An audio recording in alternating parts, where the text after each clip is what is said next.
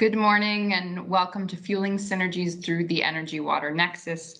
My name is Molly Walton. I am the Energy and Transport Manager at the We Mean Business Coalition. I am incredibly pleased to be moderating this session at the Water Pavilion. This is a critical and timely topic, as how this nexus is managed will affect our ability to reach the myriad of climate, economic, and development goals that we have set out. I want to thank the Nexus Regional Dialogues program, which is implemented by GIZ and funded by the European Union and the German Federal Ministry of Economic Cooperation and Development, for organizing this session and for bringing together such an esteemed group of experts. I'm incredibly pleased to be joined by Kate Lamb, who is the Global Director of Water Security at Carbon Disclosure Project and the UFCCC COP26 High-Level Climate Action Champions Lead for Water. I'm also pleased to be joined by His Excellency Bashar Batanier, who's the Secretary General of the Water Authority of Jordan. Another speaker that we have is Beatrice Chiza. She's the Director General of Environment and Climate Change of the Ministry of Environment of Rwanda. We also have Sylvia Chavez Cereceda joining us. She's the head of International Affairs Office at the National Water Commission of Mexico. Another speaker that we have is Claudia Ringler. She's the Deputy Division Director and Senior Research Fellow at the International Food Policy Research Institute. And finally, we have Dr. Michael Weber, who is the Josie Centennial Professor of Energy Resources at the University of Texas and author of the books Power Trip and Thirst for Water. We really have a spoil of riches in terms of the speakers that we have. These speakers today are going to dig deeper into the water energy nexus, illuminating what the challenges and opportunities are, some of the potential policy and technology solutions, what some of the success stories have been, where some of the caution points are that we need to pay attention to. And they're doing this with the aim of helping decision makers at COP, in boardrooms, in capitals around the world, to navigate and manage this nexus and maximize the synergies that it presents. So without further ado, I want to hand it over to Kate Lamb. She's going to kick us off by providing an overview of the water energy nexus and some of the key opportunities and challenges that exist at its intersection, and underscoring why this nexus needs to be included into the climate negotiations this year. Kate, over to you. Good morning, good afternoon, and good evening. It's a real privilege for me to provide this keynote speech to you today on such an important aspect of the transition to a net zero resilient future. Welcome to COP26. The water energy nexus is a beautiful, complex, interdependent dance between two critical resources. It is a story as old as time, and yet it's a story that is yet to have its ending defined. What happens here at COP26 over the next 2 weeks will, to a large extent, dictate which direction this story goes. And it's certainly my hope that we achieve a happy ending. Indeed, I believe it's in all of our interests to ensure that this happens. Put simply, energy depends on water, and water supply depends on energy. These linkages have enormous significance for economic growth, life, and well-being.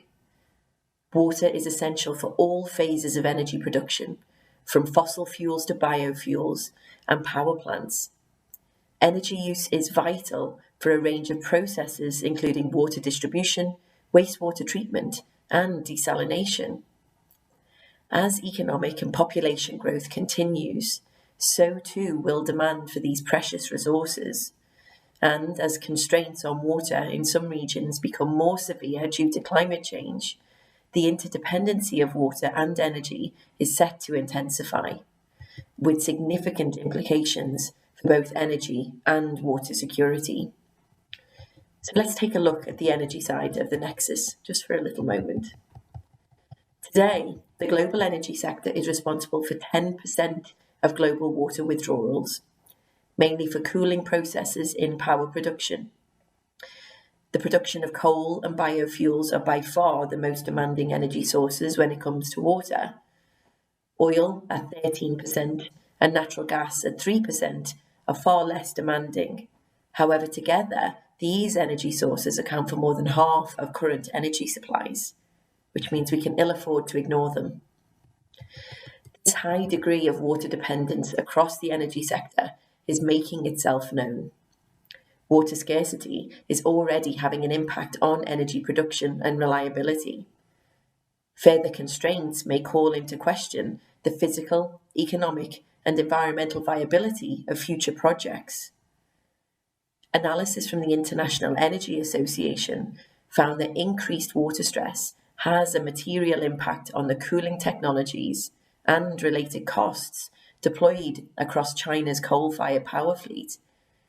Additionally, IEA analysis also on hydropower in Africa underscored the importance of putting in place technical and policy measures necessary to enhance the resilience of hydropower. The energy sector is set to become thirstier over the next decade, with energy-related water consumption increasing by nearly 60% between 2014 and 2040. Some technologies, such as wind and solar power, require very little water, but others, like biofuels production, concentrating solar power, carbon capture and storage, green hydrogen, and nuclear, all have more significant water demands. As such, switching to a lower carbon pathway could exacerbate water stress or even be limited by it if it's not properly managed. Looking at the other side of the energy-water equation, the global water sector uses almost as much energy as Australia. In 2014, around 4% of global electricity consumption was used to extract, distribute, and treat water and wastewater. As the world's finite, irreplaceable supply of fresh water dwindles, over the period of 2040, the amount of energy used in the water sector is projected to more than double, as we seek alternative and more difficult and complex sources of water supply. The largest increase, unsurprisingly perhaps, comes from desalination, followed by large-scale water transfer and increasing demand for wastewater treatment, and indeed higher levels of treatment as we continue to increase the level of complex pollutants we choose to put into our water resources. Electricity consumption rises by 80% by 2040 in the water sector. However, there is significant potential for energy savings in the water sector if all the economically available energy efficiency and energy recovery potentials are exploited. Wastewater, for example, contains significant amounts of embedded energy that, if harnessed, could cover more than half of the electricity needs of municipal wastewater utilities. There's also a major opportunity to reduce water losses across supply chains, from leaks, bursts, and theft, which would save water and energy. On top of that, the sector used the energy equivalent of 50 million tonnes of oil, mostly in the form of diesel for irrigation pumps and natural gas in desalination plants. Today, more than 300 million people globally depend on desalinated water, and by 2040, these desalination projects will account for 20% of water-related electricity demand. It's clear that the clean energy transition is urgently needed, but it won't always be straightforward, I'm afraid. As I mentioned earlier, the fuels or technologies used to achieve the clean energy transition could, if not properly managed, increase water stress or indeed be limited by it. Some low-carbon technologies, such as wind and solar PV, require very little water, and it's worth repeating that. Others, however, such as biofuels, concentrating solar power, green hydrogen, carbon capture and storage, and nuclear power, are relatively water intensive. An integrated approach, therefore, focused on tackling climate change and delivering energy, water, and sanitation for all, according to the IEA, results in lower water withdrawals in 2030 relative to today, and indeed lower energy demands, thanks to the large-scale deployment of solar PV and wind, a shift away from coal-fired power generation, and much higher levels of energy efficiency. However, even under that scenario, water consumption still increases by 50% relative to today. Billions of people today lack access to clean water, sanitation, and hygiene, and 80% of wastewater is discharged untreated. Energy is an essential part of the solution. IEA analysis shows that achieving universal access to clean water and sanitation would add less than 1% to global energy demand by 2030, and it highlights a range of potential synergies across a number of SDG indicators. For example, in rural areas, almost 2/3 of those who lack access to electricity also lack access to clean drinking water.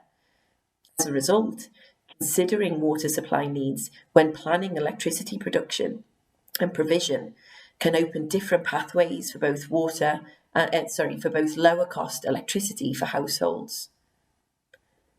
Policies and technologies already exist that can help reduce water and energy demand, and these potential choke points in water and energy nexus. These include integrating energy and water policy making, co-locating energy and water infrastructure, utilising the embedded energy in wastewater, using alternative sources of water for energy, and improving the efficiency of both sectors. In light of this, I'm really greatly encouraged by the number of water and wastewater utility companies and their city customers joining the race to zero emissions. These actors will play a fundamental role in deciding whether or not the world gets its fairy tale ending. We are under starters' orders, and it's time that we all get our running shoes on and encourage and support the pathways to a cleaner, more resilient water and energy future for all. Thank you. Thank you, Kate, for such an excellent overview of the Nexus and its importance to the discussions happening this year at COP. Next, I want to invite His Excellency Bashar Batanier.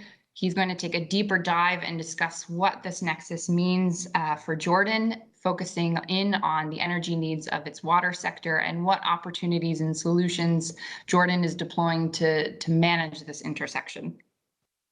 It's my pleasure to attend in this with my presentation in this conference, talking about the energy challenge in water sector in Jordan.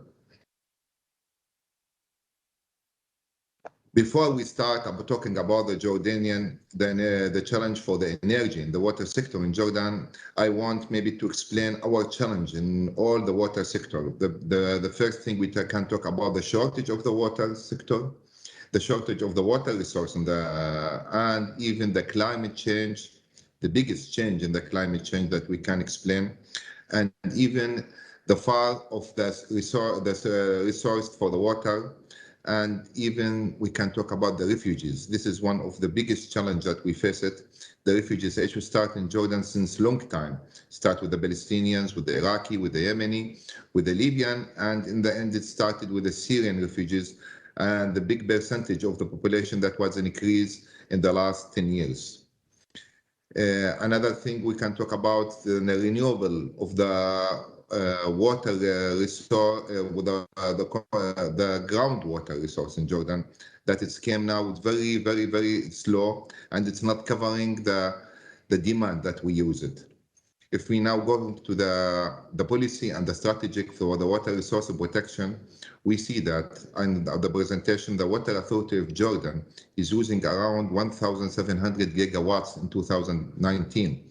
It's this is, we can see it's now distributed in the operation of the Waj governorates, Miyahuna. This is 3 companies, Miyahuna, Yarmouk, Aqaba Water Company, and the Jordan Valley Authority is using 50 gigawatts in every year. The other big challenge that we face it now, the energy challenge in the water sector, that the increase of the tariff of the electricity.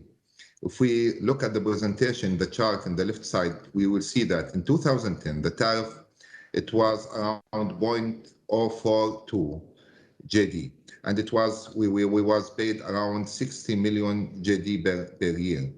But after that, increasing for the electricity tariff, we came to 300 million JD, the invoice for the electricity for the water sector.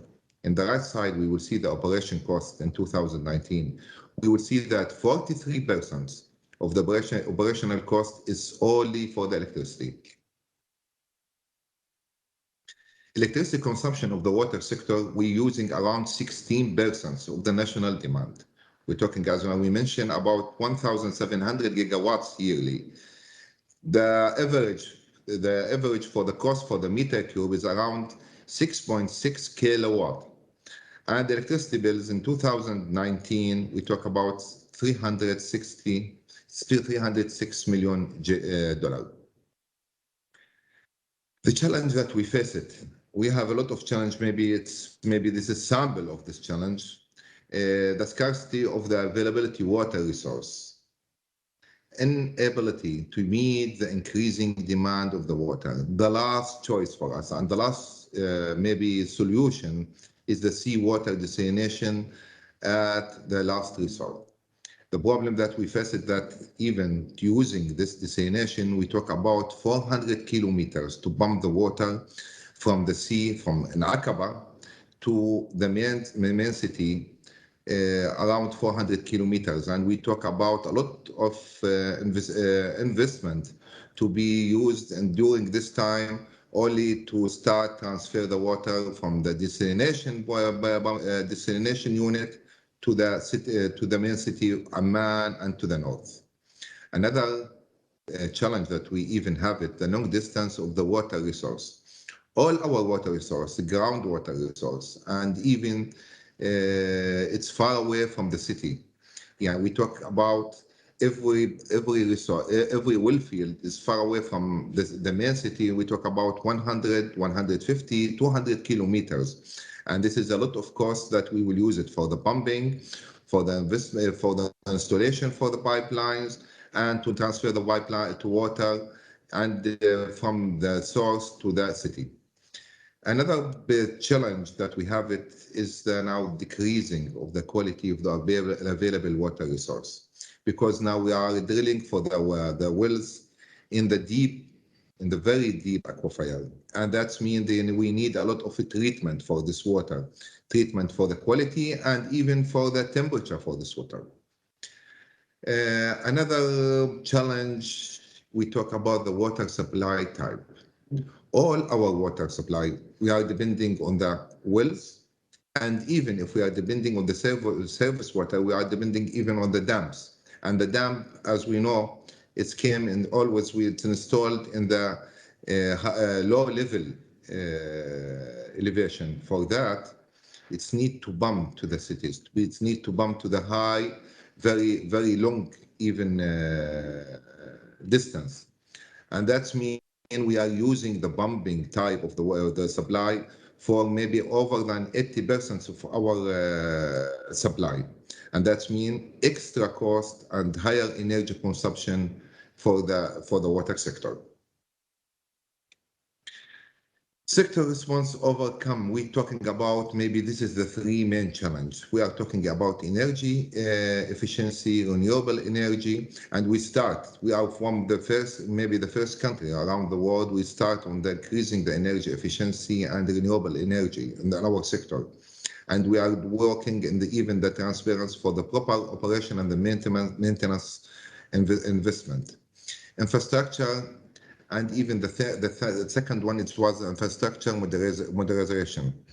We are starting making the evaluation for our pumps, for our pump stations, and even the pump that we install it in our wells to increase the energy efficiency and decrease the water losses, and automation for the operation by installing the ultrasonic meters, SCADA system to control our losses and the operation. The third one is now the cooperation. We start a lot of meetings with the Ministry of Energy and the Power to make a good cooperation between us and the energy and the electricity companies. We start to decrease the electricity tariff of water sector through cooperation. We start a lot of projects together to win projects for the better finance situation of the water and energy sector, cooperation toward releasing the national strategic. We make a framework, Jordanian water and energy sector.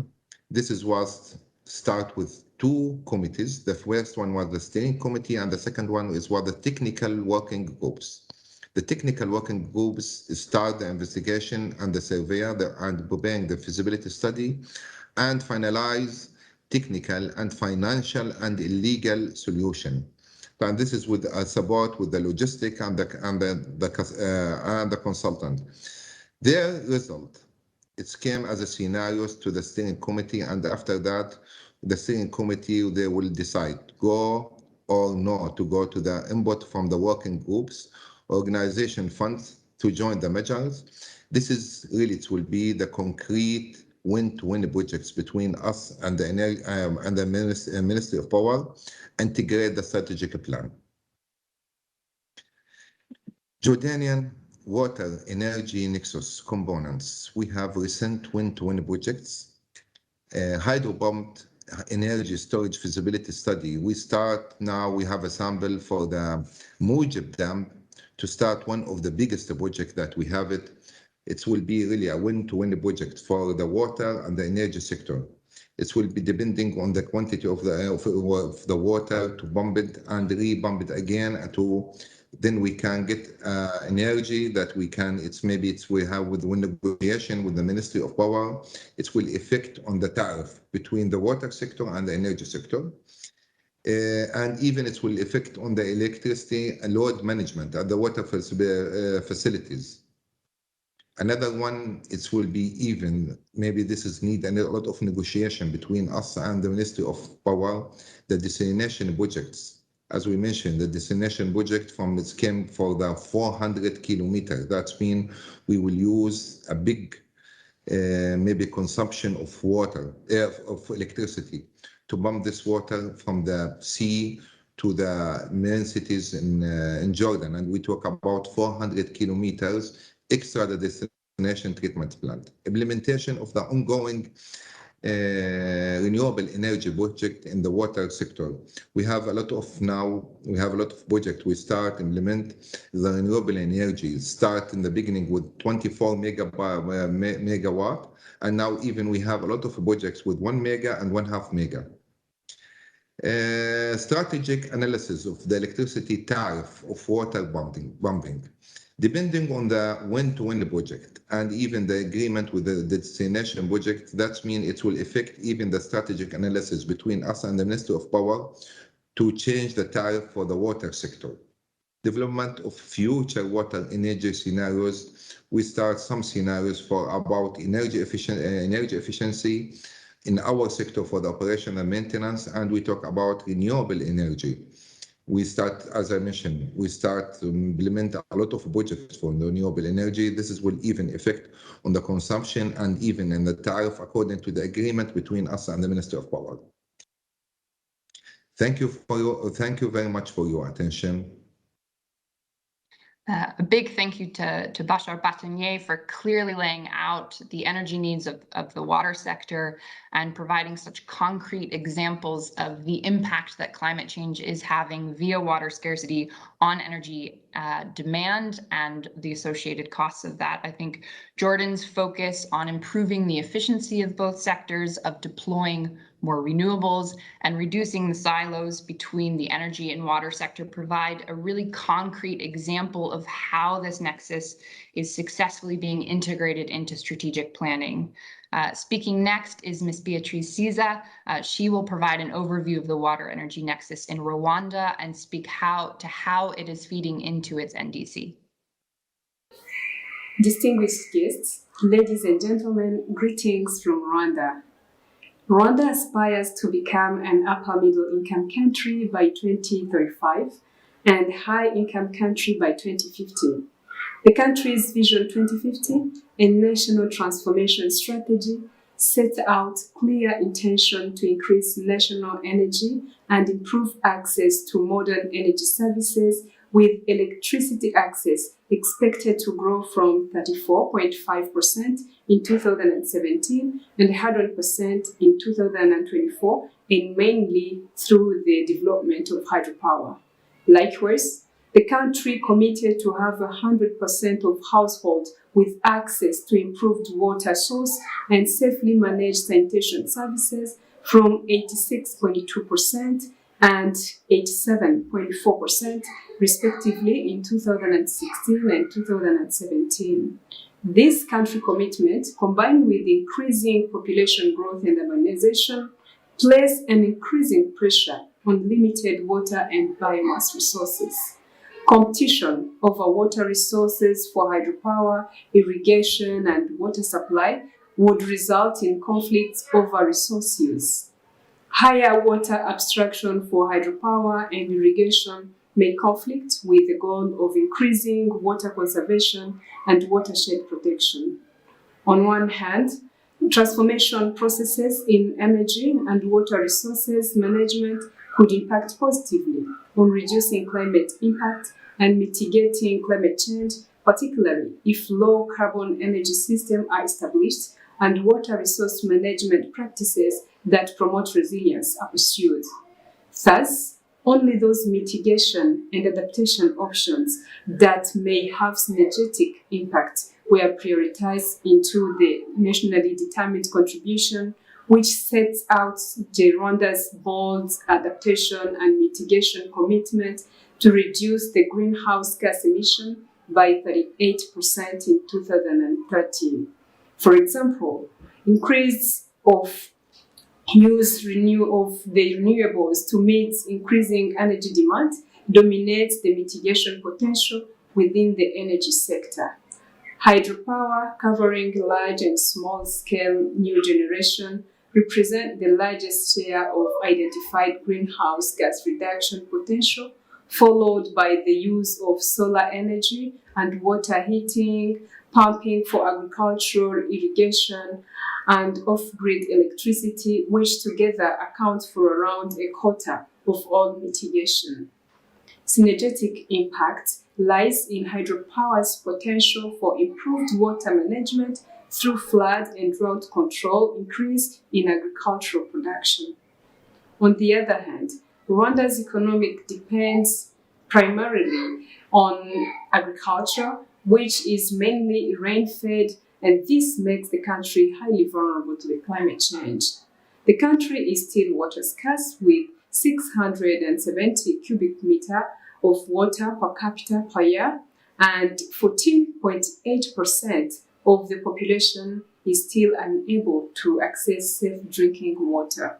Therefore, developing a national water security through water conservation practices, wetland restoration, water storage and efficient water use, as well as development and implementation of catchment management plan for all Level 1 catchment were set as a key priority in our adaptation measures in the NDCs. Synergetic impact will be improved quantity and quality of water resources, which will sustain new and existing hydropower plants, in addition to ensuring access to drinking water and sanitation, as well as meeting the agricultural demand. Like today, hydropower will still play a significant part in the electricity mix for a while. Also, water is and will continue to be a scarce resource in Rwanda, regardless of the effect of the climate change, if nothing is done. To tackle these multiple challenges and ensure sustainable development, policymakers should focus on integrated policies and actions that would combat nexus pressures and promote ecological sustainable development. Today, water energy nexus emerges as a useful approach to build synergies through our responses, allowing for more integrated and cost-effective decisions that balance different resource user goals and interests while maintaining the integrity of the ecosystem. Thank you. That was great, Ms. Souza. Thank you so much for providing another excellent example of why it's so important to take an integrated approach and how taking a holistic view has allowed Rwanda to take advantage of the synergies that the Nexus brings to advance its climate development and economic goals. Our next speaker, Silvia Chavez Saracito, will speak on how Mexico is improving its integrated water resource management by taking a climate approach. Good day to everyone.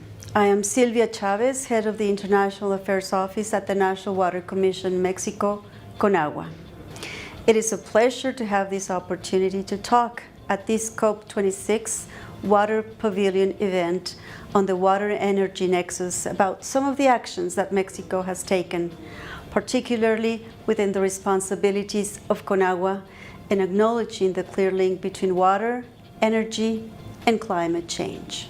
CONAGUA's main responsibilities are the proper and transparent water management to ensure access to the population, the productive sectors, and to the environment. To provide bulk water, sewerage, and sanitation services to water utility and productive sectors. To monitor and protect the population against hydrometeorological phenomena such as droughts and floods.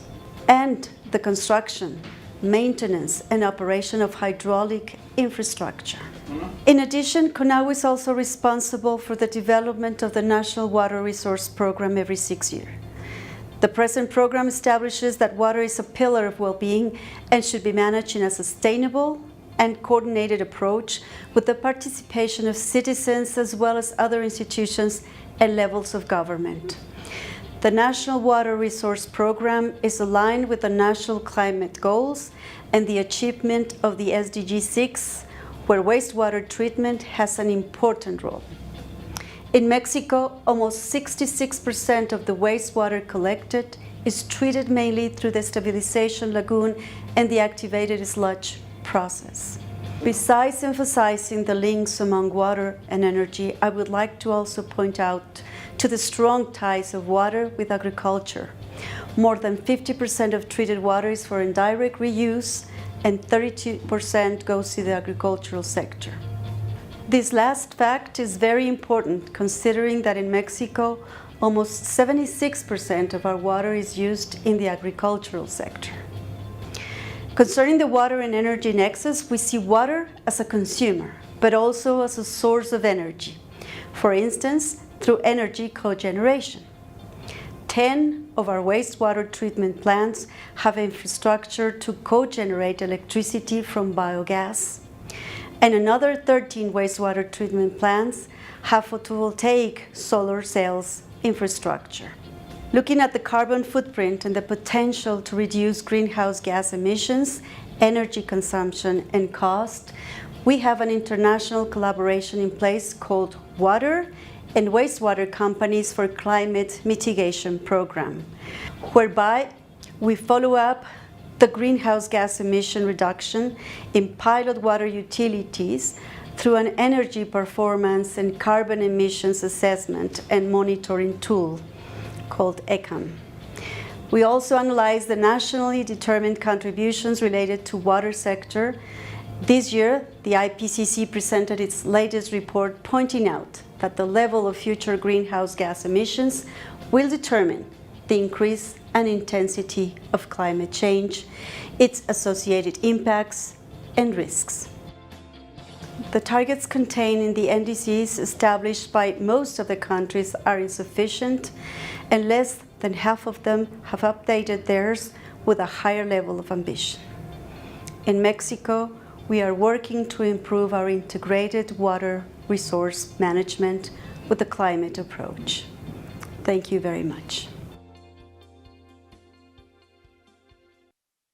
Thank you so much, Ms. Saracita. That was a really good example of how the Nexus is being integrated into decision making, and I'm incredibly grateful and glad that you highlighted that water is is not only a consumer of energy, but can also be a source of energy. I think that's a point that really needs more attention when we're talking about energy transition plans.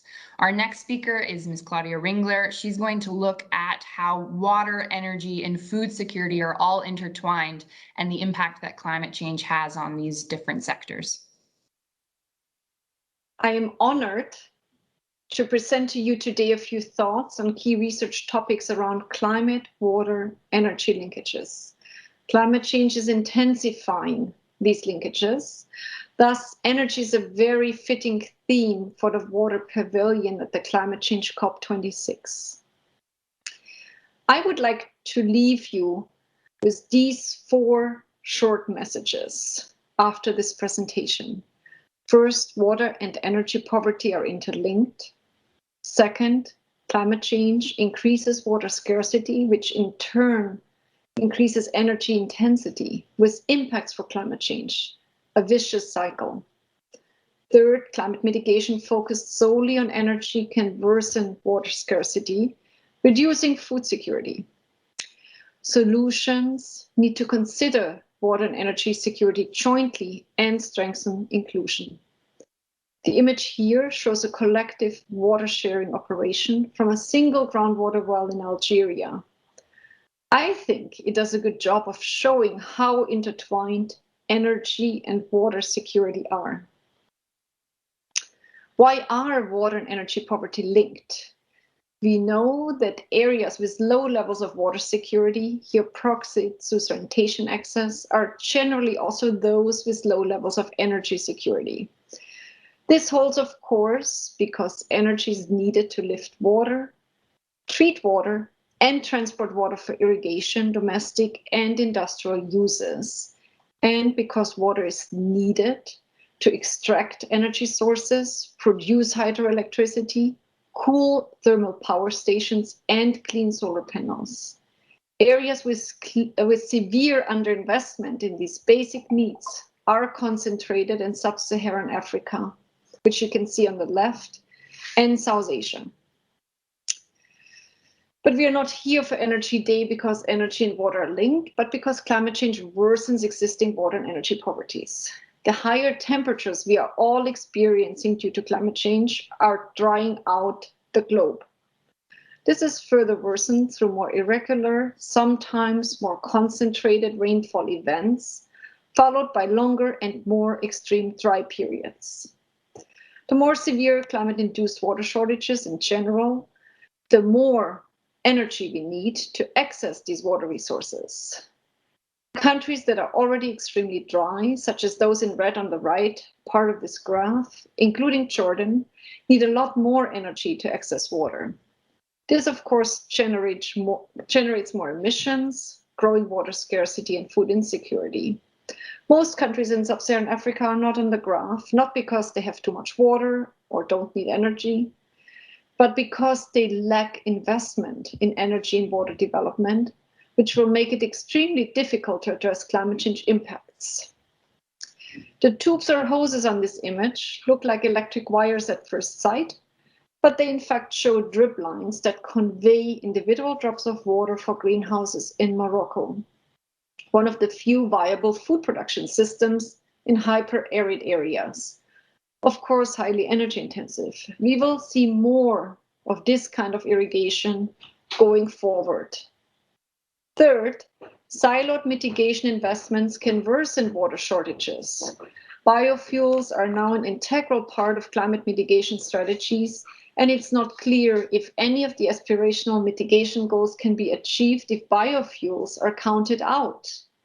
But biofuel development is strongly linked to water depletion and pollution, land degradation and biodiversity loss, and has contributed to the 2007-2008 food price spikes. But other mitigation solutions are also not kind to water. Solar pumps for irrigation reduce greenhouse gas emissions, which is good for the climate energy front, but by removing variable energy costs, they incentivize groundwater overdraft. Finally, carbon capture and storage also requires considerable amounts of water and could further grow water scarcity. The image here shows sugarcane grown for bioethanol in Brazil. This has contributed to considerable water pollution in the country from fertilizer runoff. So what do we need to do? To address the climate, water, energy challenge, we need to act on the many solutions that already exist and develop many new ones, including strong incentives that guide water and energy use for both adaptation and mitigation. We should first rapidly address the clean energy poverty in rural areas of sub-Saharan Africa and South Asia to reduce water and food insecurity, retain remaining forests, and fight climate change by providing massive support to low-cost solar panels. Solar panels linked to water pumps need to be supported by appropriate institutions and incentives. In the rural energy sector, it is also important to favor precision agricultural tools that conserve both water and energy. Considering only one or the other will lead to suboptimal outcomes and worsen climate change or climate change impacts. And here it is also important to focus on low-cost accessible solutions, such as better managing soil water storages, using wetting front detectors that do not need an energy source to support irrigation scheduling, or use of soil moisture and yield sensors that can reduce both water and energy intensity of crop production. A new CGR initiative focused on the water, energy, food, and environment nexus specifically develops solutions in this space.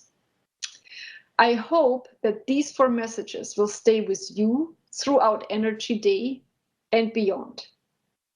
Thank you very much. Thank you, Ms. Ringler. Your point that investment in energy and water development is critical for addressing the impacts that climate change have on the poor is a critical one. And I think it reinforces many of the points that were made by Kate in the opening about how, looking at it from an integrated approach, the Nexus can provide an opportunity to move faster and farther on many of the sustainable development goals, especially SDG 6 and SDG 7, if we look at solutions and develop them jointly. I'm also really grateful that you explained how this nexus intersects with agriculture, as well as the agricultural sector is going to be an important player in the energy transition, and how that sector decarbonizes will have an impact on water and energy security. And then last but not least, we have Dr. Michael Weber. He will look at the impact that different climate technologies and solutions can have on water, and the impact on water availability and water quality. Hello everybody, my name is Michael Weber. I'm a professor of mechanical engineering at the University of Texas at Austin. Really pleased to be part of this conversation on the energy-water nexus.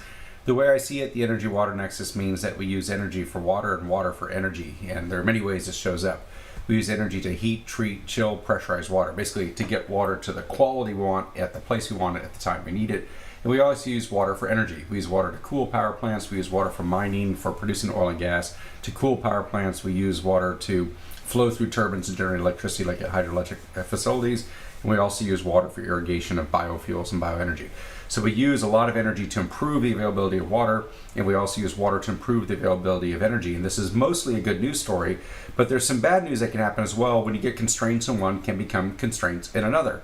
If you don't have water available the way you need it, like if you have a flood or a drought, it can damage energy equipment or turn off the energy equipment. And if you don't have energy the way you need it, like if you have a power outage, you can't treat your water and move your water. So they have some cross-cutting interdependencies that are good for both, but also create vulnerabilities and cascading failures from one to the other. This happened in Texas, for example, in Winter Storm Uri in February. We had water that was produced with energy, like oil and gas comes out of the ground with water. The water would freeze, would turn off the gas or freeze the gas up.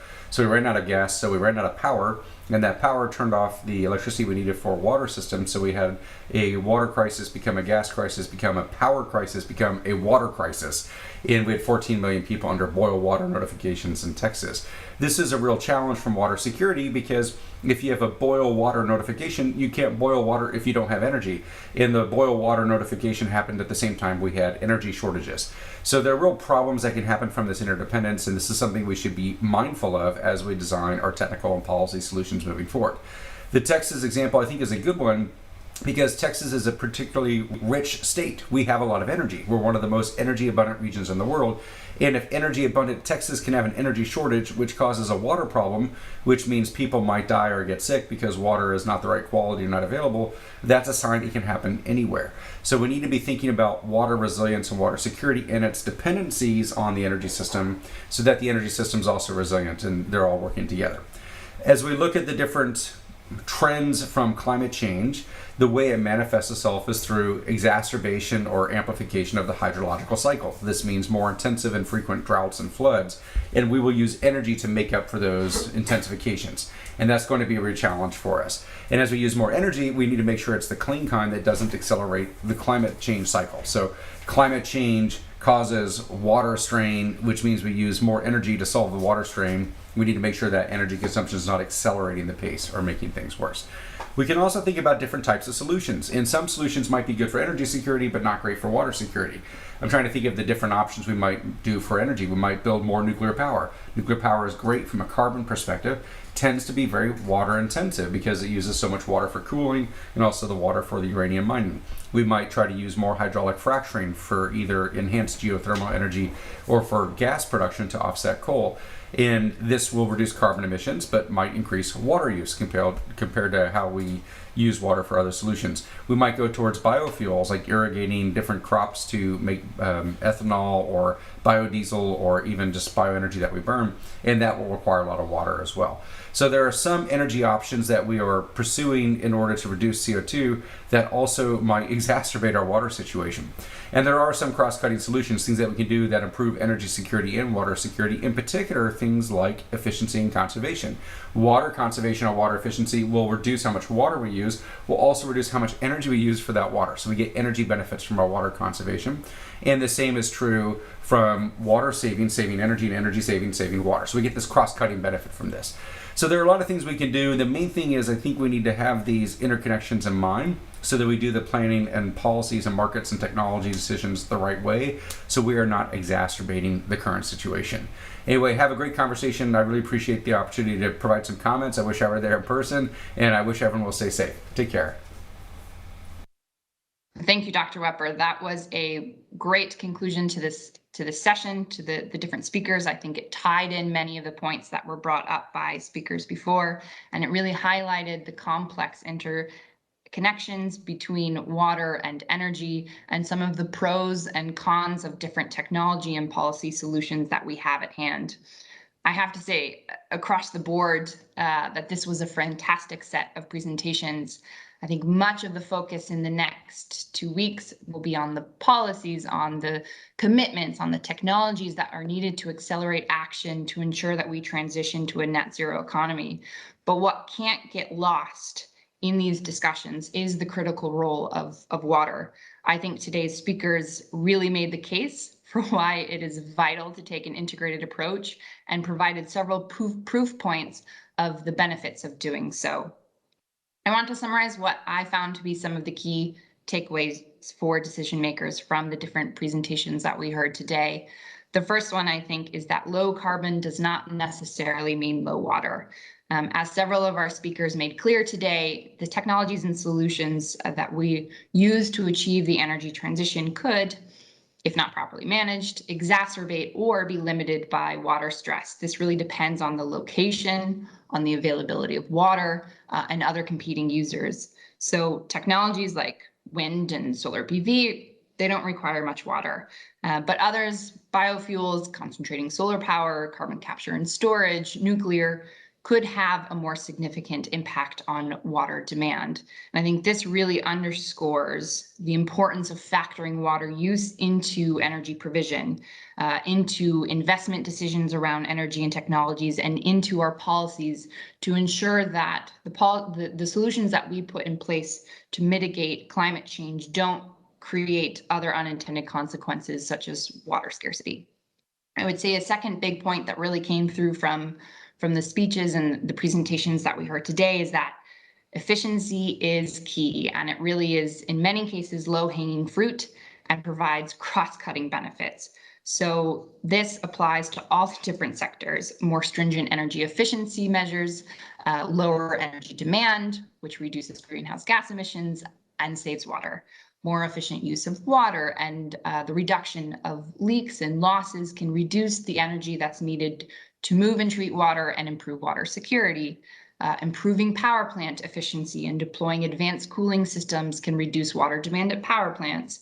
And greater efficiency, such as the shift towards drip irrigation in agriculture, can save both water and energy. There's a lot of wins that can happen when we take a look at energy efficiency.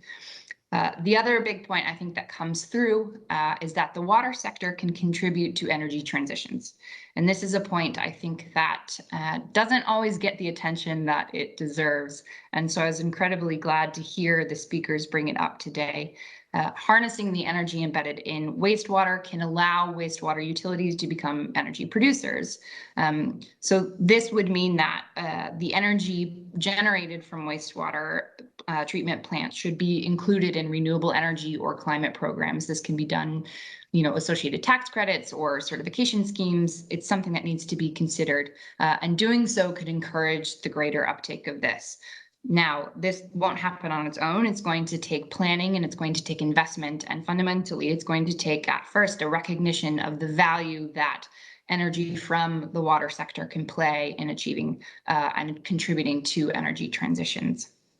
I think the other big overarching point is that the climate crisis primarily manifests itself through water, and that this has implications for energy, for water, for food security, and for poverty. This is something that was touched on by an array of the speakers today, and it really underscored that inaction will only intensify and worsen some of these existing insecurities.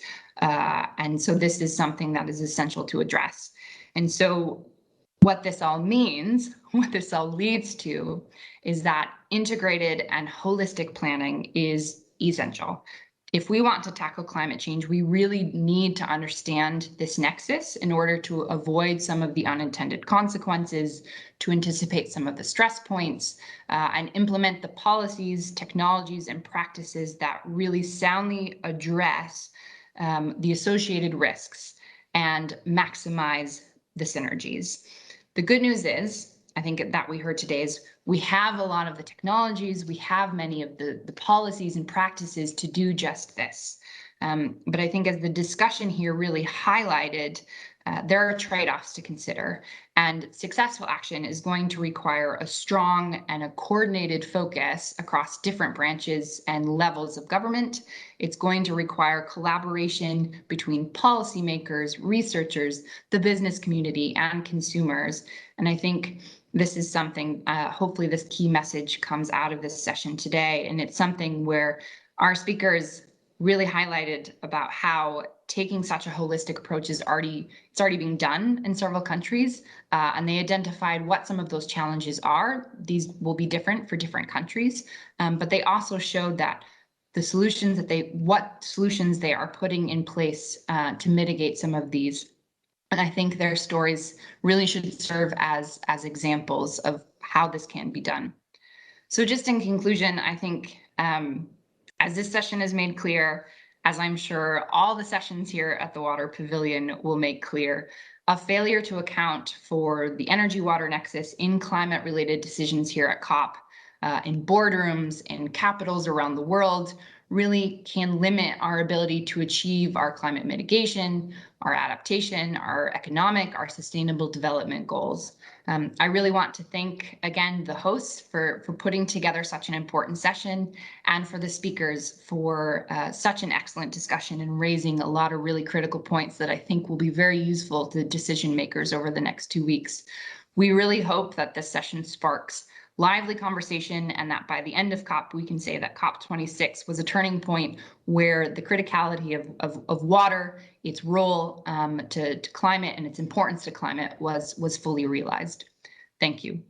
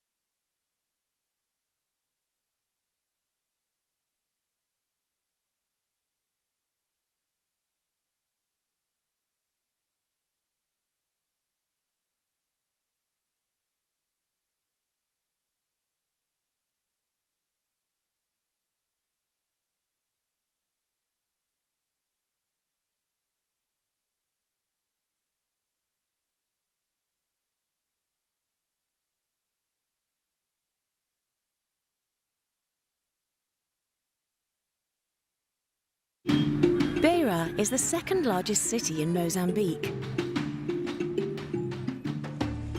With a growing economy and a population of approximately 600,000 people, this dynamic city is undergoing rapid urbanization. Situated in a low-lying river delta on the coast, it is home to the port of Beira, making it an important gateway to East Africa. Beira faces multiple challenges due to urbanization, sea level rise, and vulnerabilities to floods and cyclones. In March 2019, Cyclone Idai hit Mozambique. Lying directly in the path of the cyclone, Beira was heavily hit, with infrastructure, communities and public health all being severely impacted. As plantas de Idai aqui nessa unidade houve muito estrago das casas, muitas casas que caíram e até agora nenhuma pessoa que não está conseguindo recuperar edifícios dele. A minha família sofreu com Idai, eu estava no serviço. The municipality and people of Beira are embracing a comprehensive plan to rebuild Beira and to build resilience for the city in the face of climate change and sea level rise. In the wake of the disaster, Beira implemented the Resilience and Recovery Plan. With support from the Netherlands government, UN Habitat, UNDP and Shelter, the municipality quickly developed and implemented this plan. After almost 2 years, Beira is regaining stability in its economy, infrastructure and public health, moving forwards to a resilient future. Looking forward, the Beira Master Plan 2035 is also undergoing implementation. To protect and develop the city in the long term, the municipality of Beira is leveraging resources, expertise and support for meaningful collaboration with its international partners. The government of the Netherlands, the European Union, German Development Bank KfW, UNDP, French Development Agency AFD and others are actively supporting Beira with implementing its Master Plan 2035. Bom, eu gostaria de ter uma Beira mais resiliente, uma Beira mais atrativa ao investimento, uma Beira cada vez mais inovadora e, sobretudo, com um planeamento sólido. Bom, o Beira Master Plan dá-nos os caminhos, dá-nos o horizonte daquilo que é a ambição de que se pretende para uma cidade como a Beira. E pode notar dos vários projetos integrados, temos o acesso à zona industrial e ao porto, a proteção costeira, o sistema de drenagem e estamos com sorte porque o nosso Master Plan estava sendo preparado e foi preparado para a resiliência. With international support, Beira is rolling out a comprehensive plan to overhaul its drainage system, reinforce and strengthen its coastal protection, and to create new space for urban development. With strong international partnership for smart urban planning, Beira is transforming itself into a safe, prosperous, resilient and attractive Delta city in Mozambique.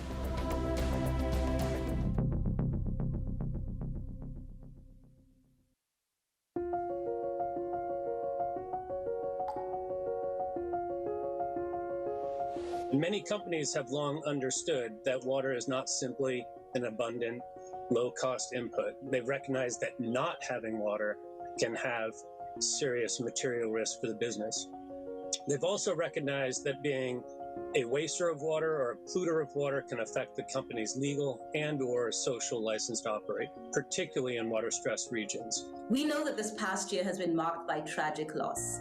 Yet in the midst of this pandemic, there is also the opportunity to shape COVID recovery plans that emphasize water solutions and define a more sustainable path for future growth. This is not only a requirement to spur equitable economic recovery, but it's fundamental for the health and well-being, for workforces, for communities, and for economies. Equitable access to water, sanitation, and hygiene are also key drivers of gender equality. 3/4 of the jobs in the global workforce depend on water. So private sector really has a key role to play also in building capacities in your businesses, within your workforce, and the communities that you work in to strengthen the water sector.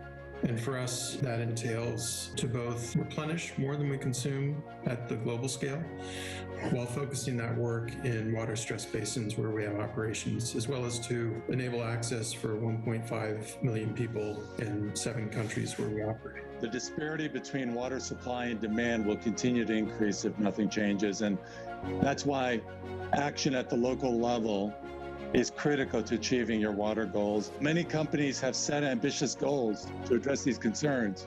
A gap still exists between good intentions and actions. We really need to scale up innovative practices and technologies. We need to mobilize more and better targeted financing. We absolutely need to generate and share more and higher quality data and information to guide policy and decision making. Our aim is really to help use this accelerator framework to unite our global efforts to solve the water and sanitation crisis in countries. So these transformative opportunities can only be possible with the joint leadership of the business sector.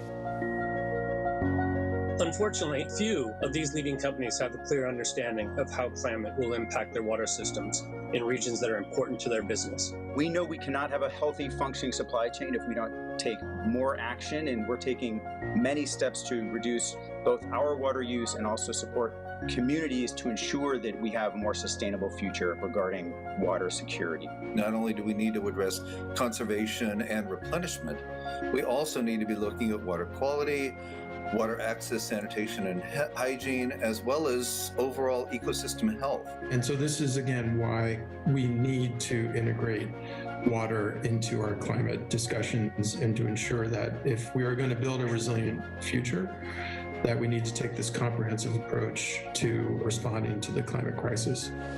One of the positive components of the WRC is how can we not only take shared collective action, but how can we develop a shared understanding of what the key water challenges are, key stresses are at the local scale that we can all benefit from, and that we all don't have to sort of write our independent reports that we can use to inform our actions. Learning from the experience of other countries and similarly challenged crises is really for us a very important starting point. And I think it takes away the anxiety, if you want to call it that, of trying to start a collective platform from scratch. And it allows one to draw the lessons quickly. Collective action, as you know, is essential because water is a shared resource. So the challenges and solutions must be shared as well. And we must recognize there's still a lot more to be done individually and collectively to ensure that we're protecting water and preserving the environment, because the two are inextricably linked. And also the links to human well-being and quality of life.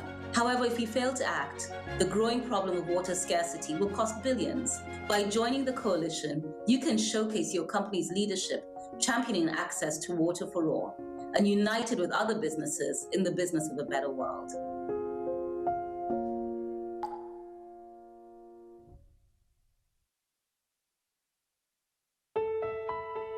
El agua es esencial para la vida. De la seguridad hídrica depende el bienestar de los centroamericanos, así como el desarrollo sostenible de la región.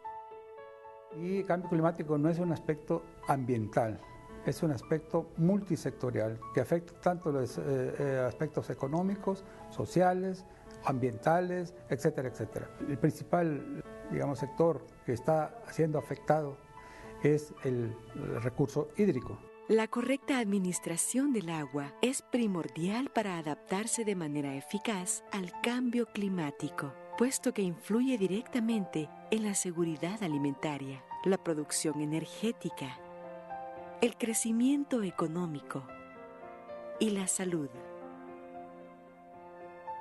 Centroamérica es una de las regiones más vulnerables al cambio climático, debido a que su ubicación geográfica está sujeta a fenómenos hidrometeorológicos. De los 250 eventos climáticos extremos registrados en la región en los últimos 80 años, el 85% estuvieron relacionados con el agua. The countries in Central America have been particularly affected over the last years in particular by hurricanes, but sometimes also by other types of floods or heat waves. Honduras has been most affected over the last 20 years. El Salvador has been significantly affected, and also Guatemala and Nicaragua. Yo estaba afuera porque yo los domingos no vengo a trabajar. Y eso sucedió un domingo. Estaba en mi casa y me llamaron de que se estaba inundando el mercado. Pues para mí fue algo triste porque perdí todo acá. A mí me costó volverme a levantar. Ante los retos que provoca el cambio climático en la región, la gestión integrada de los recursos hídricos, GIR, se vuelve una solución viable y eficaz.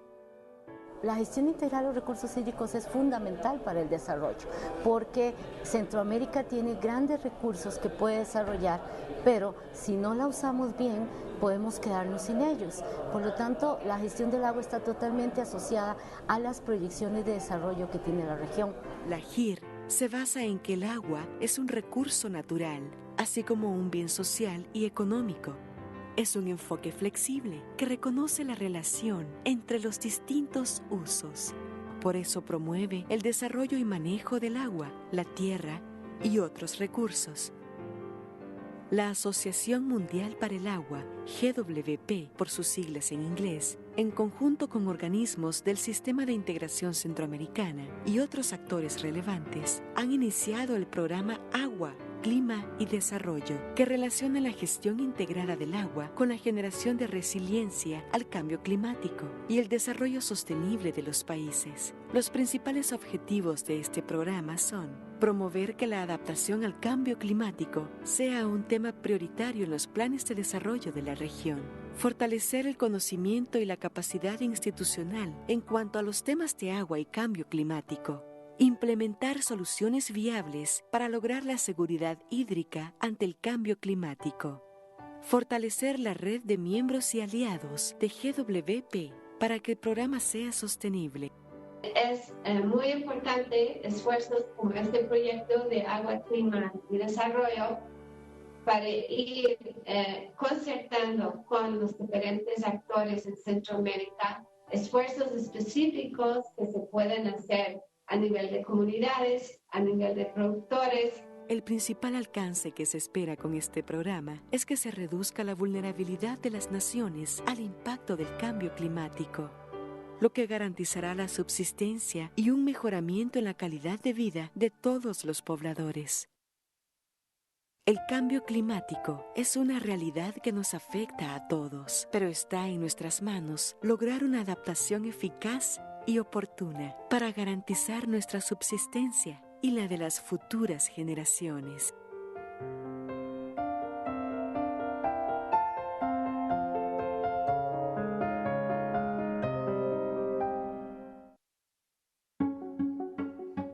Watersheds are increasingly degraded in nearly half of the city's water sources around the world.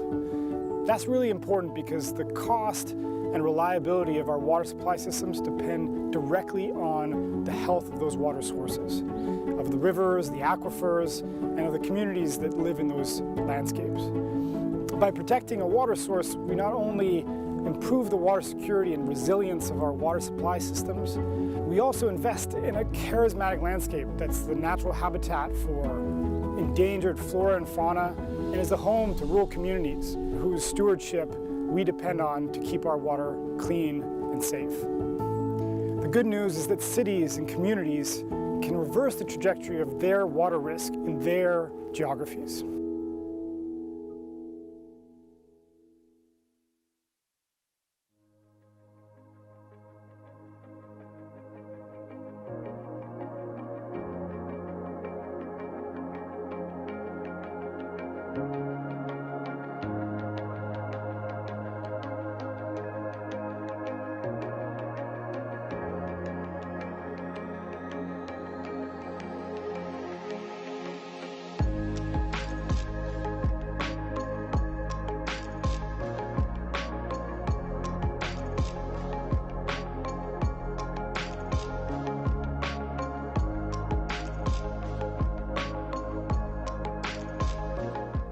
The challenge in Shanghai was to find a solution to the urban flooding and the pollution problems caused by rapid urbanization of the city in recent decades.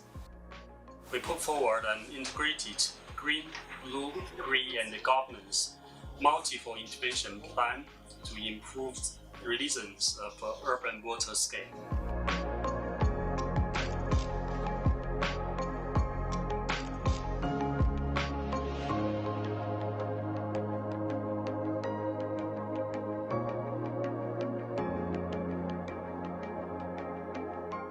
Our sustainable drainage interventions will benefit the economy, public health, mobility, ecology, and reduce energy use.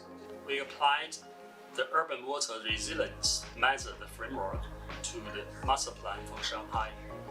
This ensured urban water system can respond to and recover in the face of shocks and pressures.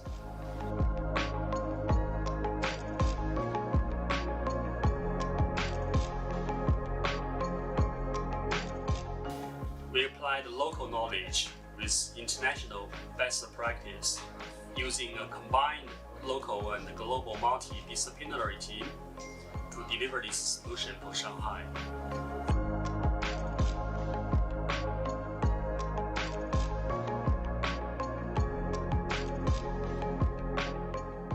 The integrated green, blue, green, and governance method will help shape sustainable development in Shanghai over the next 15 years.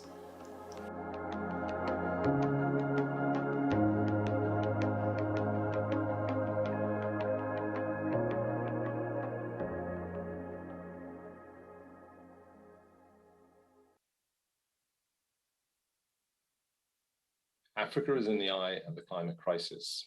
The frequency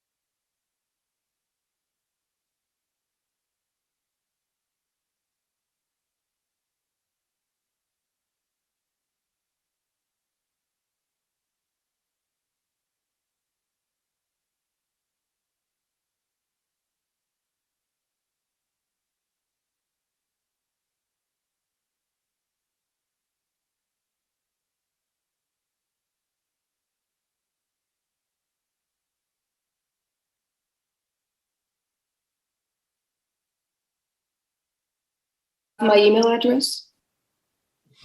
If not, it's in the chat. I'll just share it again. Yeah.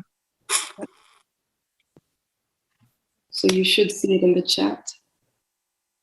Yeah. Hello, everybody. Hey, thank you for joining. So Camelia is just is our communications officer, and she will be co-host with me. So Camelia, just so we know, everything seems to be okay. So Eileen, Pauline, and William have joined us. They're the only participants that are joining from home. The rest are in Glasgow, and the link seems to have been created with the room in Glasgow at the Pavilion. So at this point, we're just... Just two housekeeping notes. If you are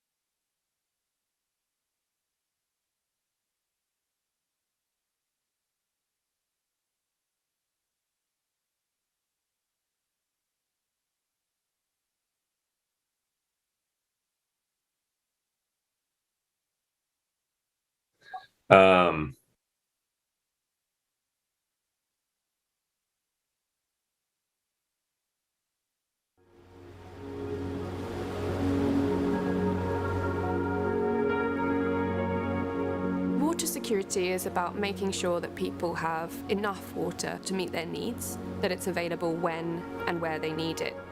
And what we find is that with climate change, it's actually changing patterns of water, of where it is and when it is throughout the year. In rural areas of Ethiopia, we found that people have particular challenges because the rural water supply systems are not always working very well. They're also affected by flood, drought, and water quality issues as well. Decision makers who are quite distant from the community don't always understand the challenges that communities are facing on the ground. So what we really wanted to do with this project was to try and address that and bring some of the voices of local people into the decision-making processes. In 2018, I traveled with Catherine to Fentale in rural Ethiopia to document her research on water security and climate change. And in particular, I was interested in taking images that captured the diversity of ways people were experiencing flood, drought, and water quality issues. Photography is an incredibly powerful tool to communicate various issues because it really taps into the emotions. Our brains are wired to understand visual information much quicker than other type of information. So it helps us understand, but it also helps us remember. Typical photos we see in the humanitarian sector in international development are people being portrayed in very difficult situations, be it conflicts, poverty, and that can lock people into this idea that they're victims, that they're not the decision makers of their own lives. Who are the photographers? Who are the storytellers? Whose stories are we telling? And there's always the gap of understanding the community. It's one thing to want to highlight these stories, but it's another to make sure the community's voice is heard directly. Participatory photography is a really interesting method for addressing this issue. By giving a camera to community members, they are more likely to document the exact issues that they're facing. They understand their own issues, and there's more time, there's access to more places, so you will get a wider diversity of images. The project consisted in first selecting the participant, and we were really pleased to have an equal number of men and women. Martha trained them to use the phone cameras. They were then sent to take images, and then Martha came back to them and consulted with them, and together with the participants they selected images that they thought were more representative of their own issues, Once those images were selected, they were printed and exhibited at an event in the local community with decision makers from the area. You feel that sense of ownership where you've provided the platform to tell your own story on your own language, on your own way, on your own rule. The stakeholders couldn't really understand why rural communities were not using the new water systems that they'd put in. And it turned out that there were a lot of problems with the design of the projects and the technology that had been used. It fostered a dialogue between the stakeholders and the community. So one of the things that came out of it was a greater understanding of which stakeholders are actually responsible for making decisions about their water security, about who's responsible and who has the power to make change.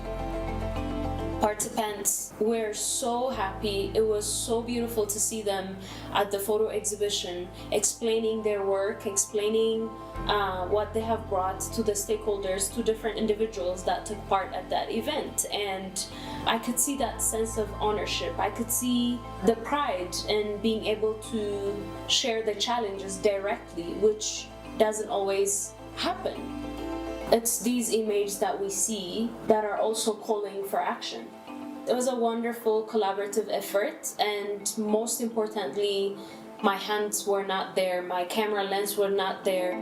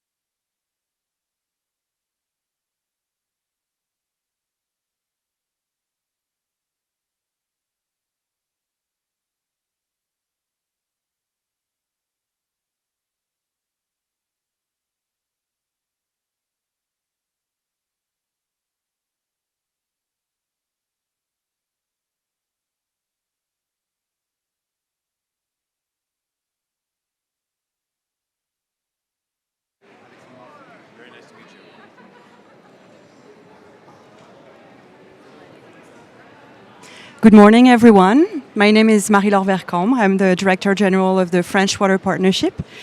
We're very happy to convene this session this morning with AGUA and with our numerous partners for this session on hydropower. This morning we are going to have the pleasure of gathering major players of hydropower, and I'm going to name them. We're going to welcome Eileen Burke, the global lead for water resources at the World Bank Group, who is going to be with us from Washington, D.C. Dr. James Dalton, Director of the Global Water Program at IUCN. Pauline Lara, Deputy Head of the Energy Division at the French Agency for Development, who is also going to participate from Paris. Alexandre Marty, the Head of Climate and Natural Resources at Électricité de France, EDF. Dr. John Matthews, Executive Directors at the Alliance for Global Water Adaptation, AGUA. And William Rex, Senior Advisor at IWMI, International Water Management Institute. And with these few words, I would like to propose to John Matthews to make a short intro, and then we'll move on to the panelists. Thank you.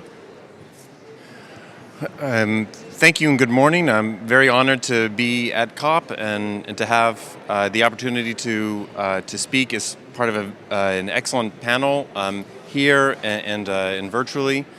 And what I'd like to start off by doing is just talk a little bit about where we are at this moment in time with hydropower. So I'm a biologist by training. Biologists are as part of our training is we're usually asked to immediately and unilaterally despise hydropower. But as a person, is an organization that's based in the Pacific Northwest of North America. Literally all of our energy comes from hydropower. We have to be really humble about it, and we have to also, I think, be really aware that it's a significant part of the carbon solution as well as the energy solution in many countries, and will continue to be in the future. Part of AGUA's approach to hydropower is not to make a firm rule of always yes or always no, but how do we make it better? How do we make it more effective and resilient? And I think that the kind of changing nuance of discussion is what we're going to aim for today. Where are the boundaries of hydropower as it interacts with climate change? And I would suggest that you track the speakers as they talk about both kind of key aspects of hydropower, the mitigation side as well as the adaptation side. Most of us are very familiar with the mitigation side, that there are strong carbon benefits that that accrue with the low carbon energy that's generated from hydropower. With some types of dams, especially storage dams, they may be offset in some ways by emissions that come from the reservoirs themselves. So not an absolutely clear a message there. And on the adaptation side, we actually need to think about how these dams continue to operate, that they provide the energy benefits that we've been looking for over time, over the full, hopefully, operational lifetime that these dams are existing, which can be many decades, maybe a century or more. This kind of dyad of issues is still emerging. There's still a lot of controversy that exists about how we balance the trade-offs between these issues.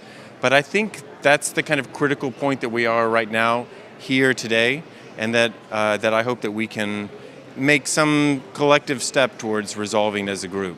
Thank you. Thank you, John. Yes, as a reminder, the title of the session is How Resilient Hydropower Can Help Adapt to Climate Change and Mitigate Carbon Emissions.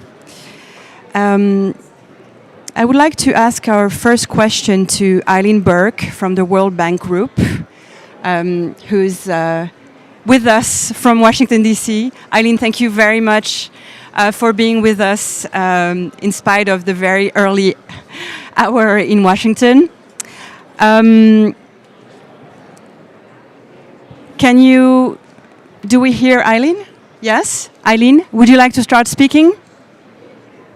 Yes, thank you very much, Marie-Laure, and thank you, John, for that great introduction. It's no secret, and as John was just outlining, that hydropower is critical first to mitigation. According to the IEA, the world must double the capacity of hydropower and pumped storage systems to keep warming below 1.5 Celsius and support decarbonization.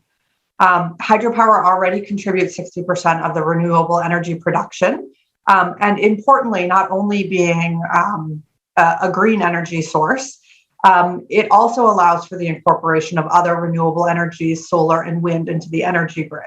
So that's something to keep in mind, is that this hydropower is providing many services. It's allowing the incorporation of other variable renewable energy sources. And pumped storage provides 96% of our energy storage capacity globally currently. So there are many roles that hydropower plays. It's not only the energy source itself, but its ability to ramp up and down. It's the ability, the controllability to be able to generate the power when needed. And this graph shows you just how far we still have to go from 2018 to 2050 in terms of scaling up renewable sources. And the hydro is at sort of the bottom of the bar on the right for no reason. It's the enabling green energy to enable the rest of the energy growth. But at the same time, we have a lot of competition for water storage. Water storage enables all sorts of other development gains and benefits, from human capital to disaster risk management, attenuating the floods and droughts we expect to see coming from climate change, providing food security and cities. But in addition to climate change and the adaptation needs, there's an increasing need for water storage. This comes from a GWP and EME paper that came out last year. William Rex, who's on the panel today, and others worked on this to show that we have decreasing storage per capita now because of sedimentation and the rate of construction of reservoirs. And that because of climate change and the variability that's happening with climate change, but also because of population growth and changing consumption trends, there is an enormous need for water storage going forward. So we almost have two crises colliding at the same time. We've got the need for more hydropower to keep to 1.5 Celsius. We have the adaptation challenge coupled with these increased demands and decreased storage. So this is all pointing towards more focus on our hydropower reservoirs to provide mitigation and adaptation services. I think John really struck it well, that what we need is integrated management of storage, and that starts with integrated discussions among professionals. Those who previously in the hydropower discussions were unlikely bedfellows are coming together. What I have at the bottom of the screen here is a headline from the New York Times from last year about an outcome of Stanford's Uncommon Dialogue project, in which environmentalists in the hydropower industry in the US got together to say, what is it going to take to face these looming challenges with regard to hydropower and other adaptation needs? And what you see on the right here is sort of an offtake, something that we've expanded from that dialogue. We've stolen from them and built on it. And this obnoxious green color is not green on accident. This is green and gray. We need to start treating storage as a green and gray function, and we need to start managing that. We use water storage in so many different ways, most of them natural at this point, from groundwater, with declining aquifers, so we're losing that.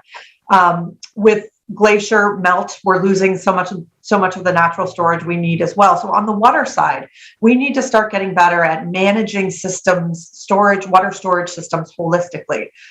Because there's going to be increased competition, and we can't rely on the hydropower reservoirs as much as we once did if we're going to meet our mitigation targets.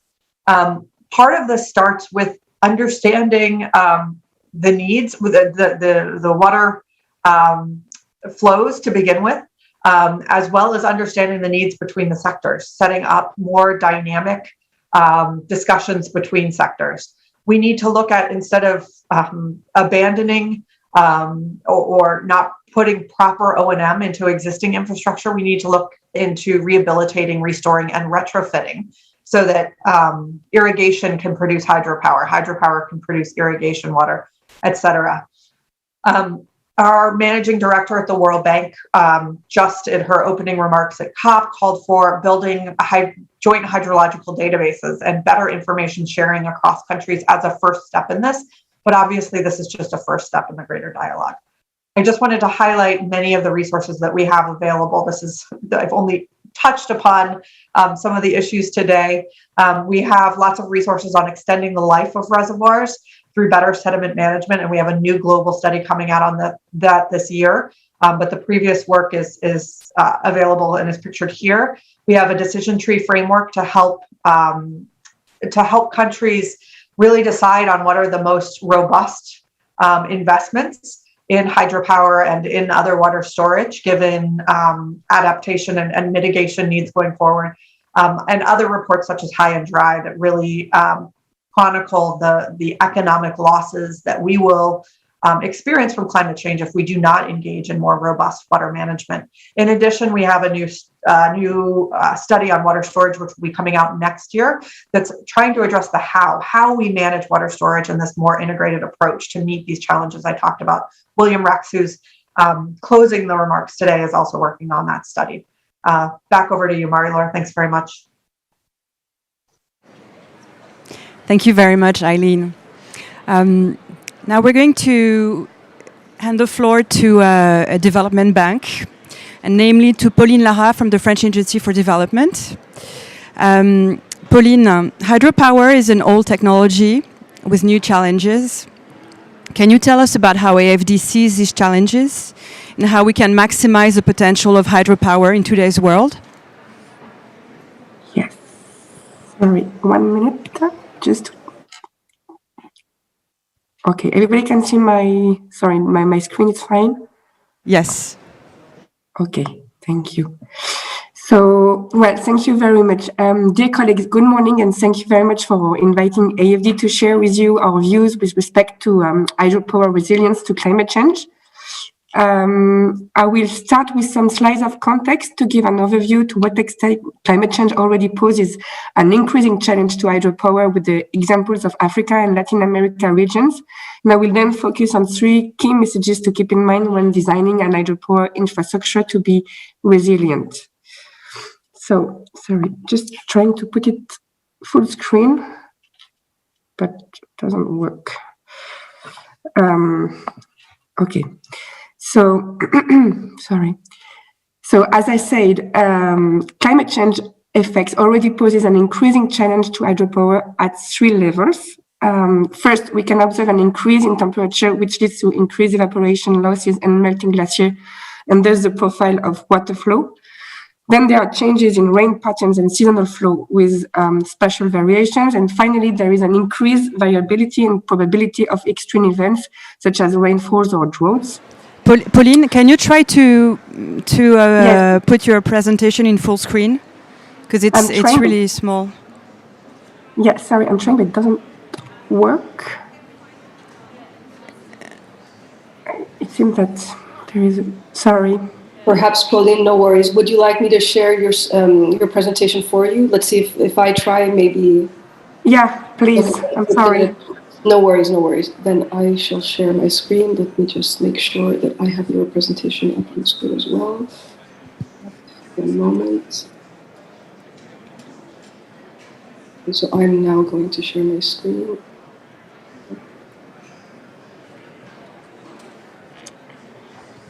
Okay. Perfect. So Thank you. Stop where you were. Perfect. Okay, go ahead, Pauline. Thank you. Okay, thank you. Sorry. So, well, as you know, as Global Green, so I was referring to the already observed impacts of climate change on hydro operation. And so the consequences are that you need to adapt from managing change of average conditions, which are annual or seasonal, to managing change of extreme conditions, flood and droughts. And well, as you all know, as global greenhouse gas concentrations increase, the variability is projected to be stronger and become an increasingly serious concern for renewable electricity supply. So, and under the around 3 degree scenario, the variability in hydropower capacity factors is likely to become exacerbated. So, as I said, the projected climate impact on hydropower generation vary across plants and country, with increase in some regions and significant drops in others. Here, a focus on Africa. We can see that the average capacity factor of analyzed African hydropower plants by IEA, the International Energy Agency, is likely to decrease by approximately 3% between 2060 and 2099, compared to the baseline period 2010-2019, with significant variability by water basin and by country. For instance, we can see a significant drop in Morocco, particularly in the 3 degree scenario, and an increase likely in the Nile Basin. So this decline in capacity factors is driven mainly by 2 elements, decreasing levels of peak monthly capacity during the wettest months and a further decline in water flow during the driest months in majority of the selected plants. According to IEA again, the projected accumulative loss in generation output due to climate change for the remainder of the 21st century is approximately 130 terawatt hours, which is equivalent, just to fix the idea, equivalent to the current total annual generation output from all African hydropower plants. So this is really a massive drop. Next slide, please. Here we can have a focus on Latin America. The IEA assessment show that from now until the end of the century, the regional mean hydropower capacity factor is projected to decrease due to changing climate conditions. The regional mean capacity factor over the period from 2020 to 2059 is likely to decrease by around 8% on average, compared to the baseline level of 1970s and 2000. And between, this is getting worse, between 2060 and 2099, the hydropower capacity factor is projected to be lower than the baseline by over 11% on average. So now, next slide, please. That we are well aware of these effects, how can we design resilient hydropower infrastructures? Well, first, next slide, please. First thing is planning, doing the right dam at the right site. Climate change increases the need for better planning at watershed level, not only dam cascade, but multi-use ecological continuity, and also a need for better project preparation and design. In particular, climate change projection uncertainty requires specific analysis, climate stress test, and it is very necessary to make climate change data and analysis method more accessible and relevant to developers, operators, and decision makers. I will refer, of course, to the Climate Resilient Guide for Hydropower, edited by IHA with the support of the World Bank, and which propose a methodology and raise the key question to be addressed during project preparation or the O&M period.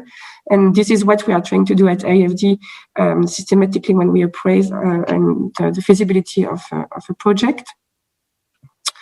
And finally, we need to take into consideration the need for increasing trade-off between the different functions. So of course, there is hydropower generation, but there is also water supply and irrigation and ecological services. And so it should be emphasized that not only it is important to plan the hydropower infrastructure in a way that it is resilient to climate change, but also in its capacity to deliver a resilient service to the local ecosystem and the population. So it has 2 functions in the planning, in the way the planning is made. Next slide, please. Modernization. We should focus on aging dams rehabilitation needs, since they are an opportunity to adapt to future change in climate and hydrology and in the power mix. Aging hydropower plants can be more vulnerable and require further efforts to reduce climate risks. For instance, over 50% of the installed capacity in Latin America is over 30 years old, and a typical large dam in Africa is 40 years old on average. So climate change consideration may and will accelerate a dam's aging process, and thus decisions about how decommissioning or how about rehabilitation. Extreme weather events, especially floods, are expected to become more severe and frequent with the changing climate, and consequently, it will increase the threat to aging large dams, which have been designed using historical hydrological data and of course, which are not adapted and not resilient. So the increasing frequency and severity of such events can overwhelm the reservoirs and dams design limits and undermine dam safety, which was established for a different climatic situation. So at AFD, we really believe that modernization is a strategic. In addition to climate change adaptation, it is an opportunity to increase the plant performance and flexibility and to improve ancillary services for grid balancing. Flexibility, and so this is, the transition to the next slide, flexibility and storage. More and more complementarity between hydropower and intermittent renewable must be a key objective when designing a project. Hydropower should be seen as a rechargeable renewable, like sustainably managed biomass. The existing and recent technologies already allow an increase in hydro flexibility and thus complement intermittency. Hydro provides key ancillary services to grids, particularly while thermal power plants are progressively phasing out, like mechanical inertia, operating reserves, backstop capability in case of power blackout. And so last transition, the importance of storage, reservoirs and pump storage increasingly needed for grid resilience and operation to meet the Paris Agreement targets. However, we are well aware that there are several challenges that have already been presented, but planning this type of pump storage are more complex to develop, have greater ENS challenge in comparison to a run-of-river. And there is a need to put in place market regulation incentives for long-term revenue visibility and a need for adequate remuneration of ancillary services that hydro provides. And so at IFD, we are providing capacity building to put in place such a regulatory framework to allow the development of such projects. Thank you very much. Thank you very much, Pauline from AFD. Stay with us, please. There'll be Q&As after. John, you represent, you're a hydrologist. You represent the Alliance for Global Water Adaptation. Climate change is bringing profound change to the water cycle. Could you tell us what this means and how we can think differently about hydropower? I want to start off by saying that the past two speakers were really excellent in terms of the issues that they raised, and it's difficult to improve on what they've said. I'd like to, since we're in the UK, maybe borrow a line from Charles Dickens and say, give you a tale of two dams. The first dam that I'd like to tell you about is an existing dam. It's the Hoover Dam with Lake Mead behind it. It's a gigantic dam, one of the largest in the world. Constructed in the 1930s in the Colorado River in the U.S. And it's a dam that over the last 25 or 30 years or so has had dramatic climate impacts on the regional system. There's a so-called bathtub ring that's about 40 meters or so around the reservoir. It's huge. I was talking to a reporter for the Los Angeles Times last week, and he was asking how bad are these impacts. The kind of iconic photographs of the Hoover Dam show these two towers. They look a little bit like castle towers right behind the face of the dam. Those are the old hydropower that the Hoover Dam was designed for. And just to say a little bit about the importance of hydropower for developing economies, when this dam was built, the nearby city of Las Vegas had 5,000 people in it. The four states that in the kind of greater region that they cover, there were 200,000 people or so, many of whom were Native Americans. 80, 90 years later, there are 45 million people there. And it's mostly because of the energy and the flood control benefits from this single dam that really fueled a massive economic transformation, the same kind of economic transformation that Ethiopia and China and Turkey and many other countries are starting to implement now. So what happens when the hydrology essentially it represents a lie for where that dam is now? How do we adjust it? The federal government and many of the state governments have been spending literally billions of dollars to rehabilitate this dam just so that they can get another decade or two more of service from it. So the dam will fail. The dam will lose its water, it will go away, and it will cease to generate power probably in relatively near future, and it will stand as a kind of epitaph for the Colorado River, unfortunately, and the kind of long-term damage. And what maybe is most important is the shifting trade-offs, that the really challenging trade-offs that have happened because of this dam, and because it was not designed exactly in the way that Pauline just talked about. It was not designed in a way that was really robust and accurate for the climate that it actually lived in, much less the climate that it is moving into. And it's a really good example, too, of the limits of data. They had 35 years of good data. Actually, the IHA guide that was just described, it only recommends 30 years of data for the design of hydropower dams. So it is, we can do, even with what is sometimes considered the state of the art in terms of dam design, we would still maybe end up with something that looked like the Hoover Dam on the Colorado River. The second dam is the story of new dams. And about 10 years ago, I was in Nepal, and I was driving with some colleagues in the Koshi Basin. It's in eastern Nepal. And we'd heard that there was a brand new run-of-the-river, a non-storage facility that had just been installed, I think with a U.S. donor funding. And as we drove up the river, the first sign that we had that we were getting close to a dam is we started to see dead river. There were 4 kilometers of just bare white rocks. And as we got closer, we started to hear a sound, a machine of some kind, and it was a grain mill. And the dam operator, he was kind of bored, so he actually had set up using direct power from the facility. He was grinding grain at the facility. And we talked to him for a while, and we said, "You've killed 4 kilometers of river. They're just bare rocks there. You have a fish ladder that has no water that's flowing through it. Why is that?" He said, "Well, this dam is maybe 3-4 years old. You could see the White Mountains of the Himalayas right behind it."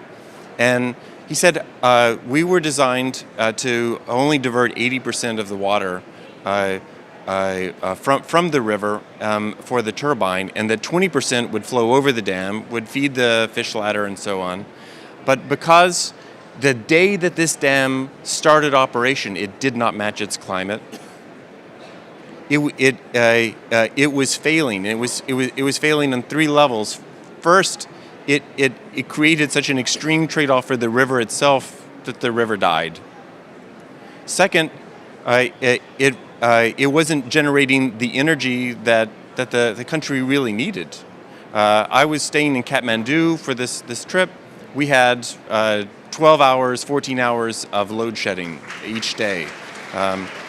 So it wasn't even giving the energy. It was generating about 80%, 70% of its potential capacity, even by pulling all of the water.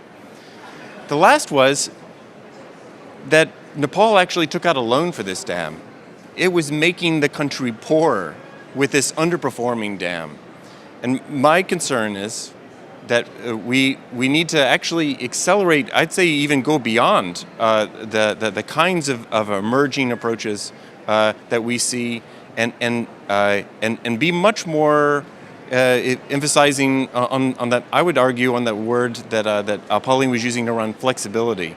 That there are actually really strong analytical limits to what we can do to say what over the operational lifetime of these dams how they should operate. The Hoover Dam has already been there since 1930. It's about 90 years now, and it will likely be there for another century or 2 centuries. We have with existing mainstream engineering approaches, no way to try to design dams. We have to make them much more humble, I would argue. And we need to especially be able to think about the thousands of dams that Pauline also showed over the past 140 years or so that we built, how to make sure that they don't cause these really catastrophic trade-offs as the climate continues to evolve.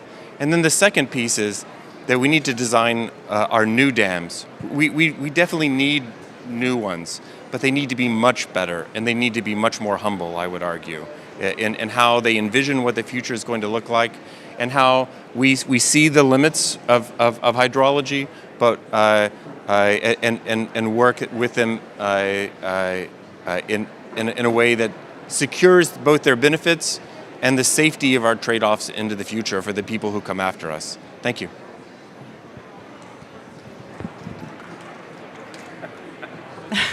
Thank you, John.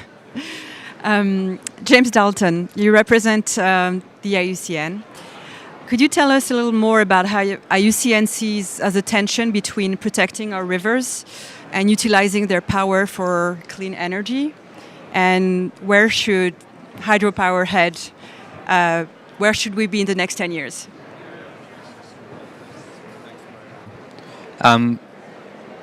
It's always interesting on a panel when you agree with all the things that the previous speakers have said to you. I think first off, from our perspective, is that the climate crisis and the biodiversity crisis are completely interlinked.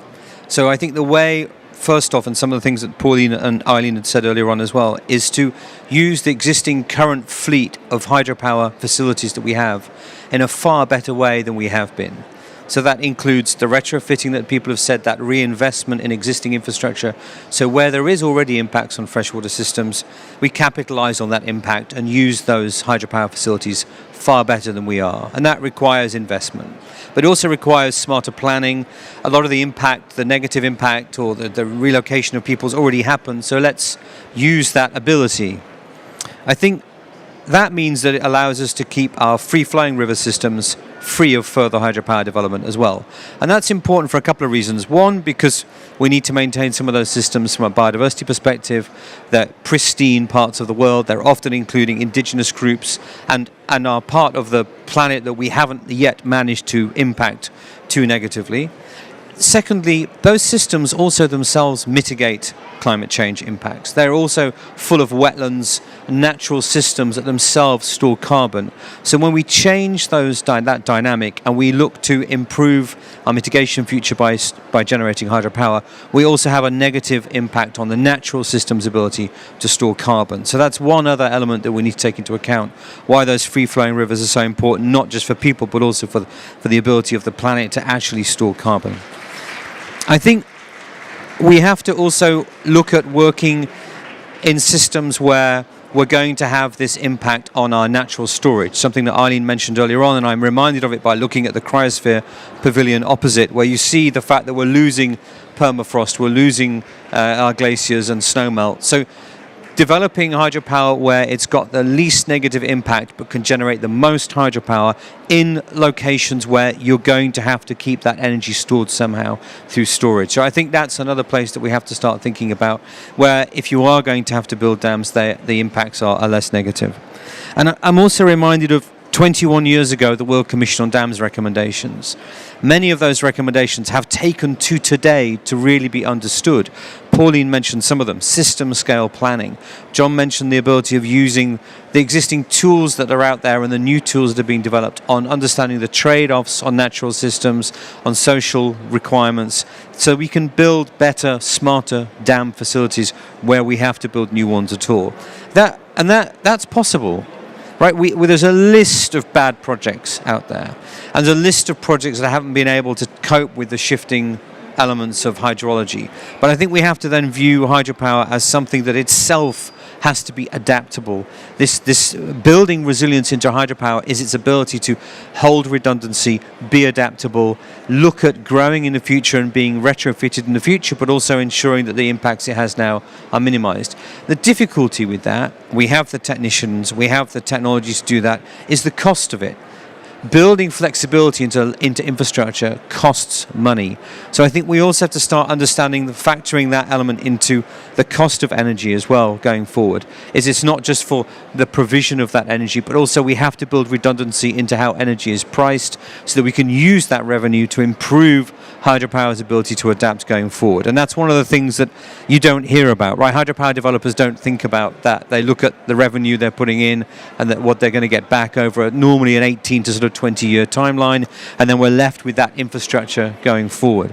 And often that might be handed over to the host country, who suddenly has to deal with those higher costs of running it, and then has to itself invest in the infrastructure from an adaptation perspective. So I think there has to be a better understanding of the funding mechanisms around that.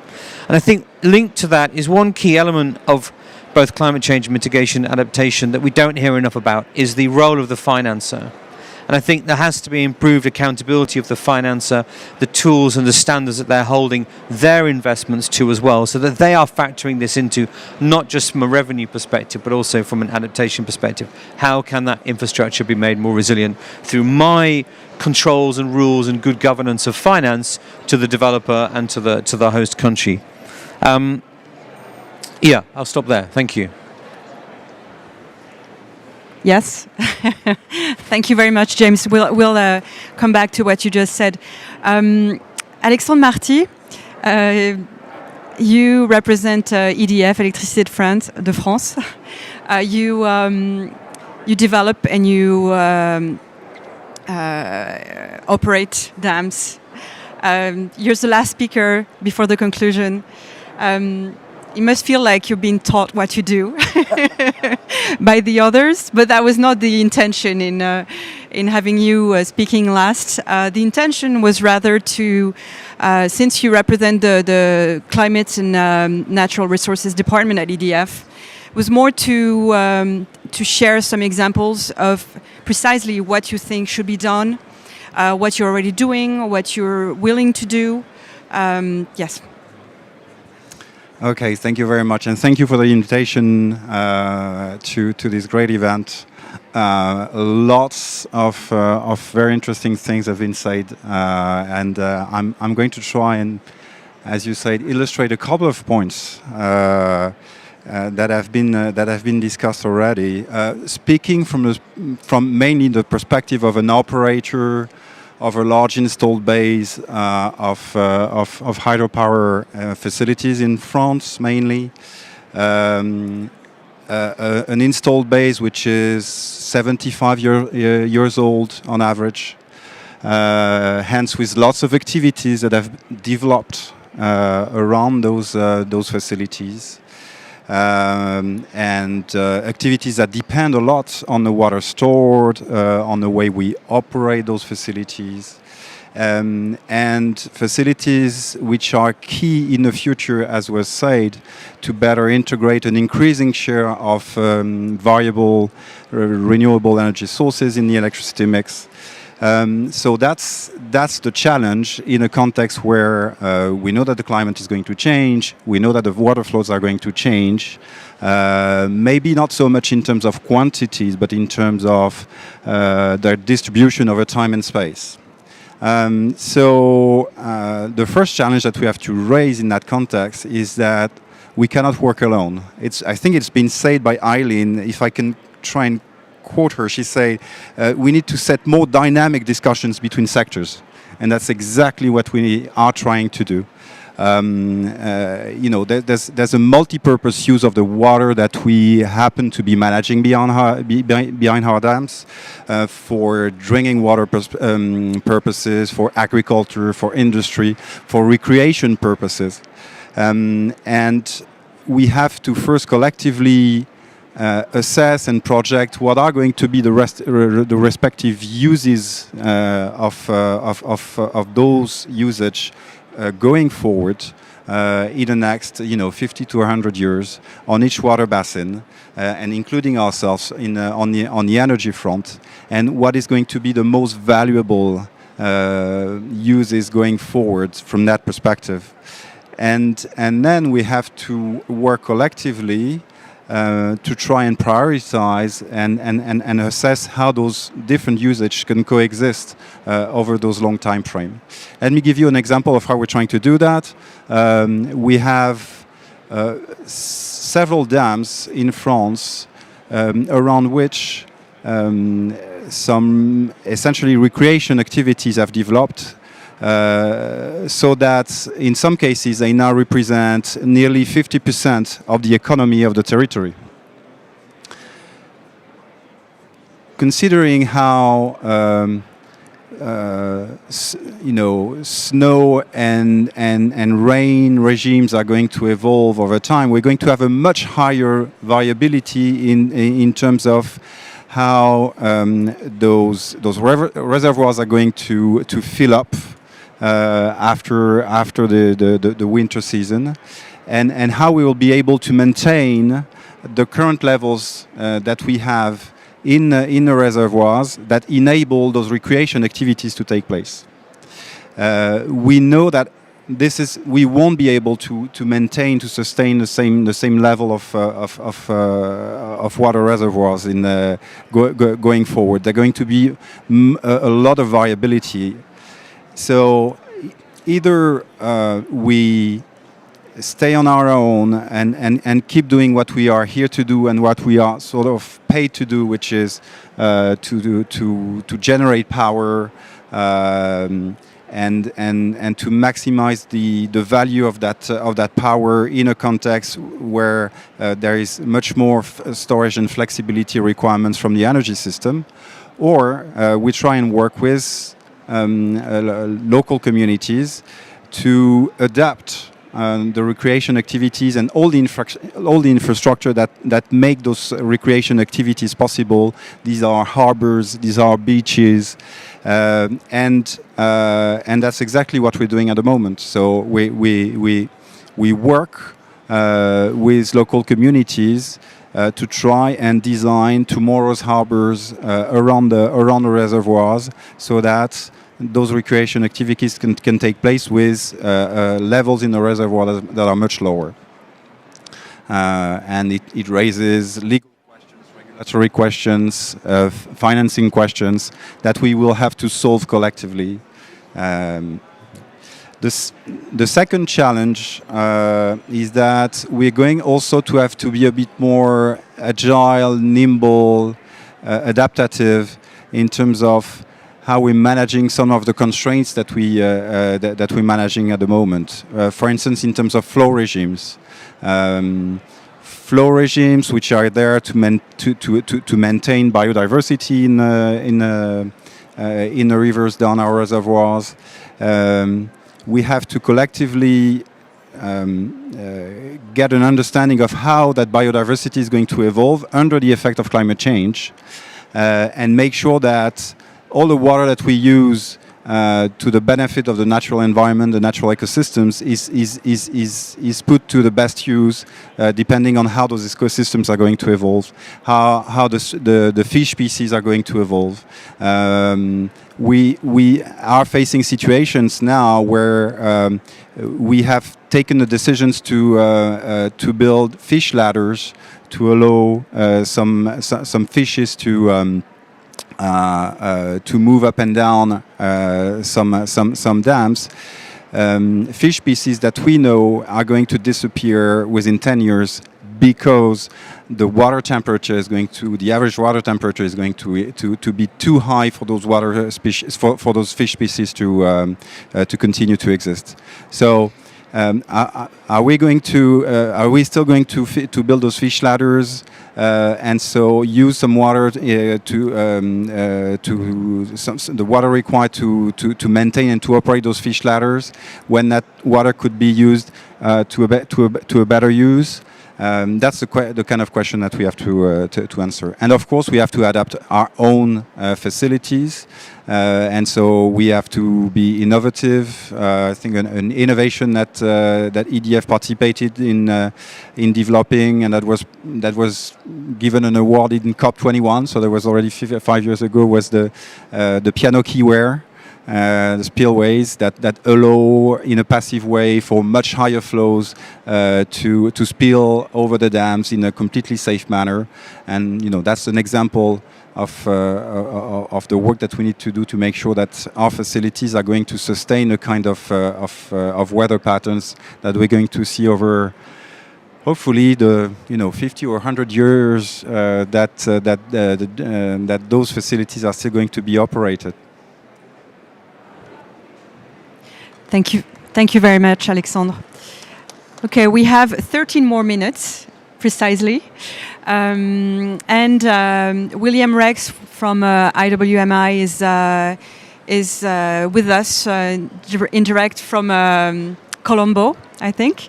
But I wanted to check if there were some questions, if some of you wanted to... Yes? Okay. Please introduce yourself and tell us who you're asking the question to. Hello, thank you everyone. Can you guys hear me? Is this loud enough? I assume it's good. Okay, cool, thanks.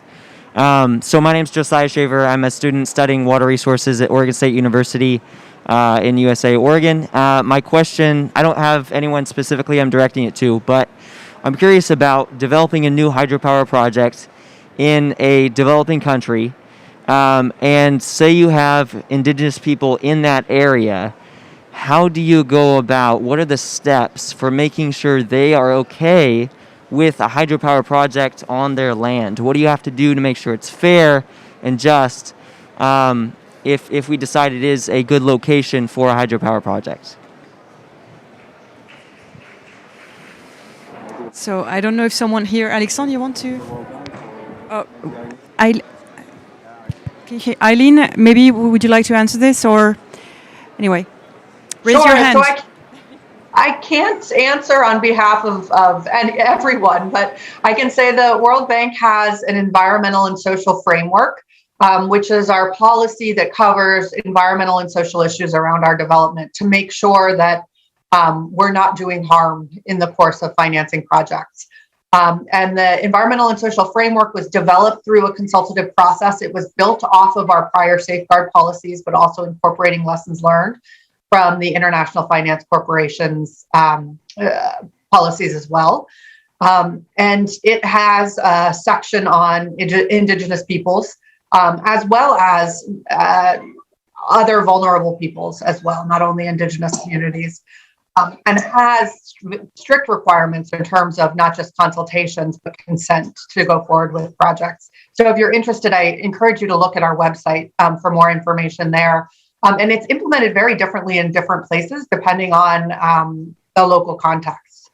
But in some cases, it's through, that the process could take place through in-person meetings combined with information in writing. But there's various different ways in which the process of sort of bringing the community along and helping the community influence the design of the project can take place. There are many others, not just for indigenous communities, but for others as well, a big focus on local area development plans. There's been some research on large dams in the past that while the net benefits of the project might be high, in some cases, the local community around the reservoir don't necessarily benefit or have negative impacts from waterborne diseases, et cetera. And so there are all sorts of safeguards around that process as well. Thanks. Thank you, Eileen. Any other question? If not, I'd like to encourage the panelists eventually, if they want to answer each other, to reply to each other. If one of you had said something that you found interesting or you did agree with, I don't know. So, I'm happy to have a go. Just to add on the points that Eileen said. I mean, there's also the principle of free, prior, and informed consent for developing hydropower and the impacts it has on local people and communities. It's worthwhile having a look at that, and that's been revised last year by the International Hydropower Association about how they interpret that with the Climate Bonds initiative. So it's worthwhile having a look at that in terms of what that means and how you engage with people who could be affected by hydropower development. And it's also not so straight cut, because getting true, free, prior and informed consent and following that through is quite a complex mechanism. And of course, people change their minds, right, in the middle of construction. Constructing large dams takes a long time. So these things are not so clear cut and straight and, straightforward. Just in terms of reacting to other things that the panelists have said, I mean, I think it was Pauline who said the point about integrating with other renewables. I mean, I think this is really key, that we haven't really talked about it much, but that existing hydropower fleet has to open the door for other opportunities for renewable investments. And that means that companies who may be very much focused on hydropower in the future will either only be focused on hydropower or will become broader energy renewable companies and investors who have that opportunity to see the benefit of diversifying their portfolios and using hydropower as the entry point for those other types of energy mechanisms. And linked to that, I think actually hydropower standards, hydropower protocols will probably need to integrate much more with other renewable energy mechanisms as well, solar and wind in particular. Just because rather than viewing it as a standalone sector, it's part of that energy matrix. We know it's going to need to grow in different parts of the world based on the data from IEA and the data that Pauline showed, and therefore there is an opportunity to try and bring other renewables in. Far less impactful on freshwater systems. Of course, there are negative impacts as well of sort of clearing land for solar farms and things, but that's what needs to happen. Those conversations need to happen. Thanks. Thank you, James. John? When we think about hydropower, maybe the most important word is actually power itself. And there are two types of power there. There's the energy that's actually being generated, but there's also the economic power that hydropower represents. And that's actually what's so destabilizing. It's the political and economic power that's embodied by that energy, that it makes the trade-offs really challenging and difficult. And so, like indigenous groups or ecosystems, they don't really have much in the way of political or economic power. And so these differentials are where huge gaps and terrible impacts can occur. And we should, I think, hold hydropower because of the potential for really deep, very long-term impacts. We should hold it to a higher standard. And I want to go back to a point that Alexander made about finance. Finance is actually, I would say, it's probably the critical route to get to many of the issues that James was just describing as well. Last night, talking about with some colleagues about the Mekong. One of the reasons why the Mekong is actually especially challenging in this regard is the finance is dark money for a lot of the hydropower. We don't know where it comes from. It's mystery money. And it's often from individual private investors, according to some very significant reporting, and we can't influence it. The World Bank, 50 years ago, was installing dams that would never make it through the World Bank process now, that they would never have been built, or they would have been built in a fundamentally different way. And that's because the World Bank can be embarrassed. The World Bank learns as well, and they can improve, and it is a much more transparent finance process. And so some of these certification processes, these safeguarding processes, they have helped immensely in trying to rebalance the power differentials so that we can get the energy power. So, but we need, I think, to shine more light in the finance processes and try to get away from the dark money. In order to actually get away from exactly the issues that you were talking about, Josiah. Thanks, John. Alexandre Roberti from EDF, you wanted to say one last thing and then we have our conclusions.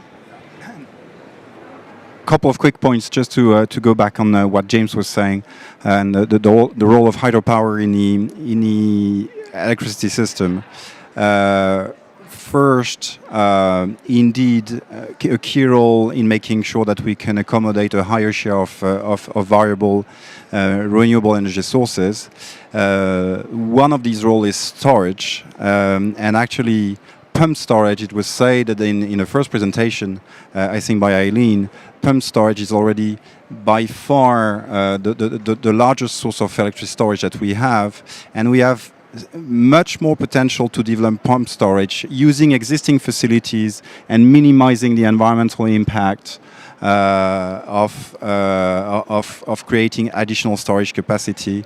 There are plenty of projects, including in our portfolio, to develop pumped storage. The IHA developed a great worker this year over the potential of pumped storage. That's first thing. Second thing, we can also use existing reservoirs and the existing surface to develop other renewable energy sources, and especially PV, floating PV. Again, bearing in mind that installing floating devices over reservoirs can affect the ecosystems of that reservoir, so we have to be very careful of that. But there's a great potential to minimize the land use impact of developing solar PV facilities in doing so. Thank you. William Rex, where are you exactly? We're waiting for you for the conclusion. Thank you very much. Okay, great, thank you. So I'm in Nairobi, and thanks very much. It's been a very interesting discussion, and just to offer a few thoughts by way of conclusion. I think the first thing is, if we're talking about the hydro sector, we'd be doing it a disservice if we didn't talk at least a bit about things beyond big dams, because of course the hydro sector goes well beyond big dams, right down to really quite small in-stream facilities or embedded hydro and wastewater treatment plants and everything. And I think it's worth saying, yes, those are much less significant from a leveraging point of view, from a total output point of view, but I think that they are much more unambiguous goods, and that we should be looking for their expansion in a world in which we care about clean energy. So that's the first point that I wanted to make. But of course, at the end of the day, we've come back to the big dams discussion precisely because it's so consequential. So big dams are so controversial precisely because they have such significant impacts, both for good and for bad. And I think, the substantive points around that topic have largely been made. And I think what's interesting is it keeps coming back a little bit to this gap between what's the potential of big dam-based hydropower to do good in the world versus what's its sometimes reality. And it's that gap that we need to really be focused on how to close. And again, there have been lots of great points about how to close that, from both a planning perspective, from a financing perspective, and obviously from a nitty-gritty implementation perspective. I think that the simple message from my perspective is that when we're talking about dams, we're talking about interventions in systems.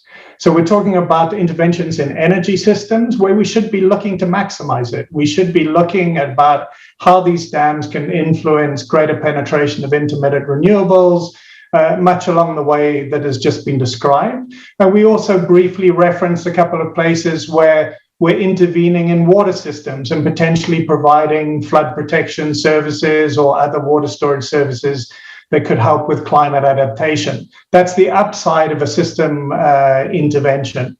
But of course, big dams are also negative system interventions. They're interfering in a natural river system very often, with all of the consequences that flow from that. And I think, as John started with, the other incredibly important point to make here about systems is that dams are by definition an intervention or subject to a water system, which by definition means that they're part of a climate system, because at the end of the day, climate change is largely about water change. And so the approaches that we collectively work through are about how do we plan and implement dams as system interventions, not simply as individual facilities. And a couple of people made this point that it's not, if one gets solar wrong, it can be a bad thing. It's economically, it can destroy some local landscapes, etc. but it's not necessarily a catastrophic system intervention in the way that getting a big dam wrong is. And so getting to this system progress, I think, is incredibly important. Having said that, I don't think that we should expect that the controversies and the difficulties around large dam-based hydropower are going to disappear, because the trade-offs are really real, and they're trade-offs in both directions. So there's been, for example, a tendency to try and reward run-of-river-based hydropower, including from green financing, because it's perceived to be lower in. Well, it's probably also a benefit.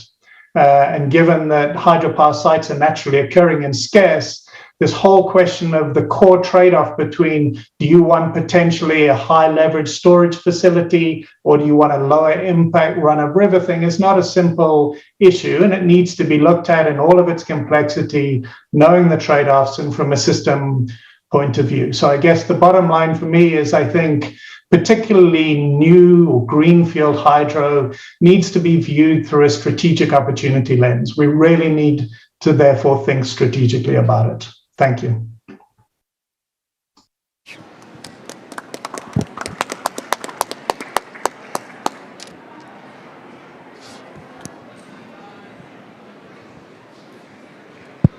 Thank you very much. The session is over.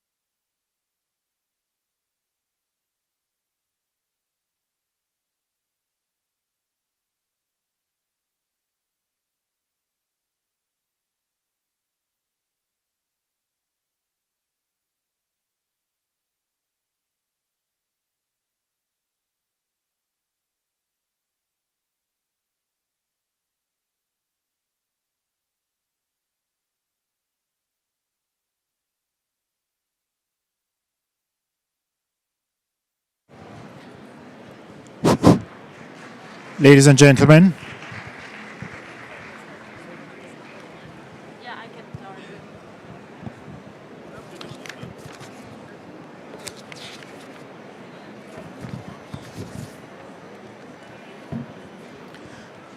ladies and gentlemen, we're going to start now. Could you take your seats, please?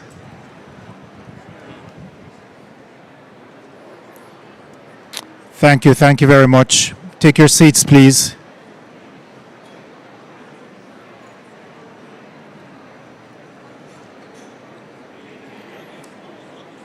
I know there's a lot going on. You have a lot of choices in terms of side events this morning, so thank you so much for coming to hear some of what we have to say with respect to the landlocked countries and the challenges that they're facing regarding energy, climate change, and water. I do want to recognize on the podium the Deputy Foreign Minister of Tajikistan, Mr. Mufazzar Hussein Zoda, and to his right with him we also have the head of IRENA, Mr. Francesco La Camera. He's the Director General of the International Renewable Energy Agency. We're going to hear from these gentlemen and some others in terms of sharing their experiences of landlocked countries. I also want to recognize His Excellency Mr. Mangaliso Ndlovu, who is the Minister of Environment, Climate, Tourism and Hospitality Industry of Zimbabwe. We have online Mr. Liu Zhenmin, who is the UN Under-Secretary General for the UN Department of Economic and Social Affairs, that's UNDESA. And we also have online a friend and colleague of mine, Ms. Mami Mizutori, who is the Assistant Secretary General and Special Representative of the UN Secretary General for Disaster Risk Reduction. So let me just extend a warm welcome to you all at this side event. The title of this side event is Enhancing Capacity of Landlocked Developing Countries to Address Climate Change, Energy, and Water-Related Challenges during the COVID-19 era. Simply put, they're sharing their experiences and putting forward some possible solutions. I should say to you that this event is being jointly organized by my office, the UN Office of the High Representative of Least Developed Countries, Landlocked Developed Countries, and Small Island Developing States. And co-organizer is the government of Tajikistan, as well as UNDESA and IRENA. I should introduce myself. I am Courtney Rattray of the OHR LLS, and I will be moderating this event today. Our aim at this event is really to discuss the impact of climate change on LDCs. We also aim to identify the specific challenges that are faced by these countries and to reflect on how COVID-19 has been impacting the situation that they face. And I really want to highlight the effective solutions. We're trying to have a solutions-oriented meeting that gives practical recommendations on how to better support these countries, the landlocked developing countries. I think this is particularly important, especially as we look ahead to the UN SDG Decade of Action and our ambition to fulfill the Sustainable Development Goals.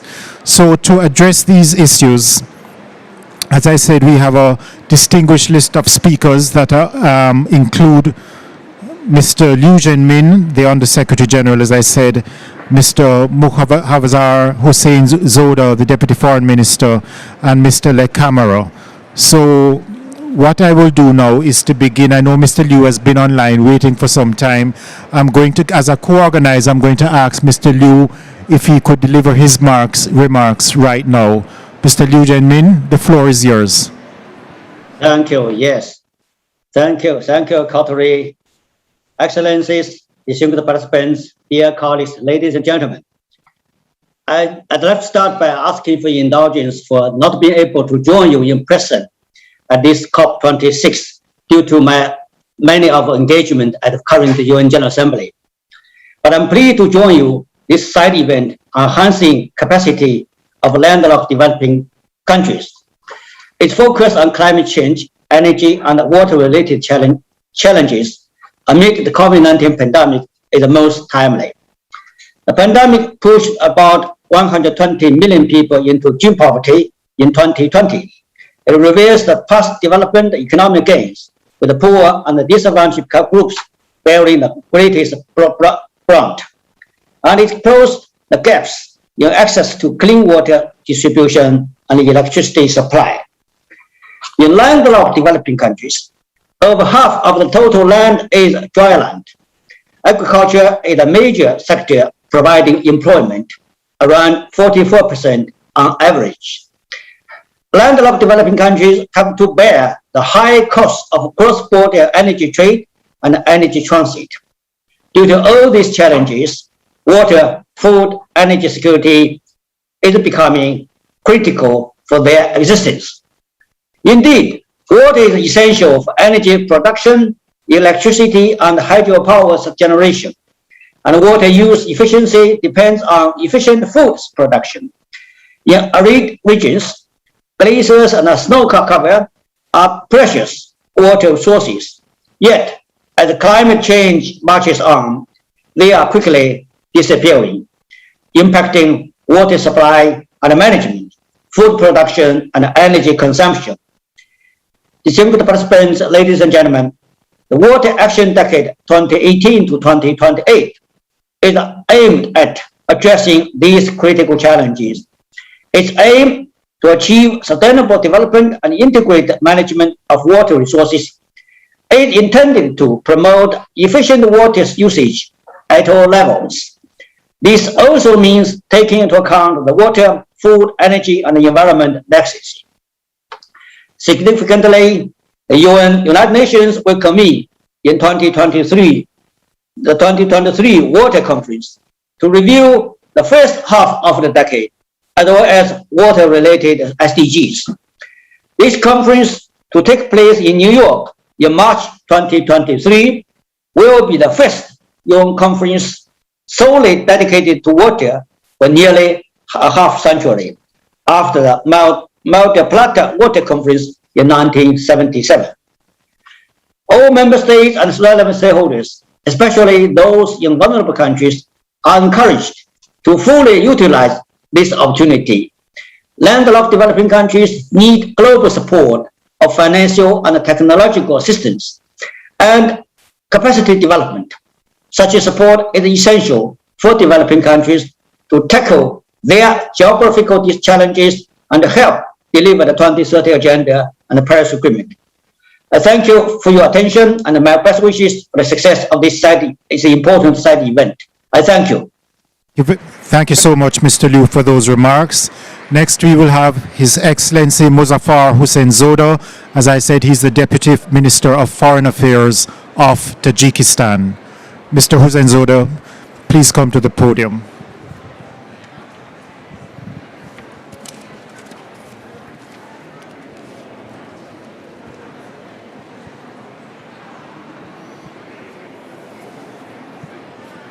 Thank you, Mr. Chair.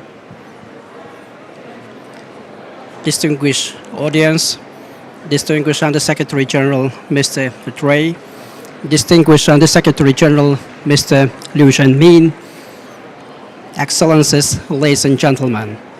At the outset, I would like to thank the UNDESA and the UN OHRLLS for co-organizing of our high-level side event aimed at strengthening capacities in addressing climate change, energy and water access, and other challenges during the COVID-19 era from the perspective of the landlocked developing countries.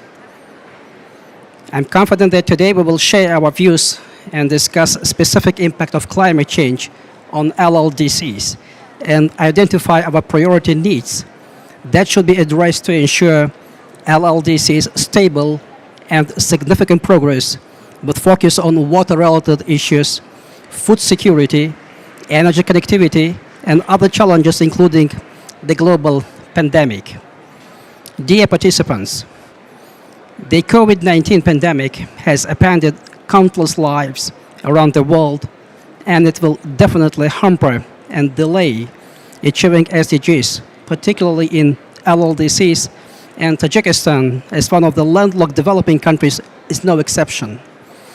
One of the most important interventions by the government of Tajikistan during the outbreak of COVID-19 was the rapid scaling up and strengthening the national laboratory capacity for COVID-19 testing.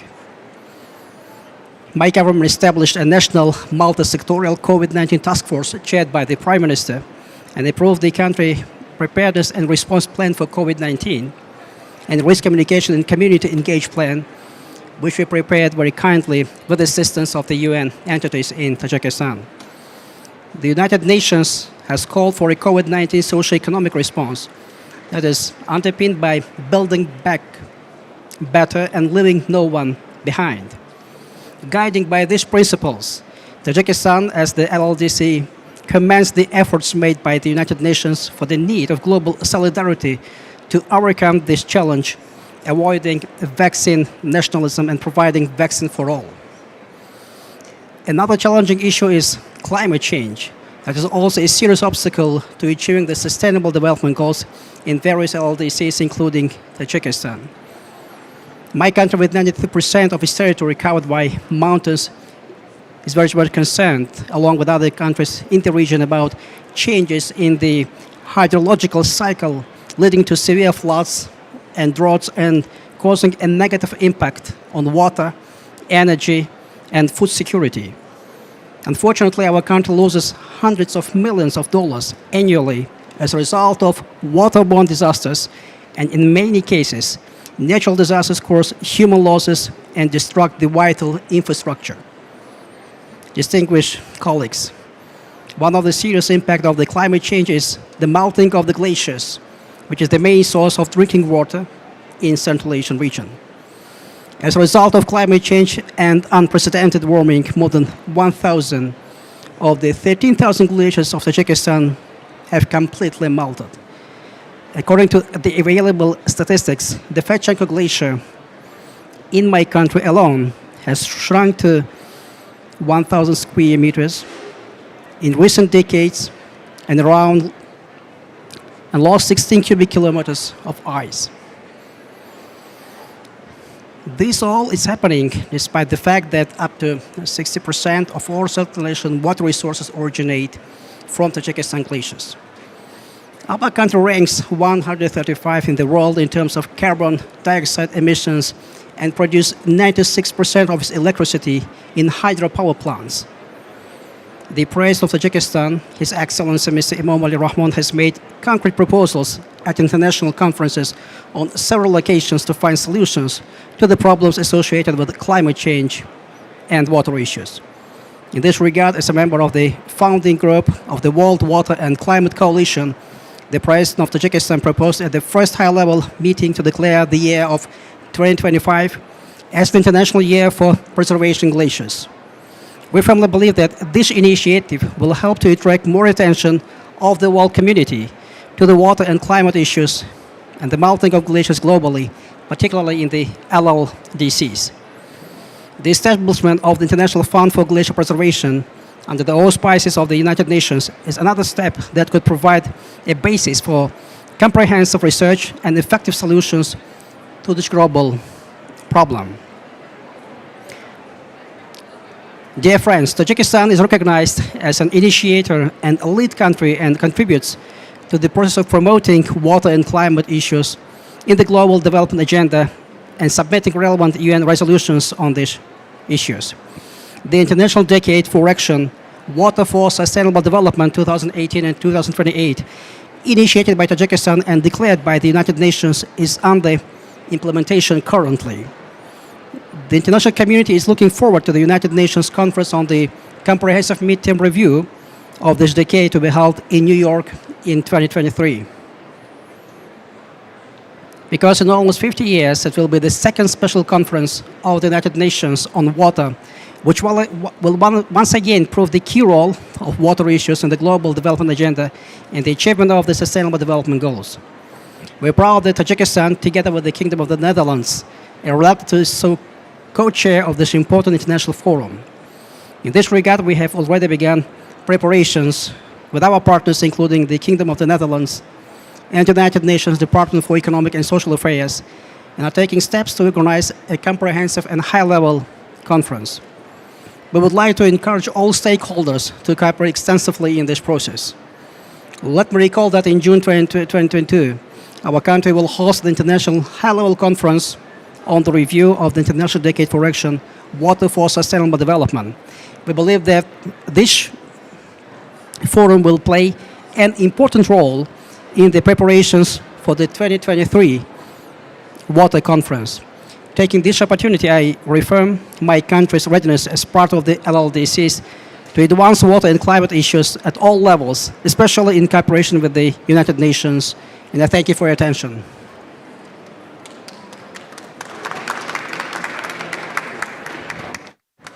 Let me thank Deputy Foreign Minister Hussein Zoda for those remarks and call on the Director General of IRENA, Francesco La Camera, to deliver his remarks. Please.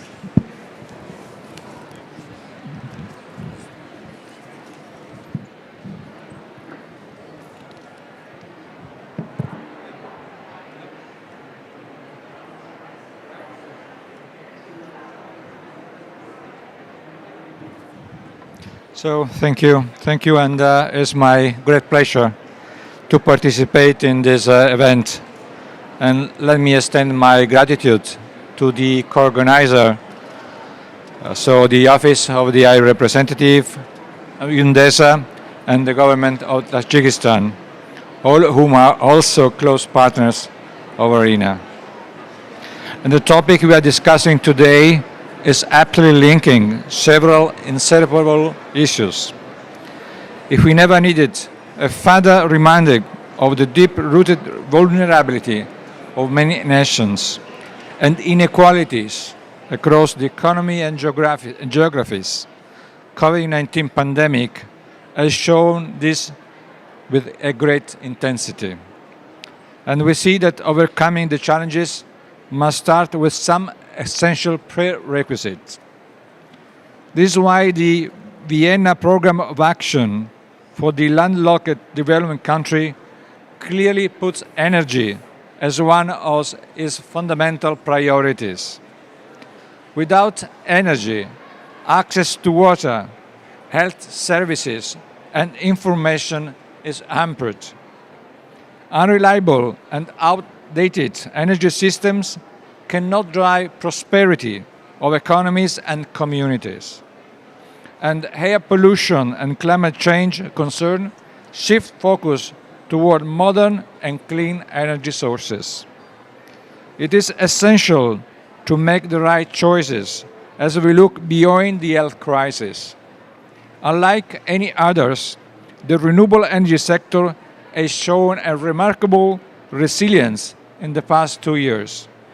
The cost of solar and wind power continue to decline, with new solar and wind projects increasingly undercutting even the cheapest and the least sustainable existing coal-fired power plants.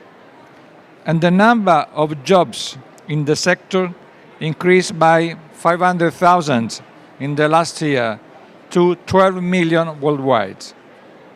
But this positive trend is yet to be realized in the LLDCs. This country has a great potential to produce renewable energy ranging from hydropower to solar, wind, bioenergy, and geothermal sources. Still, 58% of people in these nations live without energy access.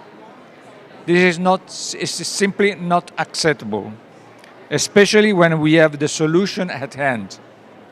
Enabling access to renewable energy will ensure clean water, adequate nutrition, job creation, and education, among others. It will open avenues for industrial development and resilience of the system in the face of climate change. Support LDCs through technical advice and capacity building for renewables is IRENA's priority. We are pleased to be working with the Office of the High Representative on a joint report on scaling up renewables energy in the LDCs.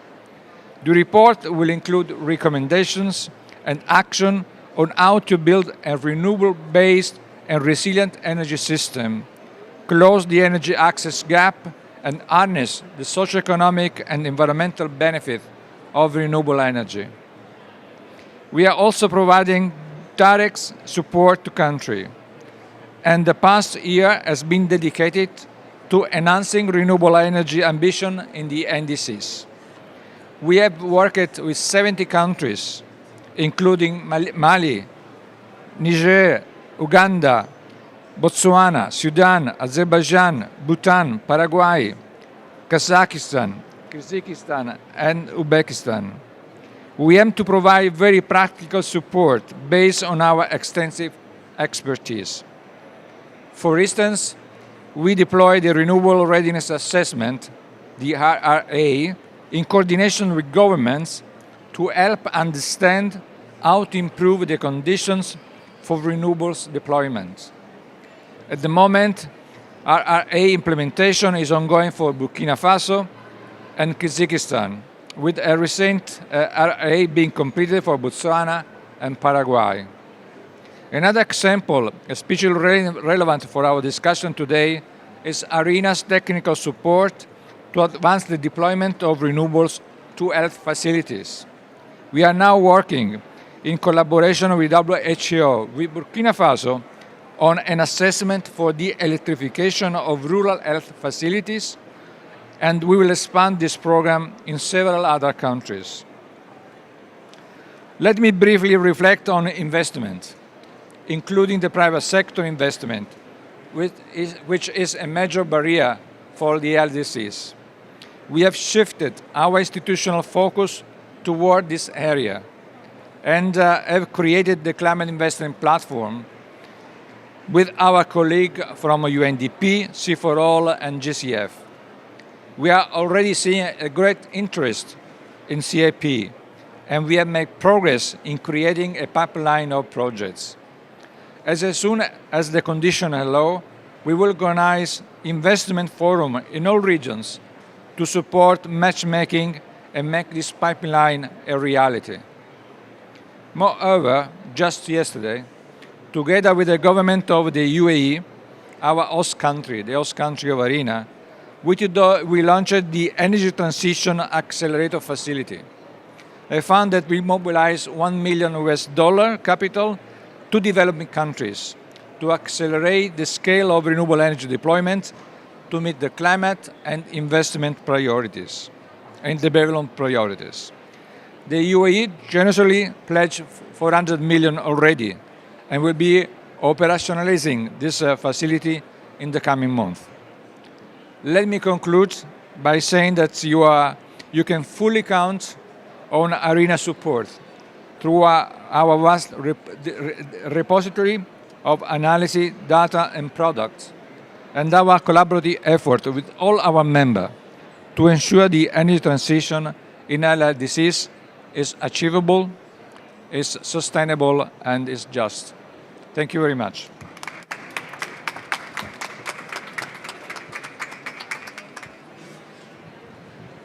I'd like to thank the Director General of IRENA for bringing us that message and including some of the really interesting initiatives that he's doing with the United Arab Emirates and also with the establishment of the Climate Investment Platform. We look forward to those being materialized. I do now want to turn to our next speaker, who is already on the stage, His Excellency Mangaliso Ndlovu, who is the Minister of Environment, Climate, Tourism and Hospitality Industry of Zimbabwe. It's a pleasure to have you, sir. You have the floor.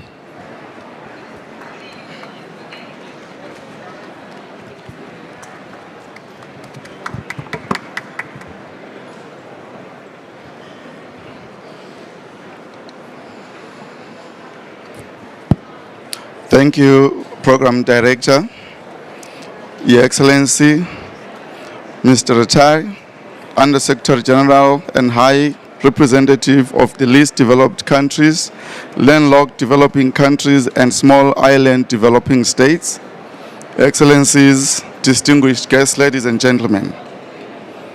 It is very clear that the effects of the climate change are disproportionately borne by those who least contributed to it, the developing countries, particularly the African countries, as well as the landlocked countries. Ladies and gentlemen, the situation is far worse for landlocked developing countries like Zimbabwe. I want to thank the organizers for this very important event, for providing a platform for us to focus on these vulnerable countries, with the hope that our peculiar circumstances will drive us towards shared solutions to both the COVID-19 pandemic and the climate change crisis. Zimbabwe has in the last 3 decades experienced increases in temperatures, extreme weather events, and changes in the weather patterns. The frequency and magnitude of droughts, floods, heat waves, and erratic rainfall patterns has noticeably increased. The tropical cyclone Idai is still fresh in our minds, affecting an estimated 270,000 people in Zimbabwe, more than 340 lives lost, and many others still missing. We had villages that were completely buried. A significant number of surviving households lost everything, including shelter. Agriculture, schools, and health facilities all suffered heavy impacts. Roads and bridges were severely damaged, and some 1,500 kilometers of the road network was rendered unusable for months, affecting market access. This story, ladies and gentlemen, is not unique to Zimbabwe, Mozambique, and Malawi, but one that humanity is increasingly confronting, and this will intensify if the rhetoric that we have been hearing from world leaders at this COP26 and in many other platforms is not translated to urgent action. The agricultural sector in Zimbabwe provides a major source of livelihood for over 70% of the country's population, and the sector is largely rainfall dependent. The high temperatures and precipitation irregularities caused by climate change are causing arid environmental and increased water scarcity that makes it difficult for predictable agriculture. Livestock production hasn't been spared either, from declining pasture yields to increased pests and disease incidences, all influenced by climate change. Climate change impacts heavily on food security for smallholder farmers whose operations are not covered by irrigation schemes. Where communities used to easily access water through shallow wells, they now need to dig deeper to tap up the water.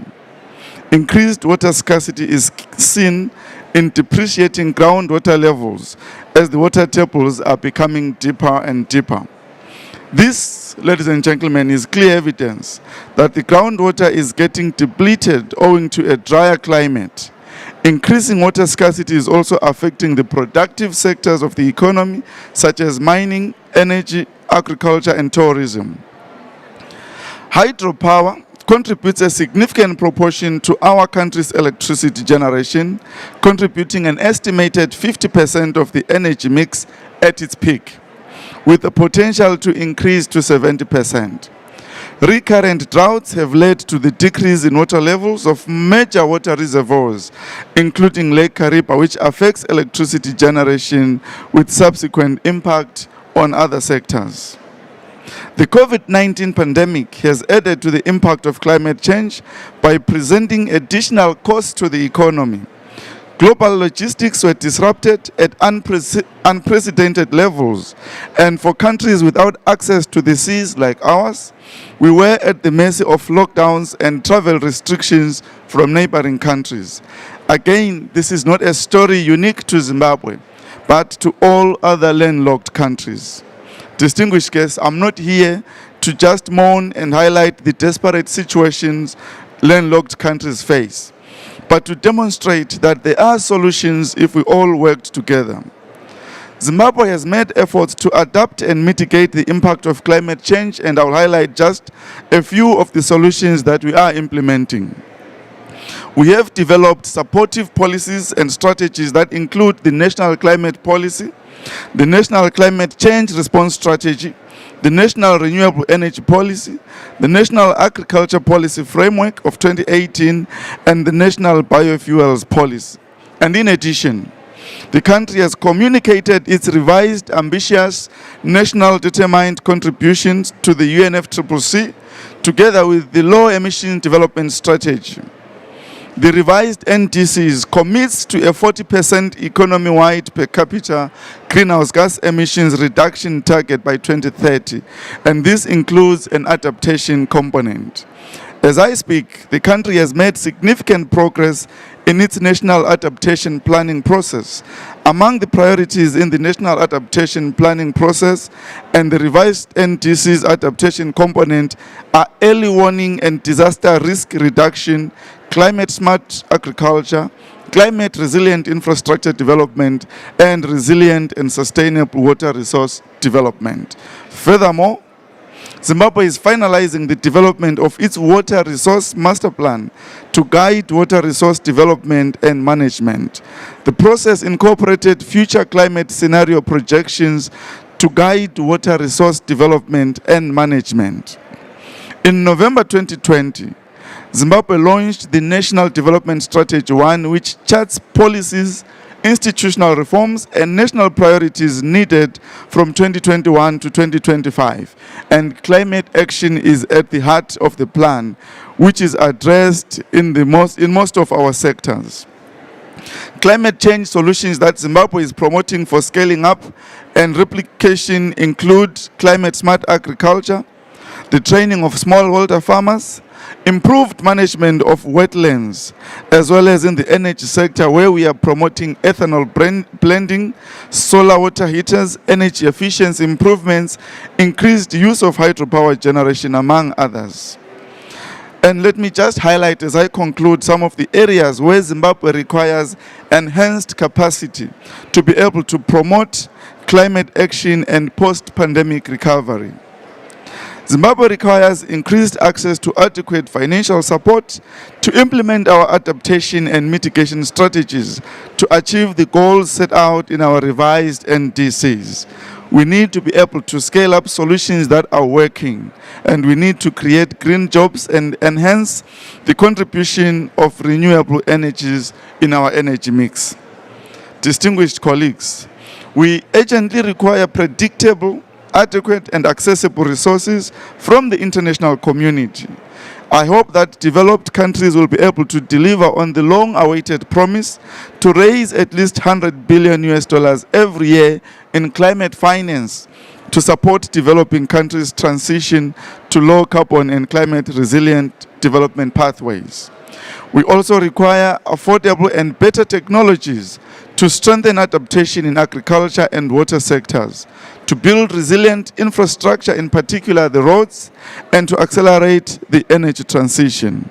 We also need capacity building, for example, towards identifying and preparing bankable projects to secure financial resources for climate change, adaptation and mitigation needs, and national capacities to monitor progress that we are making on climate action. Ladies and gentlemen, I have heard astronomical figures pledged to support adaptation by the developed countries. I just presented practical projects that can significantly impact communities and accelerate mitigation efforts. I look forward to a similar platform in COP27, where LLDCs will be articulating how they have benefited from these pledges.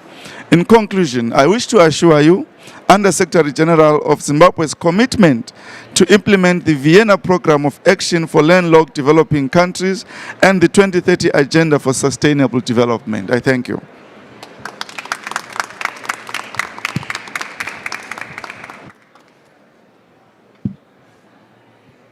Let me thank Minister Mangolisa Unlovu for those excellent remarks. As he said, he's not just here to moan and groan and to talk about the challenges, which are not insurmountable. They're immense, but they can be overcome. There are solutions that are out there. And you heard what he said, that Zimbabwe already has a national climate change response strategy. They have a very ambitious revised NDCs, and they're undertaking climate smart action that will affect their agriculture industry, their energy industry, and benefit through resilience their small farm holders. So I think a lot is done, but you heard what he says. There is a need for financing, and not just for financing, for adequate financing, for adaptation, he needs predictable financing and accessible financing. It's a very powerful message that I think has resonated certainly with me and hopefully with a lot of you. You know, we have a couple more speakers, but I'm going to ask you to indulge me because I have some of my own remarks to make, which I will use the prerogative of the moderator to do that at this time, and then we will go back to the other speakers on our list. As you may know, ladies and gentlemen, these 32 countries, the landlocked developing countries, are characterized by certain structural difficulties, let's say. They are very remote from world markets. They have cumbersome transit procedures, and they operate with multiple risks that result in very high cost of doing business, that is trading costs. And this leads, I think, to limited export earnings, constrained private capital inflows, and a restricted ability to mobilize domestic resources. So these structural vulnerabilities and limited productive capacities of landlocked developing countries expose them disproportionately to the impact of climate change. And these impacts, I should say, are not getting any better. They are worsening as these countries are confronted with more extreme weather events such as storms, cyclones, and floodings. Added to this is an increased frequency of heat waves that are getting hotter and indeed that are lasting longer. And disturbed rainfall patterns are causing prolonged droughts, more intense rainfall, floods, and disrupted water supply. You know, over half of these countries, over half of the LLDC's land is categorized as dry land, and 60% of their populations are located in these areas. And what does this mean? This means that huge numbers of people are vulnerable to the impact of climate change. Wildfires are now more common than ever before, as seen in the extreme heat waves that took place in 2019 in Southern Africa, and also in the LLDCs that are located in Latin America. At the same time, the mountainous regions of countries like Bhutan, Nepal, we have the Deputy Foreign Minister from Tajikistan here, mountainous regions like Tajikistan, and in Latin America you have countries like Bolivia. You have rising temperatures that are melting glaciers, and this results in much more landslides, flash floods, and reduced water availability. I think you heard the Deputy Foreign Minister from Tajikistan say earlier that there are 1,000 of Tajikistan's 13,000 glaciers have completely melted. Bear in mind that these glaciers account for over 60% of the water resources of Central Asia. So over the long term, threats from this melting include stressed water supplies, which impact agricultural, irrigation, fisheries, and navigation. The meltwater that glacial lakes have left behind risk collapsing in sudden and catastrophic glacial lake floods.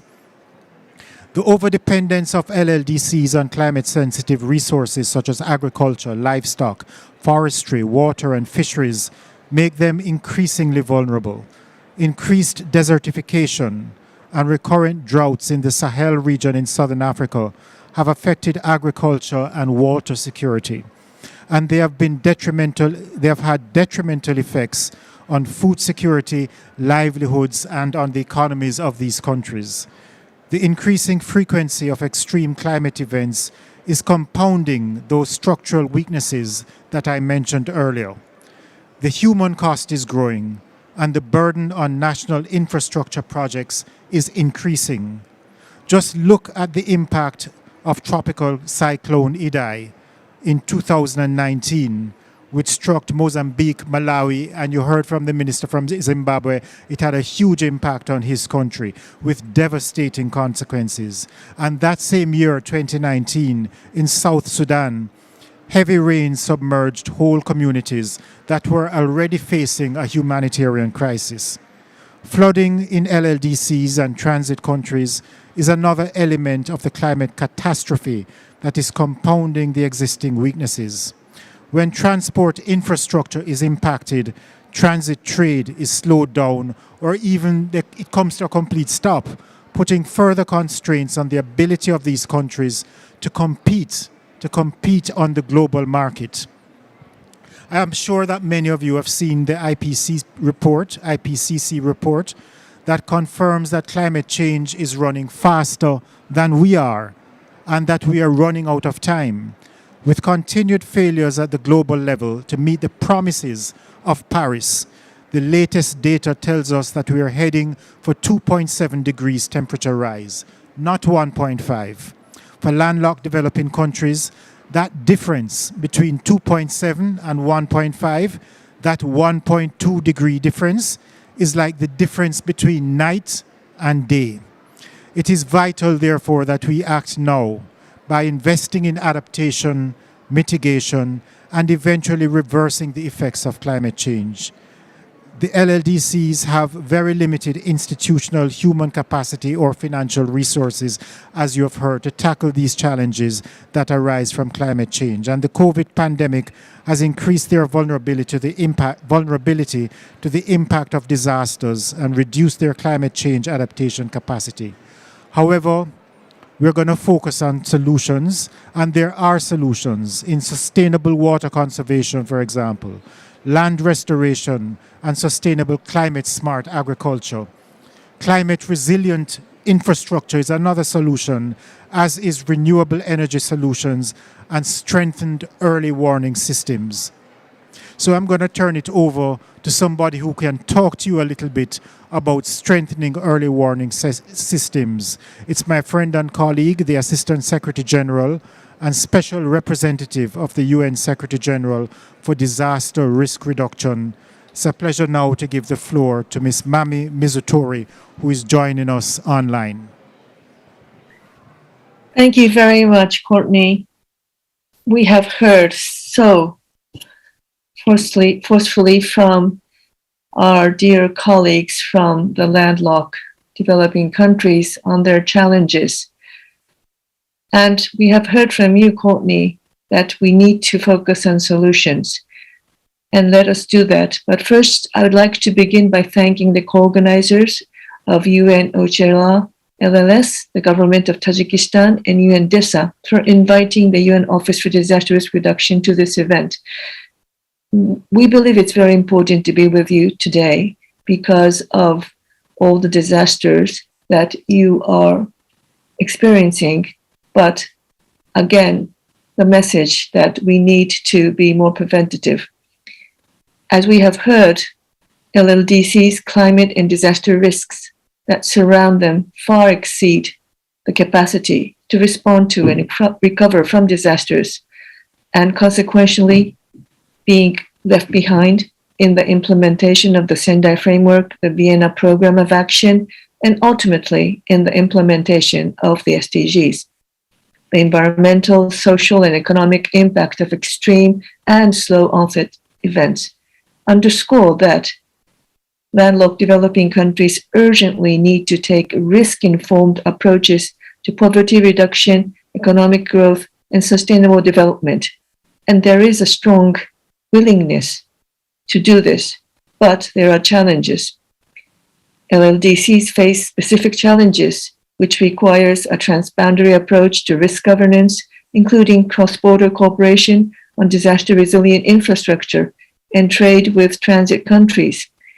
And I'm delighted that in terms of the disaster-resilient infrastructure, already 4 landlocked developing countries, namely Afghanistan, Bhutan, Mongolia, and Nepal, have become members of the Coalition for Disaster-Resilient Infrastructure, co-led by the governments of India and UK, and UN Office for Disaster Risk Reduction as a founding member.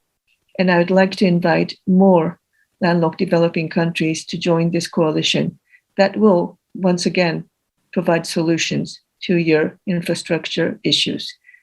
And it is also the point I would like to make that the political declaration of the midterm review of the Vienna Program for Action, in that member states have recognized resilience risk reduction as a priority and established synergies between the program of action and the Sendai framework, which is why it is very important for our organization to be with you in providing solutions.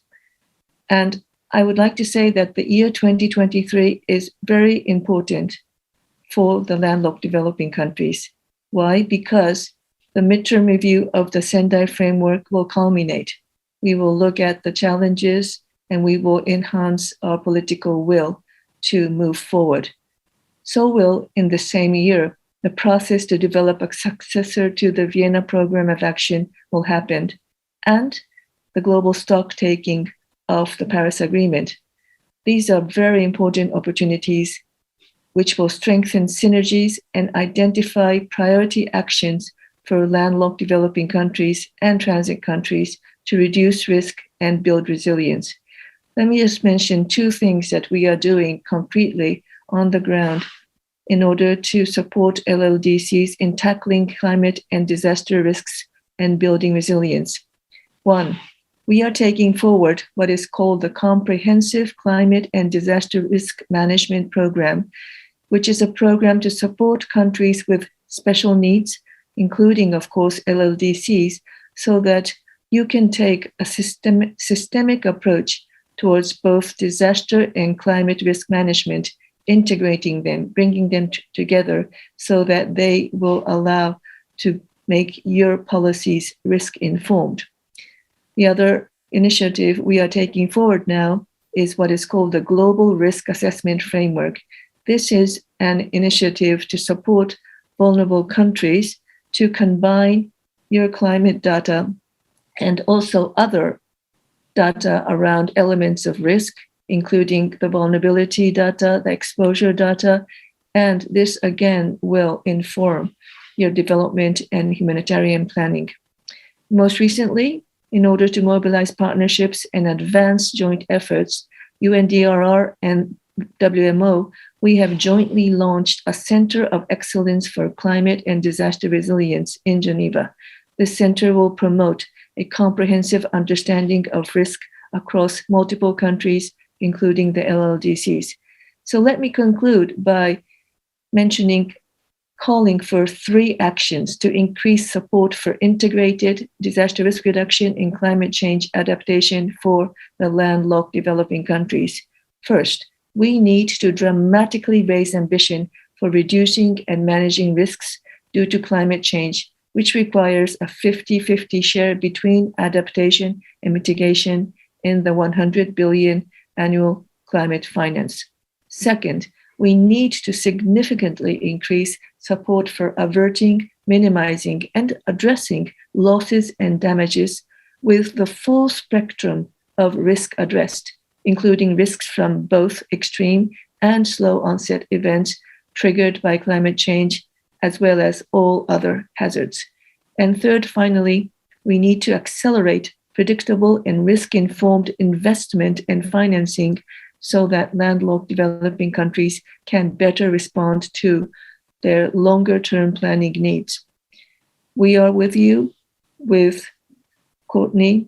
We are with you with the whole UN system, and I wish you a very successful event for the rest of the day today.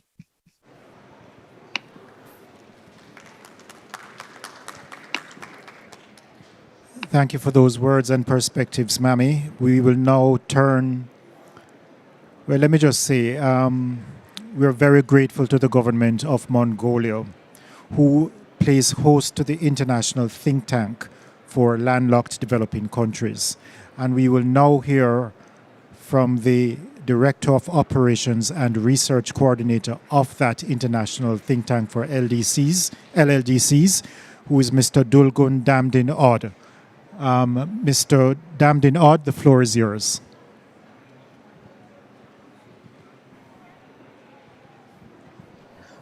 Thank you, Chair.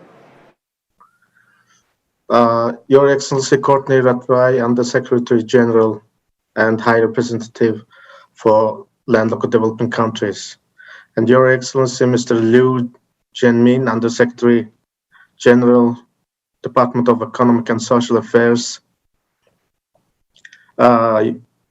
His Excellency, Mr. Muzaffar Husseinzoda, Deputy Minister of Foreign Affairs of Tajikistan, Excellencies and distinguished participants, and ladies and gentlemen.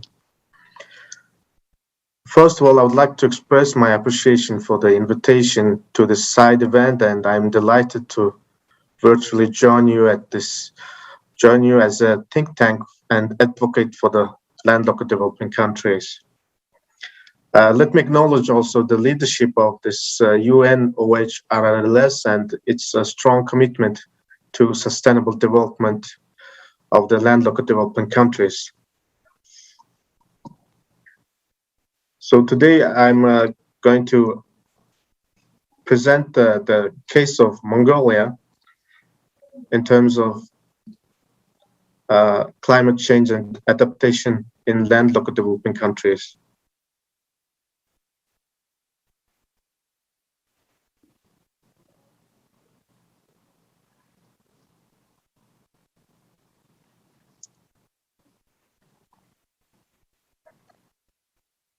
Excuse me.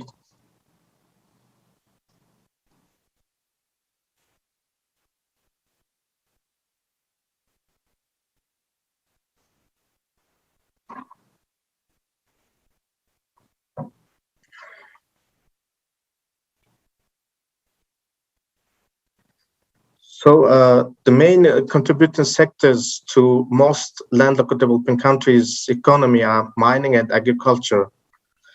And one of the priorities of the Vienna Program of Action is the structural transformations and economic diversification. And number of agricultural products and service sectors, financial products can be there. And all of these are dependent on the experts and have a large share of the population involved in agriculture and food production, processing, transportation, and distribution, making them especially vulnerable to the natural disasters and the pandemic. These facts and challenges include the remoteness and the limited access to international markets, long distances from the seaports and transit problems, reliance on transit neighboring countries for international trade, difficulties in hard and soft infrastructure, high trade and transaction costs, lack of productive capacities, high independence on international trade, and in particular on commodities such oil, minerals, vulnerability to climate change, desertification, and land degradation, amongst many. LLDCs have higher levels of food insecurity exacerbated by climate change, desertification, land degradation, and drought. The majority of their agricultural land being located in arid and semi-arid areas, with an estimated 54% of their land classified as dry land. Climate change affects all, and all the countries in the world have been impacted by the global effects of rise of global temperatures, increase of intense precipitation events, more droughts and heat waves, stronger hurricanes, rise of sea level, and meeting of ice caps. So around 54% of the 32 landlocked developing countries' land is classified as a dry land, as you see, and the economic impact due to the lost agricultural production caused by drought, extreme heat, and flood. LLDCs are lack of resources and GDP, healthcare system, technology to mitigate and adapt to climate change. And most of landlocked developing countries are experiencing poor governance, effectively allocating resources, developing, monitoring, and emergency programs, and high level of inequality in terms of income, education, and dependence on ecosystem. So regarding the Mongolian case, as a landlocked developing country in Asia, Mongolia has a very low population density with a population of 3.3 million people, and the contribution of agricultural sector to the Mongolian economy is 12%. and agriculture, and particularly the livestock herding, is an important source of living. So Mongolia's geographical location, extreme weather, and fragile ecosystems, coupled with prominent pastoral livestock and rain-fed agriculture sectors, make Mongolia's economy and their livelihood and traditional cultures highly vulnerable to climate change risks. So climate change trends in Mongolia is the annual average temperature has increased 3 times faster since 1940 than the global average, and slight decline in annual rainfall has been observed, which is most pronounced in the central region in Mongolia. And drought conditions have increased, as have the number of consecutive drought years since 2000. And consecutive wet days and the days with heavy rainfall have declined over the period of 1971 to 2015. The intensity of the zud, the severe winter, has increased. The number of days of dust storms has increased significantly also, from 18 days to 57 days over the period from 1960 to 2007. Mongolia has already experienced significant climate changes with temperatures increase and declines in rainfalls, and recent climate changes have led to chronic drought and increased exposure to secondary impacts such as dust storms. Mongolia faces rates of warming far higher than the global average. On the highest future emissions, pathway average warming could exceed 5 Celsius by the end of the century. Warming in maximum and the minimum daily temperatures is expected to be faster than the average rate, potentially amplifying the stress exerted on human health, livelihoods, and ecosystems. The intensity of extreme climate-driven hazards, including heat wave, drought, and river flood, is expected to increase. Mongolia's unique ecosystem are likely to come under pressure from a long-term warming and drying processes, with shifts in species ranges and potential loss of forest cover and associated species. Changes in climate conditions are projected to place further downward pressure on the yields of current agricultural crops, particularly wheat, threatening Mongolia's food security. And without concerted disaster risk reduction efforts and support to communities to adapt, Mongolia's poorest communities face significant damage and loss. Focus is needed on the interplay between climate changes and current development trends in Mongolia. Unplanned development in flood-exposed areas and air pollution issues could interact with the climate changes to enhance health risks and inequalities. So here I'm showing you some natural disasters occurred in Mongolia year over the year, and the floods, dry weathers, dust storms, and the severe harsh winter, which impacts to herders a lot, and the economic impact is very huge. So the climate change adaptation policies and strategies in Mongolia is the National Action Program on Climate Change, adopted in 2011, which policy is focused on national capacity building for adaptation with an important role for public awareness and participation, which are emphasized as important barriers and gaps in the climate change work of the national society. The second is government policy on disaster protection, an important basis of the ongoing forecasting for efforts for disaster risk reduction in Mongolia, as this policy document explicitly emphasizes the importance of technology and early warning to prevent disaster impacts. Green Development Policy, adopted in 2014, aims to ensure environmentally friendly economic growth and is therefore an important document for work on climate adaptation. Mr. Damdin Odd, Mongol hello. We're starting to run over time, so if you could just bring your remarks to a close, we'd appreciate it. Thank you. This is my last slide. So a national determined contribution aims to create forest ecosystems well adapted to climate change and enhance carbon sink by implementing sustainable forest management. And the presidential decree issued in this October aims to develop a comprehensive national program to combat climate change and desertification, with actions to create a legal environment in which at least 1% of Mongolia GDP to be spent annually on combating climate change and desertification, and on increasing environmentally friendly and green facilities through public and local investments, and to organize national campaign to plant more than 1 billion trees and ensure the implementation of it for 10 years. So lastly, the national strategy and action plan for reducing emissions from deforestation and forest degradation.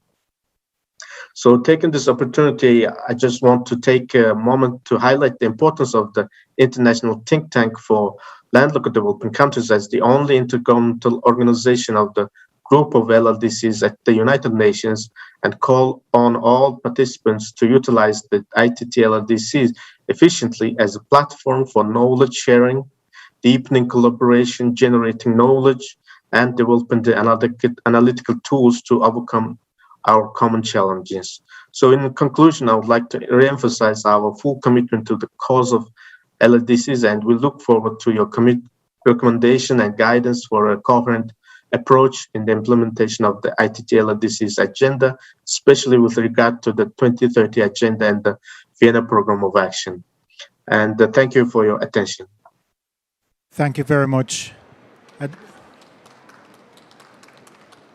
I'd like to thank Mr. Damdin Odd, and indeed thank all the presenters that we've heard from today, and you, the participants as well, the audience, for engaging in this side event with us.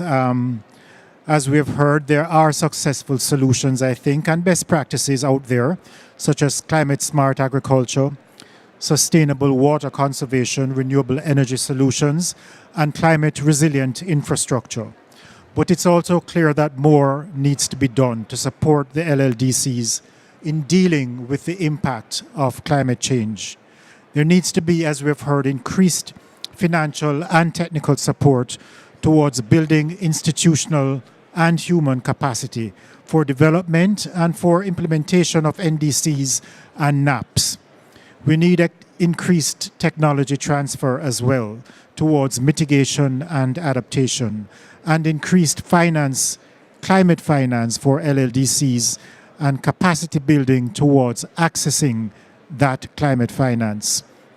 I think the role of development partners, the role of the private sector and other international organizations are critical, especially in relation to getting out of the COVID-19 situation, while at the same time prioritizing climate action. So I would like to assure you of the UN's full commitment to supporting these countries. And with those very few words of conclusion, I'd like to thank you, the audience, again for your engaged and active participation. This event is now adjourned. Thank you so much.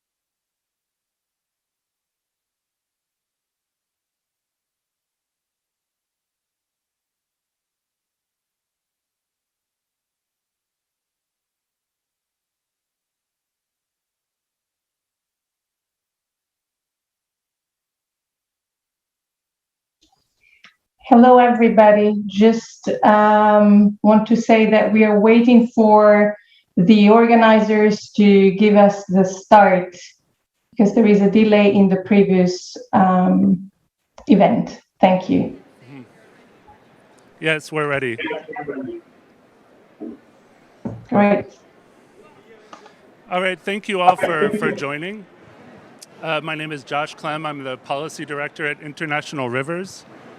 Thank you all for joining for this event that International Rivers, WWF, and TNC, the Nature Conservancy, have organized on the need for the resilience of rivers and exploring the ways to meet energy needs and meeting also the biodiversity needs and sustaining rivers.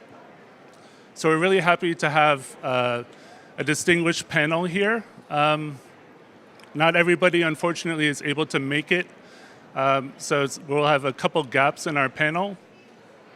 But maybe we'll just go ahead and get started with Jeff Opperman from WWF, who'll be presenting remotely. Thanks.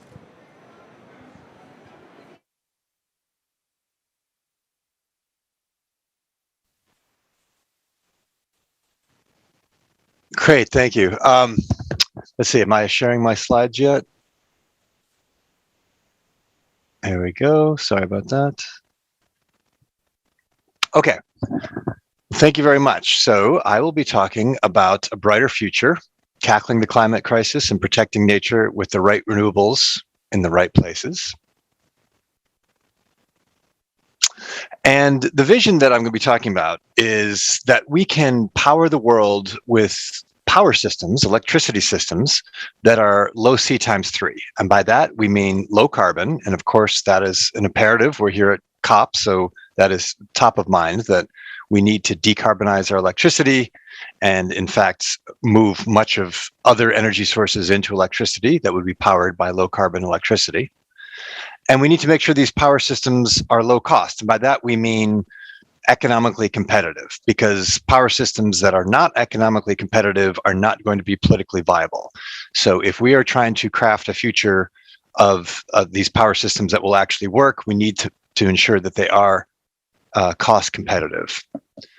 And low conflict. And by that, we mean low conflict with communities, with people, with rivers, and other ecosystems. So that's the vision, powering the world with systems that are low C times 3. And we feature that in these reports that have been done by WWF and the Nature Conservancy, a report called Connected and Flowing, and then most recently a online report, a microsite called A Brighter Future. So much of what I'm going to be talking about today is content and the main themes of A Brighter Future. And I'll repeat it again. The inherent question, the fundamental question we're asking is, can we meet the climate targets with power systems that do not have major impacts on people or nature? That's the vision. So our vision for how we get there is ensuring that we have the right renewables in the right places. So that's what we'll be talking about, this vision of how we get the right renewables in the right places to power the world through systems that are low C times 3.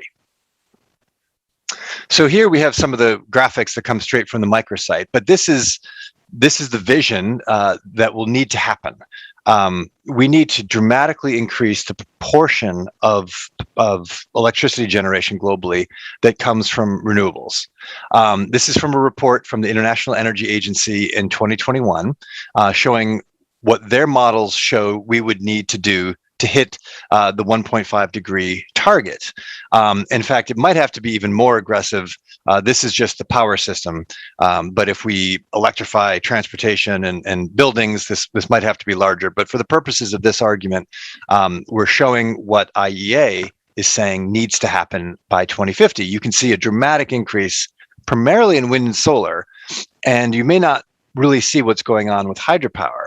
So our next slide, we're zooming in on what's happening to hydropower. So hydropower is essentially doubling. Now, you didn't necessarily notice that because of how dramatic the increase was in wind and solar. Those are increasing by factors of 15 to 20 or something. But hydropower is doubling. And maybe that seems like it's a relatively small thing. Or let's say hydropower is doubling in this projection from IEA. There are other projections from IRENA. Many of the models that are used by IPCC include an approximate doubling of global hydropower capacity. So this is something that we want to focus on initially. What does this mean for our vision of low C times 3 power systems? What are the implications of this doubling of hydropower? So here's an image of a free-flowing river that's flowing into the ocean and forming a delta. And we want to focus on the value of multiple values of free-flowing rivers. So, and this is a great image of what free-flowing rivers provide. They carry sediments. They carry sediment from their entire river basin, and they deposit it in the low elevation floodplains and crucially in the deltas where they hit the ocean. Deltas worldwide and so deltas are landforms created by rivers and created and maintained by the sediment provided by free-flowing rivers. Deltas worldwide are home to 500 million people, and they produce 4% of all the world's agriculture on a fraction of a percent of the world's land. That's because deltas are phenomenally productive because of these nutrients and sediment that the rivers deliver. Rivers are also migratory highways for fish and other organisms that support the primary food for hundreds of millions of people coming from freshwater rivers and other systems. Now, dams, including hydropower dams, fragment these processes. The dams capture this sediment, and so rather than flowing down to the deltas, the sediment is deposited in the reservoirs. And around the world, deltas are sinking and shrinking, like the Mekong Delta, like the Nile Delta. So this is a major impact coming from hydropower dams, as well as impacts on migratory fish. And so conceptually, let's look at these large free-flowing rivers in the tropics. There are 120 of them. So each of these little symbols represents 4 large free-flowing rivers in the tropics. By large, rivers that are over 1,000 kilometers. These have the greatest share of the productivity, the ecosystem services, and the biodiversity of the rivers. So these are phenomenally important river systems globally. Now, already, about half of them have been dammed. So half remain free-flowing of these large tropical rivers, and about half have been dammed. The picture in the lower right is a great example of what happens to the sediment that's carried by rivers. So this is the Shreveport and the Saison rivers, major tributaries to the Mekong River. That is sediment that is going into a reservoir and is not available for the Mekong Delta. So what about the future? This is the past. This is hydropower dams and other dams have fragmented about half of all major free-flowing rivers in the tropics. But what about the future?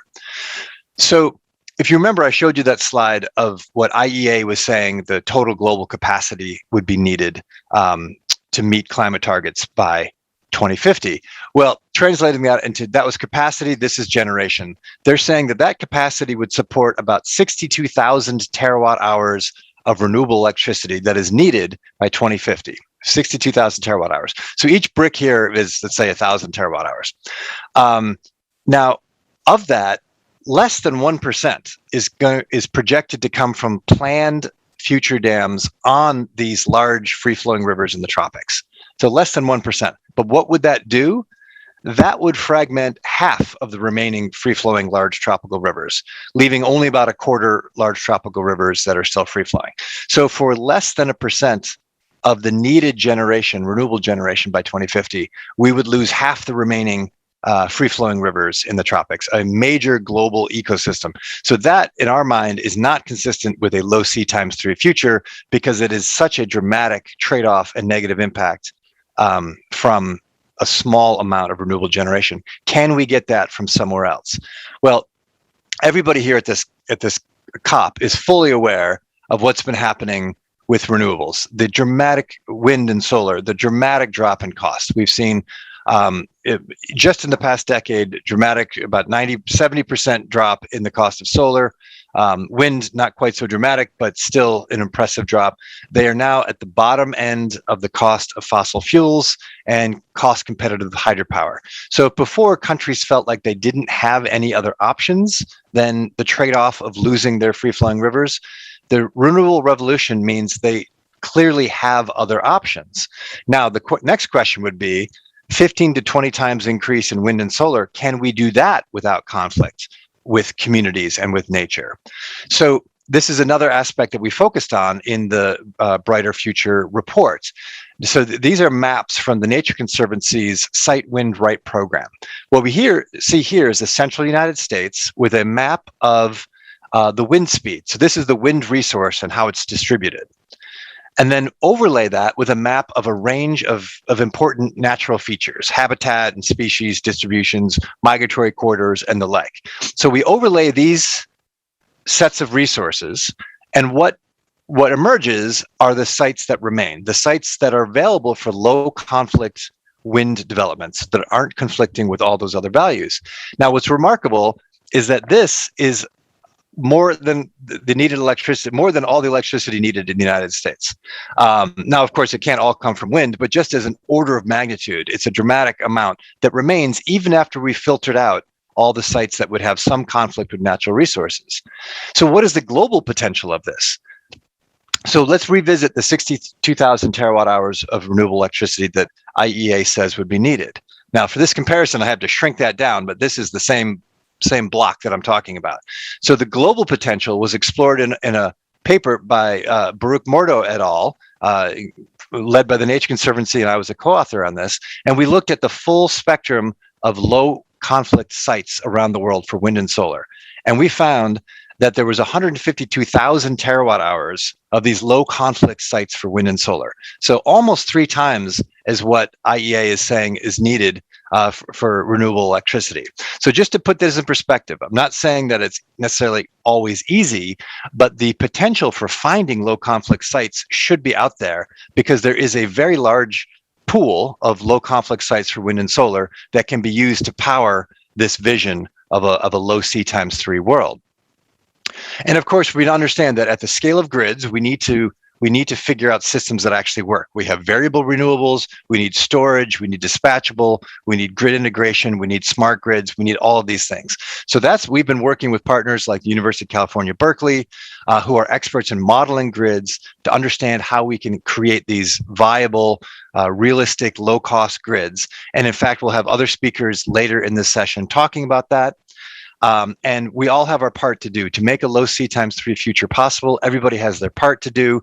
And that's also what our other speakers today will be talking about. And we hope to engage in a dialogue with you. And I'll just close by putting up the URLs, the links to these microsites, Brighter Future, the overall site. And now it's been translated into French, Spanish, and Portuguese. And really look forward to this dialogue today. Thank you. Great, thank you so much, Jeff. That was really excellent. Next, I want to introduce Benedict Bowie from TMP Systems, who will share some work that they've developed around a tool called RiverScope, which is a recently developed tool that helps to assess the commercial risks and costs of environmental and social impacts. So, Ben? Thank you very much. Do you want to be here? I'm happy to go here. Is presentation up?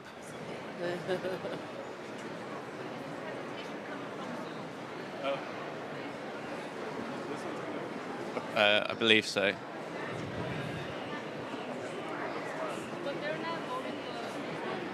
Oh. They can have to select Are we good? Great, thank you very much. And it's a pleasure to be here today. Oh, perfect. No, even better. It's great to have a physical audience indeed for the first time in quite some time. So yeah, I'm here to talk to you about Riverscope, which is a tool that we've developed to improve decision making in the hydropower sector, specifically by paying closer attention to social and environmental risks. So this presentation will follow a simple three-part structure. I'll start with a problem statement about why we think there's an issue with the way that hydropower projects are assessed today, before going on to discuss our solution, which is Riverscope, a geospatial tool that we've designed to improve the decision-making process by taking greater account of ESG issues. And when you see ESG in this PowerPoint, it means environmental, social, and governance risks. And that's the term that's used by the financial community to cover these issues.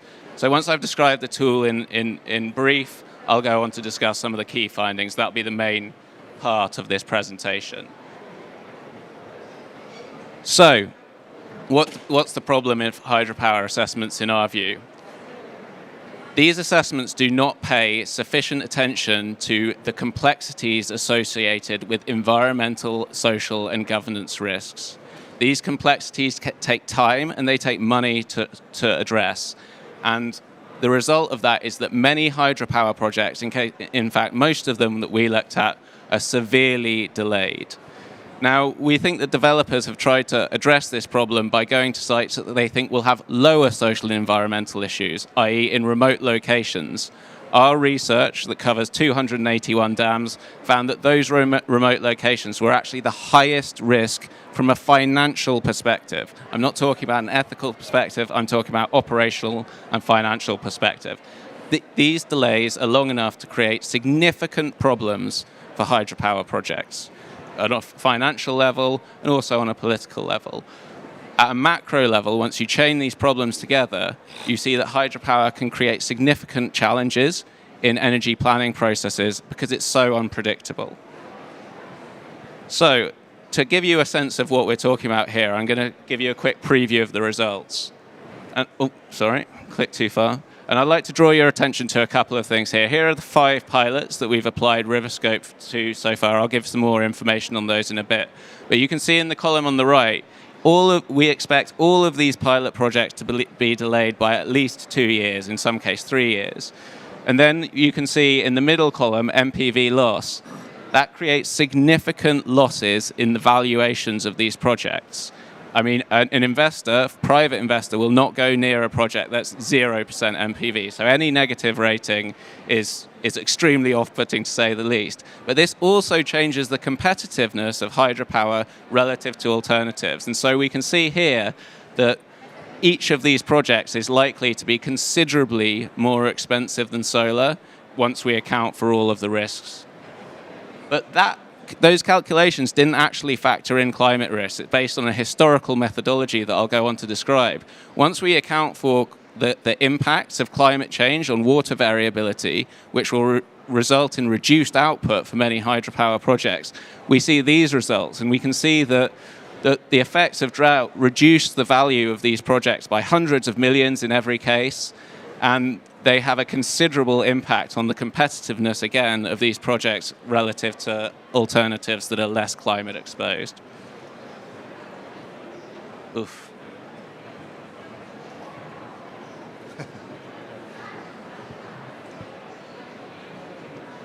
There we go, sorry. Having some problems with the clicker here. So just a little more information on the pilots that I just threw up. We've looked at 5 large hydropower projects. These are all in the planning and construction phases. We picked them with the help of international rivers because we believe they're representative, but they do also have some diversity between them. Some are run of the river, some are impoundment. And by using this combination of pilots, we hope to show that Riverscope provides a viable way to do rapid and standardized assessments of hydropower projects that factor in ESG issues. So how does Riverscope actually work? So we start by trying to determine which dams are more risky than others. And we did this through a geospatial assessment process that covered 281 dams. What we did is we compared the geospatial characteristics of those dams that had reported to have significant problems and delays against those that had not had reported problems. Now, we do recognize there could have been problems there, but no reported problems there. And we used that comparison to derive 17 indicators social and environmental indicators that are statistically associated with increased risk for hydropower projects. And we can score each of those indicators on a 0 to 100 basis, and we can score the project overall on a 0 to 100 basis. This is the sort of quantitative data that financial decision makers need in order to change the way that they do business. We then plug the geospatial assessment into a financial modeling process. A simple discounted cash flow model shows how delays impact on the cash flows of the project and reduce its value. We then compare the levelized cost of electricity from the project, the risk-adjusted levelized cost of electricity, to locally available solar and wind alternatives. So they will be in the same country, or if we couldn't find good data on an in-country, from a neighboring country. So those should be representative values. And then finally, we do have a third stage of qualitative investigation to verify the outputs of the quantitative process. We know statistics can lie, but also to augment that quantitative process and look at issues that can be hard to deal with through a quantitative process. And so leading on to the meat of this, what are the main results of our application of RiverScope so far? What we can see from this graphic is that hydropower takes an extremely long time to develop. In the best of all things being equal, hydropower will take double the amount of time of a large solar and wind project. But once you actually include these delays, you're looking at a lot longer. The average mean delay across the project we looked at was around a decade. I mean, that is extraordinary when we're talking about any planning perspective. And of course, that has a huge impact on the values. We saw, as you saw earlier from our table, all our projects had a reduction of MPV of minus 40% on average across the board. As I said, that's easily enough to deter any sensible private investor. These delays, as we say, drive up the levelized cost of electricity and make hydropower much less competitive than solar. And this graphic helps you to see how this works. The middle blue line is the most likely cost of electricity from the hydropower project, and the green line is solar. And what we can see is if this project comes online in 2030, as it's currently expected, it will already be 77% more expensive than solar. But if it is delayed, as it could be, as the distribution suggests is entirely possible, and it actually only comes online in 2040, it will be 150% more expensive than local solar alternatives or wind alternatives. And now turning to some of the environmental and social findings. And this is important because some development finance institutions use this as a rationale for supporting hydropower projects. But we found, sorry, excessive animation here. But we found that that hydropower projects had significant impacts at a local, regional, and global level. At a local level, across the pilots we looked at, over 50,000 people would be physically or economically displaced in each of these cases. Compare that to the official assessments, which suggest it will be more like 5,000 to 10,000 in each case. And we can see that the conventional assessment process is significantly underestimating displacement, the complexities associated with that, and of course the distress that will be caused to the people affected by it. But we also see these impacts at a regional level. And this is particularly clear in a region where we see a lot of hydropower development, like the Mekong, where we see significant impacts on food security that energy planners should be taking account of in their decision-making process. And finally, these issues that are obviously most important to the conference today, the connection between hydropower and climate change. Now, we know that hydropower can drive climate change through methane emissions. Eutrophication of reservoirs can lead to significant GHG emissions, but hydropower development in remote locations also leads to roads being developed to those locations, and those locations being subject to predatory activities from poaching to deforestation, and that's a well-established trend. But you cannot see this, but I'm sorry about that. But what we've also seen is that in the past 10 years, several countries have had significant shortfalls in electricity production because of droughts. that lead to reduced hydropower output. In Brazil, between 2013 and 2014, that shortfall was 15%. The IPCC tells us that those sorts of events are going to become more frequent and more severe. So we can expect that hydropower will become progressively more exposed to these shortfalls. And these are such large chunks of capacity that it creates a very serious headache for energy planners.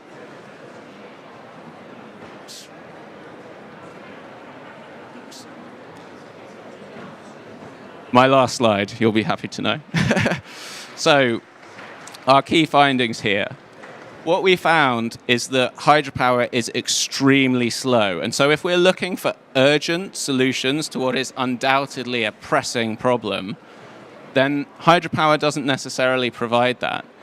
If you're thinking about planning a project now, it's unlikely to come online until 2030, 2035. I think we all know that the window of opportunity is closing too quickly. We also know that hydropower can often be a driver of climate change as well as heavily exposed to it. This creates problems at a project level and at a national level for financiers and for energy planners. We need to move towards a situation where costs are risk adjusted, and that will show that alternatives are not only competitive, but in many cases preferable. There may be some hydropower projects that are still viable, still competitive, but they need to be thoroughly assessed on these risks. Having proper early assessment of ESG risks can improve outcomes for all stakeholders, financiers, energy planners, and of course, the people affected by these projects. Thank you very much indeed.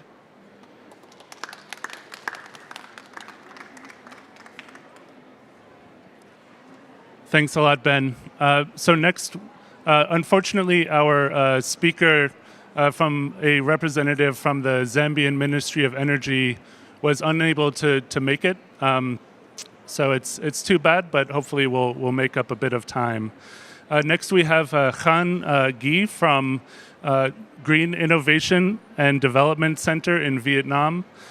She won the Goldman Prize for her efforts to wean Vietnam off of hydro and coal in favor of renewables. So, Khan, over to you. You have 10 minutes. Okay, thank you. Great. Can I have Can you open? Yes. Yeah, so maybe while waiting for the technical setup, no, it's not mine.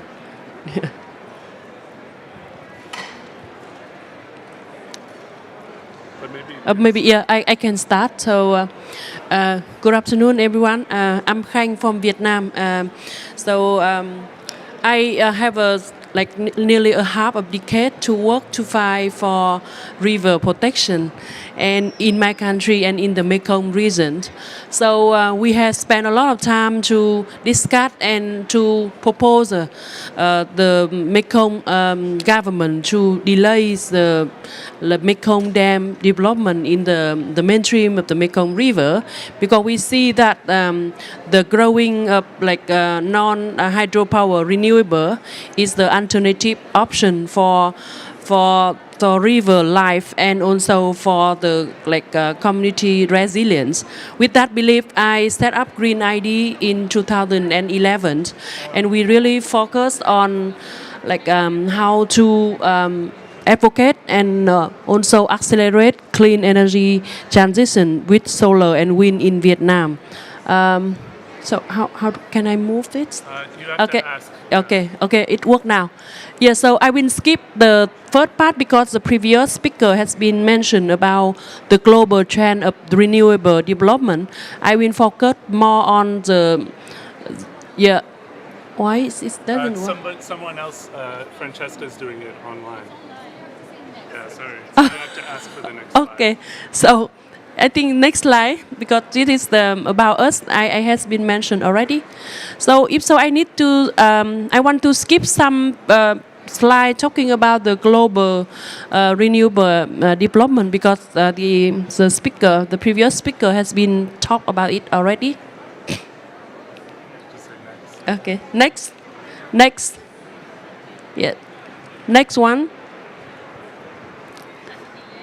Yeah, I think she's on delay. Okay, so yes, you see, the storage it is the solution for like variable renewable.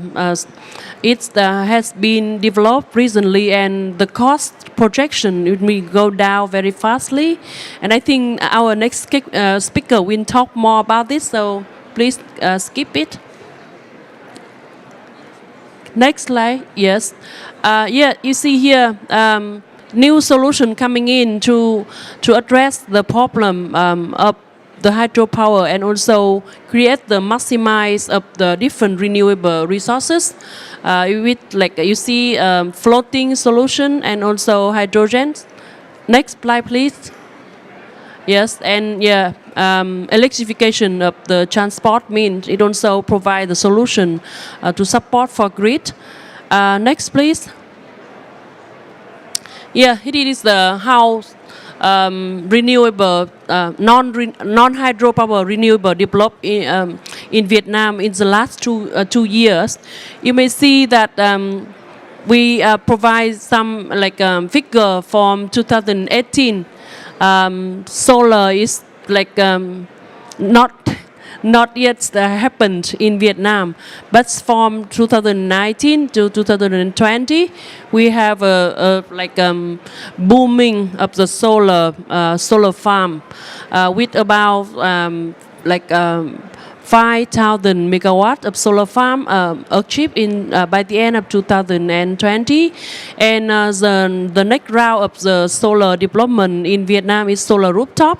So by the end of last year, we got about like 16,000 megawatts of solar.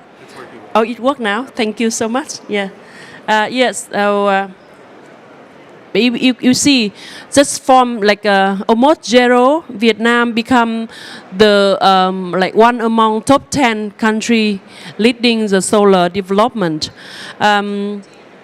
Yes, and then for wind, we also have like a new development.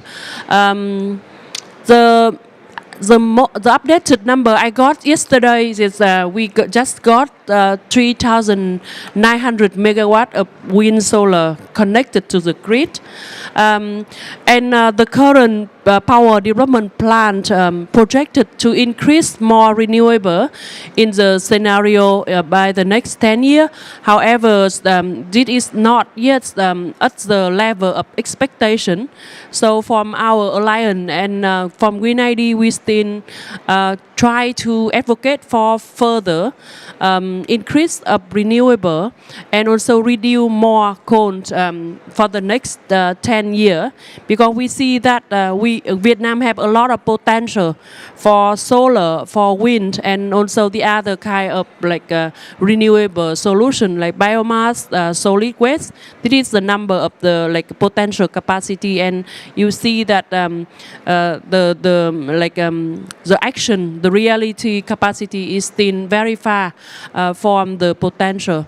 And in the Mekong Delta, we also witnessed a very quick development of the renewables, mainly solar and wind.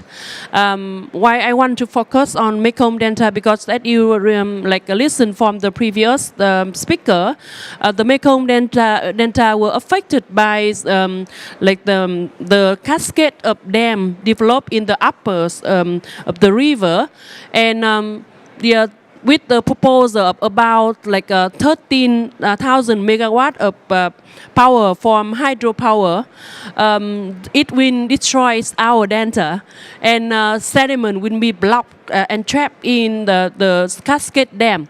So we advocate for the delay of this project, and also we see that just in 2 years, our country can develop a lot of like solar and wind to meet our demand, and not sacrifice the river ecosystem, not like causing the impact for the downstream community. And as you know that it takes at least 10 years to develop a hydropower project. And with the 13,000 megawatt of proposed dam, up to now, I think there's only 2 projects start the construction. And also for the Sambor project, I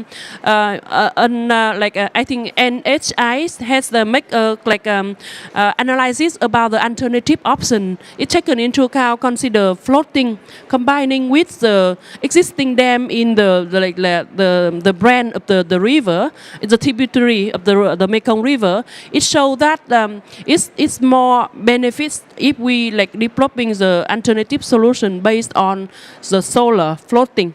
So I think that we do not necessary to rely on the large-scale hydropower. It destroys the river and the sediment and the delta. So we have an alternative option. It's available now. So I think that is the message I want to share, and also highlight that with solar and wind, we just need 1 year or 2 years to be able to reach the capacity that we wait for 10 years already for hydropower in the Mekong River Basin. Yes, I remember it started from 10 years, right? And with 15,000 megawatt, but now for Vietnam, we just need 2 years to be able to have about, I think, 20,000 megawatt of solar and wind. I think that is the new opportunity for us to rethink the hydropower dam in the upstream of the river.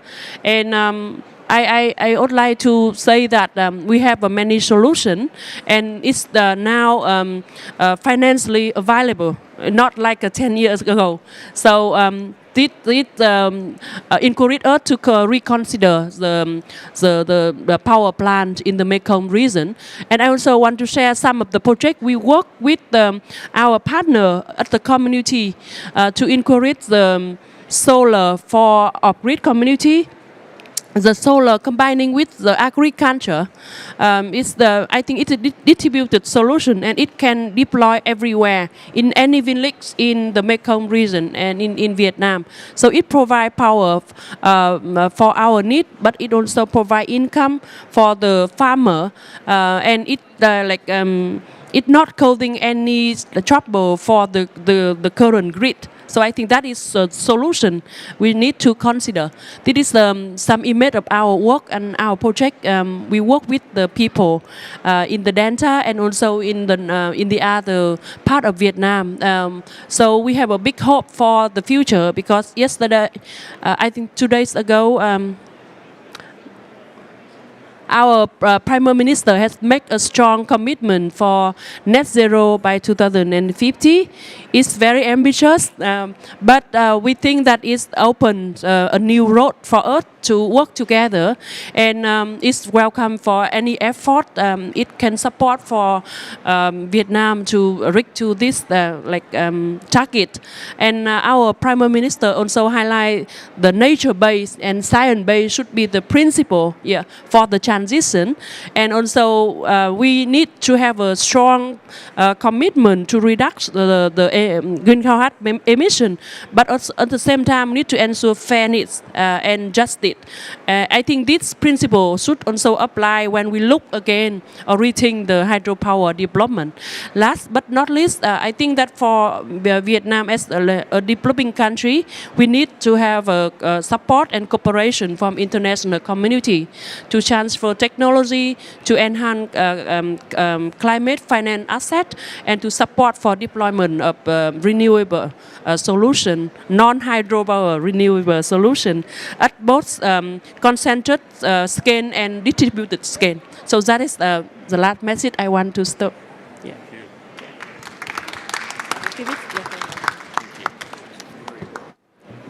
Thank you very much, Khan. That was really great.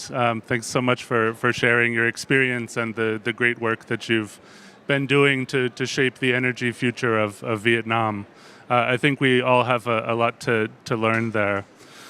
So next we have a virtual speaker.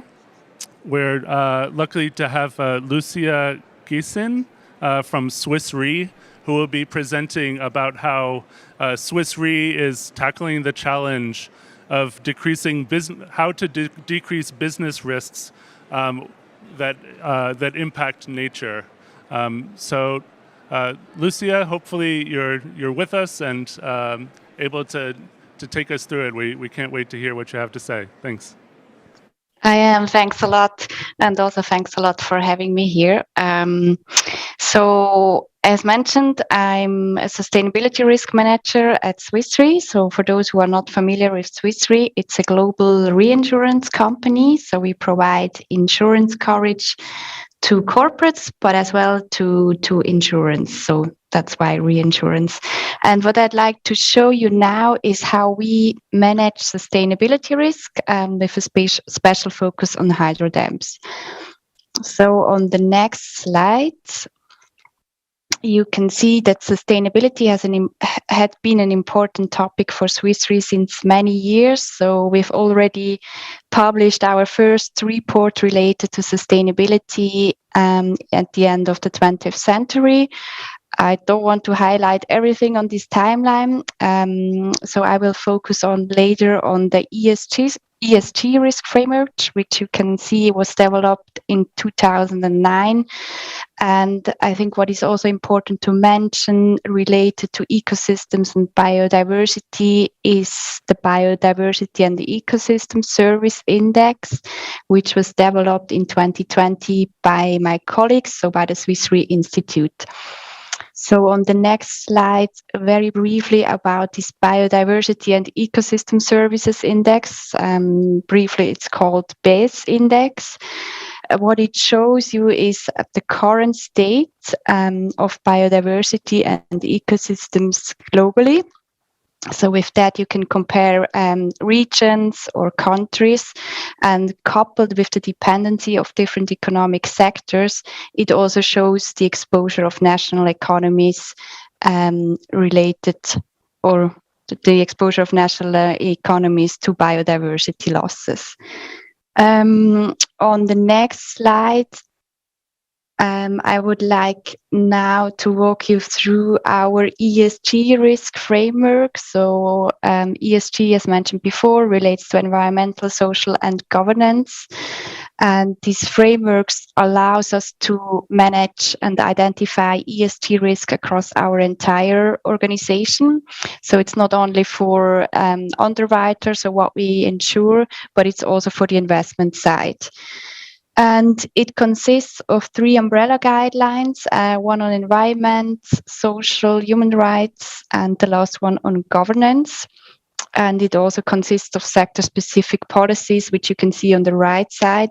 So these are sectors which are most material to our business. And one of these sector-specific policies is hydro dams.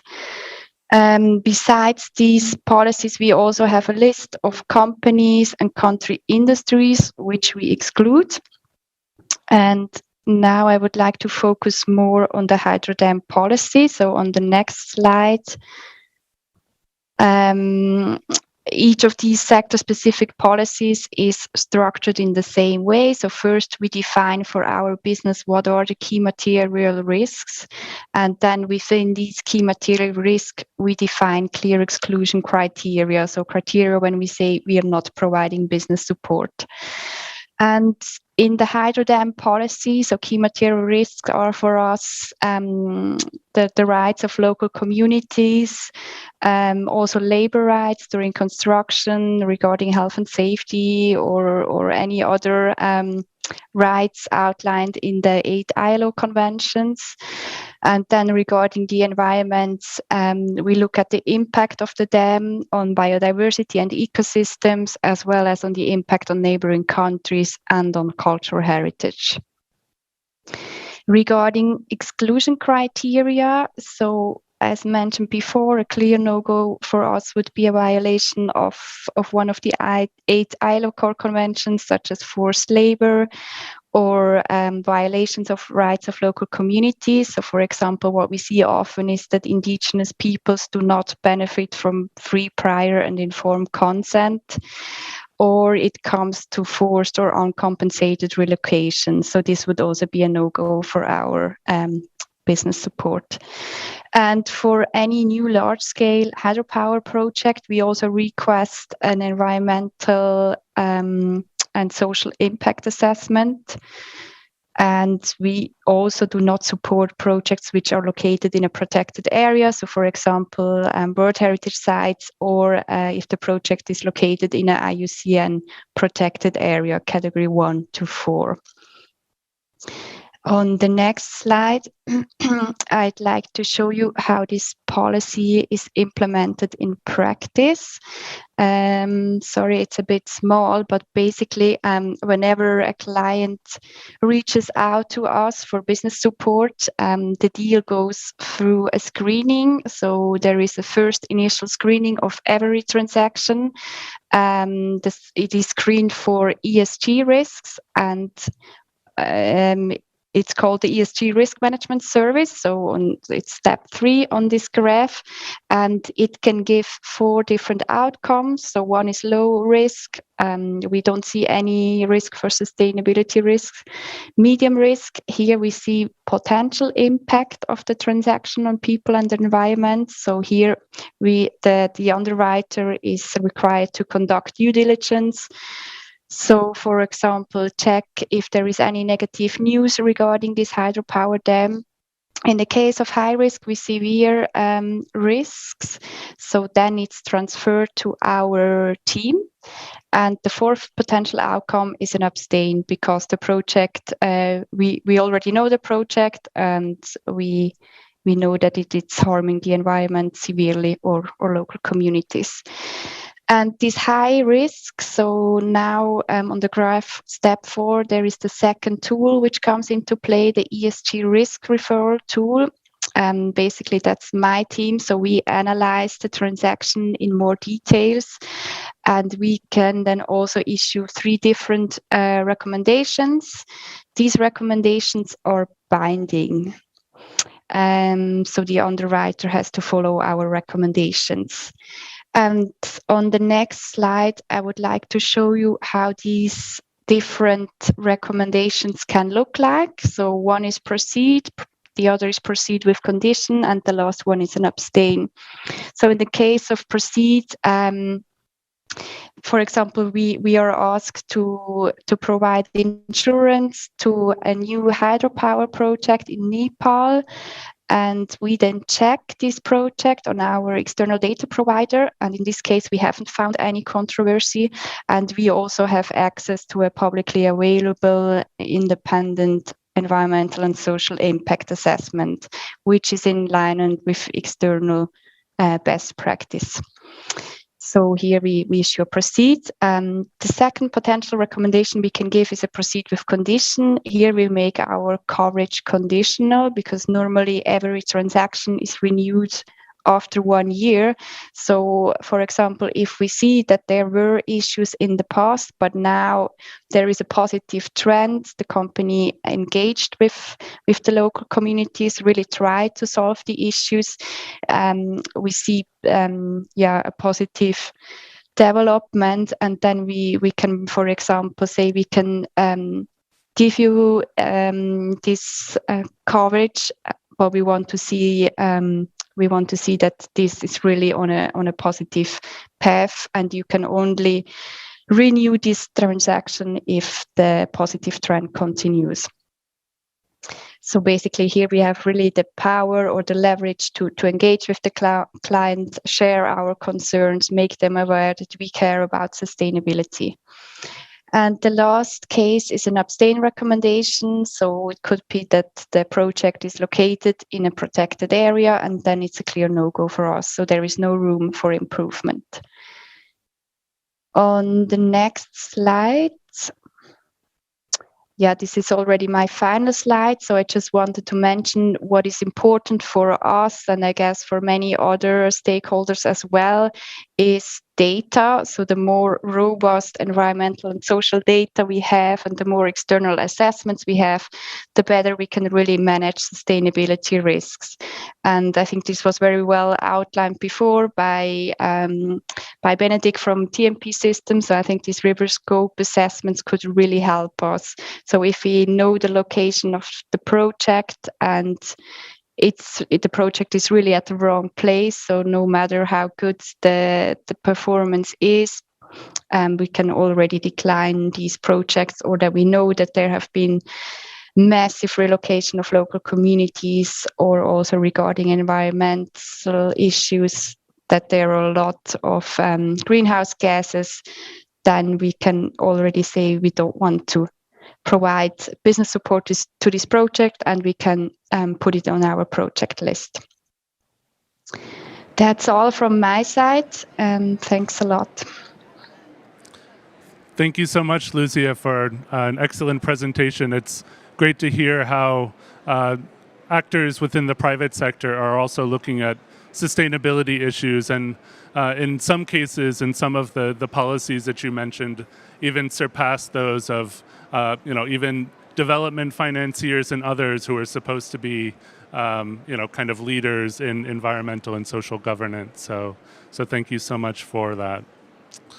So last but not least, we have, certainly not least, we have Dr. Dan Kamen from the University of California at Berkeley. Now will be joining the Biden administration in his capacity working for Power Africa and the USAID.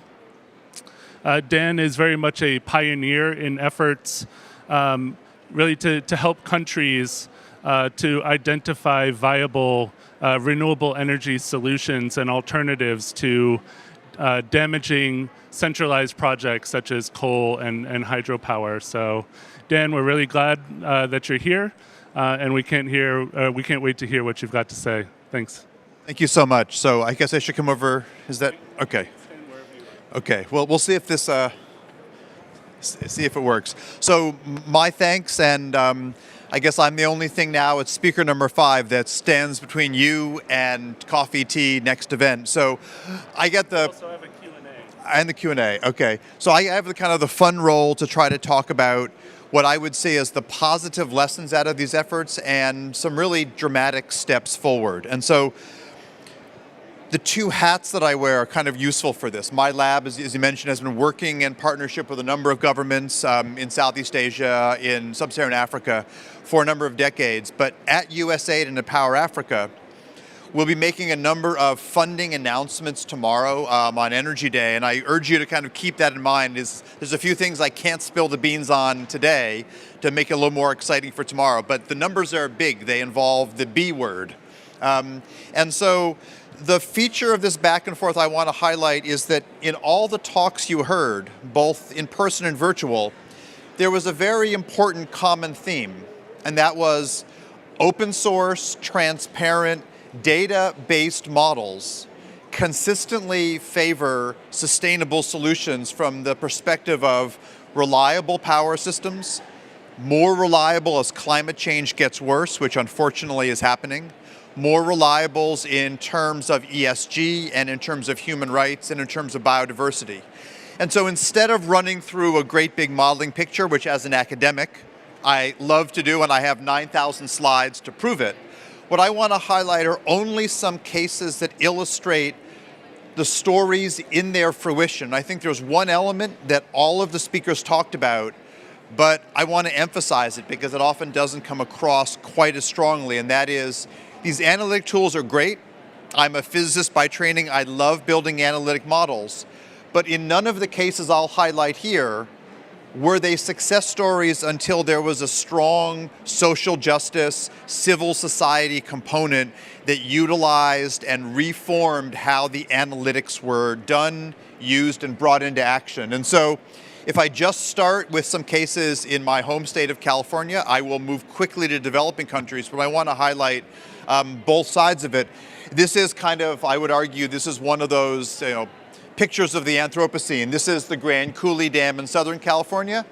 This is when I was an undergraduate, and this is today in terms of just the horrific change. And just one item beyond the massive drought that we are in California is that the feedbacks are insidious and horrific. So one of the many feedbacks is that with our massive drought and our massive wildfires, Helicopters can no longer safely get water out of the dams to fight fires. And that is not the only one, but since we in California, and now in Australia, and now in Siberia, and now in Greece, have created a fifth anthropogenic season, right? That fifth season, we used to have winter, summer, spring, autumn.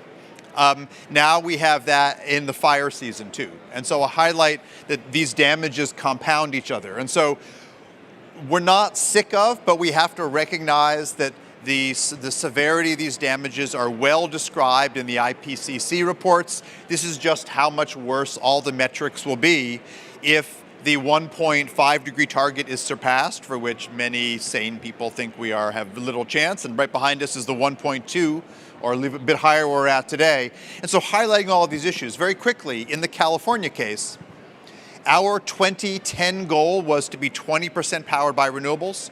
We missed that goal. We didn't hit it until 2013.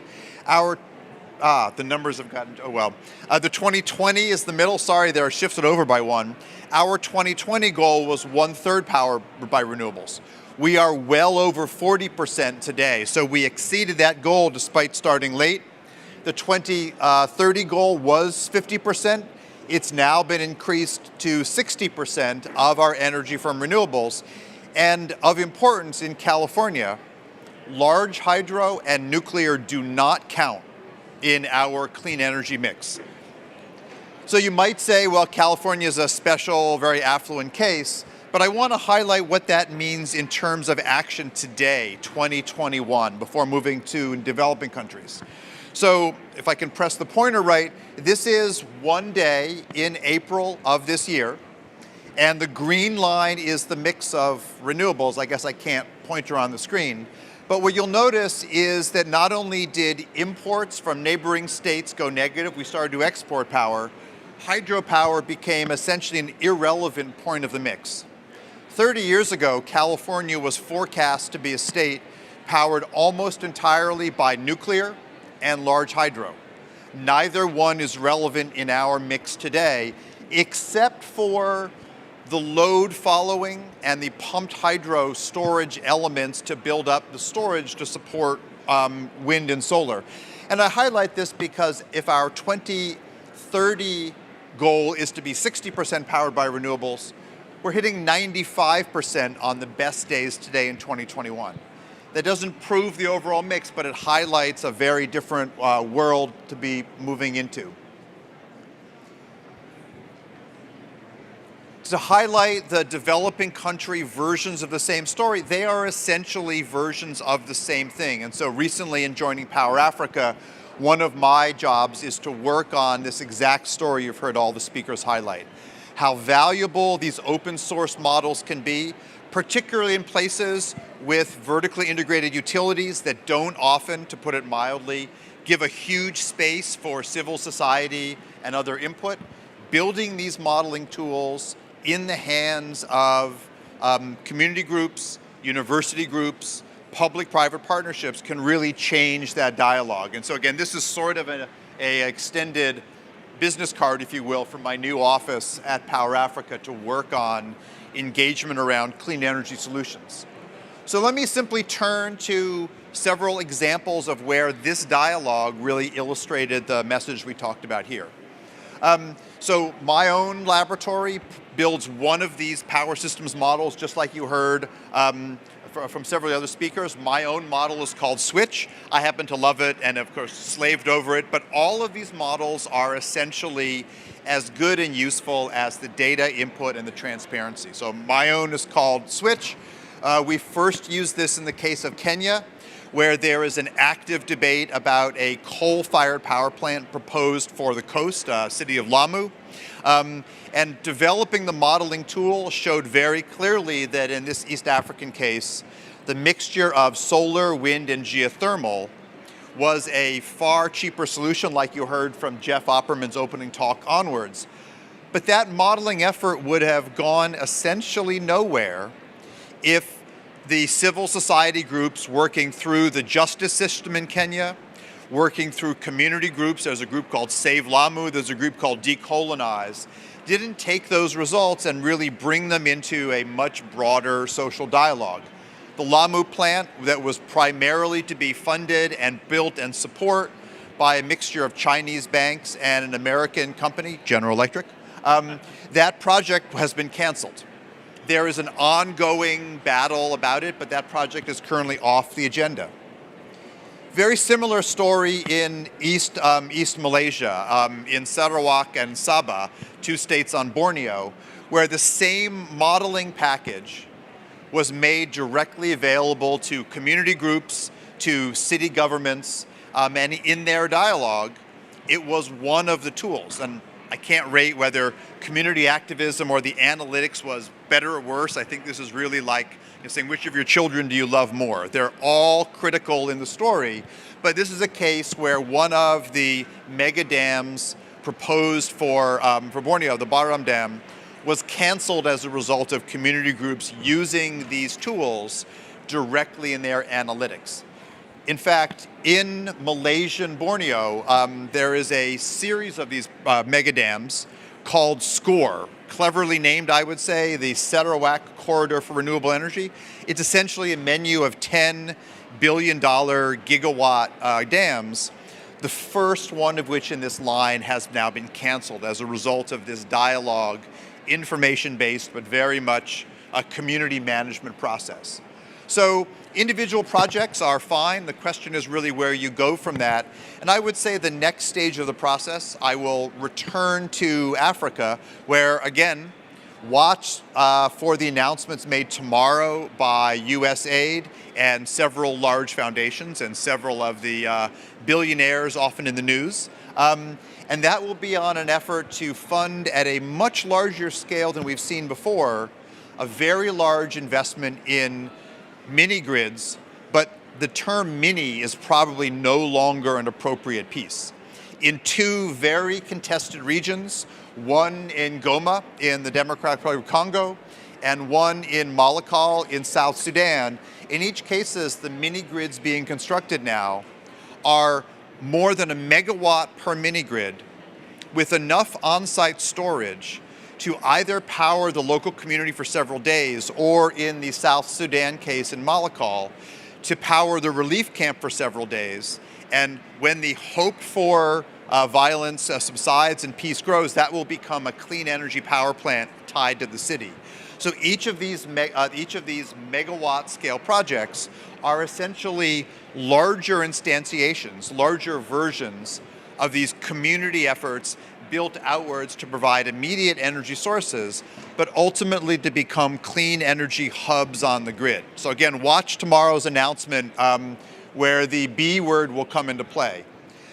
To return briefly in my last minute or two to the work in Southeast Asia, I just highlight an effort here to work with the largest technical society in the world, the Society of Electrical Engineers, and we recently published a book of these case studies of development distributed alternatives to large centralized mega projects. And in a recent effort in Laos, exactly what you heard before. And this is a project with Jeff Opperman, the first speaker, where mapping out the proposed projects, and these were largely projects that were going to be financed to export power to a large regional power, that essentially doing these cost-benefit assessments with engaged community groups armed them to look at the clean energy options. This is a paper in Nature, so it's both easy to find and it's open access. And it highlights a series of projects. You can see the built projects are the dark circles, the proposed dams, and the Mekong are the open circle projects. And this really highlights, I think, how these tools can be put into play. My last comment to kind of look how this kind of works together is that every country, every region is doing its own individual battle. Should they be looking at a cap and trade market for a price of carbon? Should they be looking at a carbon tax, a cap and dividend? I just want to highlight where the dialogue has gone in the United States over this. And this is to jump over many of these individual market requirements by, at the federal government level, instituting a requirement that all federal agencies that then have to work with their state and local agencies in kind of a pyramid are now being tasked by President Biden to utilize the social cost of carbon. And the social cost of carbon 10 years ago was kind of the academic's dream. 5 years ago, it became a national commission in the United States, in parts of the EU. And the social cost of carbon includes an assessment of both the climate impact and the human rights and justice impact of fossil projects. And so again, I'm going to close with this kind of pointing to the new metrics that are evolving at the highest financial levels. This is something that, for our case, the Secretary of Treasury will be the one to implement. And this is really an effort to make the accounting that you've heard from all of the speakers part of this overall assessment. So I want to thank you for your time. I want to thank our hosts, and just to highlight, if you want any of the analytics or the Twitter where I'll be talking about this and then the big announcement we'll make tomorrow, I just want to thank you, and I want to thank our hosts, but in particular the speakers, for really highlighting how critical it is to look at the analytics and how I believe the analytics story arms you for a fight. It doesn't win the fight. That's the social justice part of the story. So thank you all, and I look forward to our Q&A.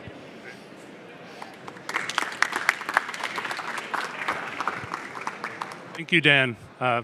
Always great to hear your thoughts. So we've got 10 minutes left. So for kind of final facilitation and wrap up, we have Mark Lambrides from the Nature Conservancy. So Mark, you want to come up and I'll hand you the mic. Thanks so much, Josh. And in particular, I want to thank the speakers. And Dan, you did a good job of highlighting some of the important points from the session today, so I won't go over that. I really appreciate from virtual, Jeff, you starting us off with some thoughts on really the economic and environmental challenges associated with hydro, but that the very critical ways to consider the alternatives, whether it be hydro, well cited, or alternatives to hydro altogether with solar and wind, and the importance of also looking at the impacts of those systems as they touch down on the ground. And Ben, for the important remarks on RiverScope and the use of that tool, Han, for the really thoughtful interventions on Vietnam and some of the critical elements and choices that you have to make in that case. And online, Luisa from Swiss Re, really important institution for a long term in considering the environmental and social risks and putting their money behind it in this case. And finally, Dan, starting off, I thought great, opening us up to both considerations of energy, which is now needs to be open, database, transparent, and importantly, reliable. And I'd add to that the cost effectiveness of the renewable energy solutions that we are experiencing today. So given the late hour and the overrun, I'm going to allow for one question, and I was told there is one in the audience. I'm going to turn it over to the gentleman in the back, who is a rapporteur from the UN in the water and sanitation arena. I can make sure a mic comes your way. And so if you could ask one quick question, and I'm going to then turn it just to the speakers who are live, if you wanted to take a minute to respond to this important question, please.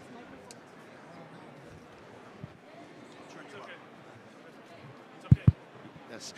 No, just I wanted to explain you that in the last days we have published a statement, a joint statement with 4 special rapporteurs of the United Nations on one question. We have 20 years from the report of the World Commission on Dams. And it's a good moment for remembering that in that moment it was some specific data, such as, for instance, between 40 and 80 million people flooded and expelled from their houses and their territories. First thing, more than 400 million people gravely, severely affected downstream. So when this data, we cannot forget it, and we continue to have this kind of threats at present with a new wave of hydropower big dams, you know. So from my point of view, for our point of view from the United Nations, we are asking the governments to reflect. This is not the right way. This is not green energy. because they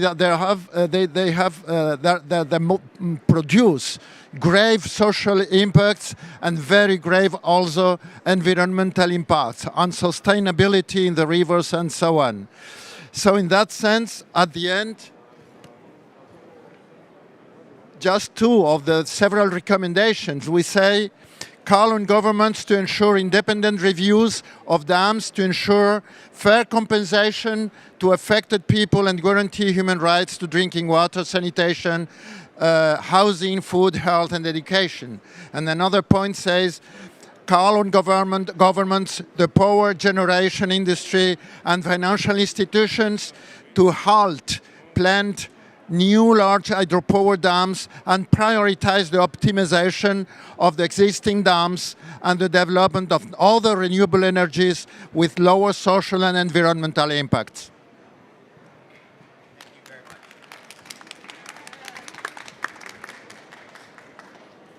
Thank you for that. I don't know that we have answers to that other than maybe voices of support, because I think that's really consistent with what we have heard today.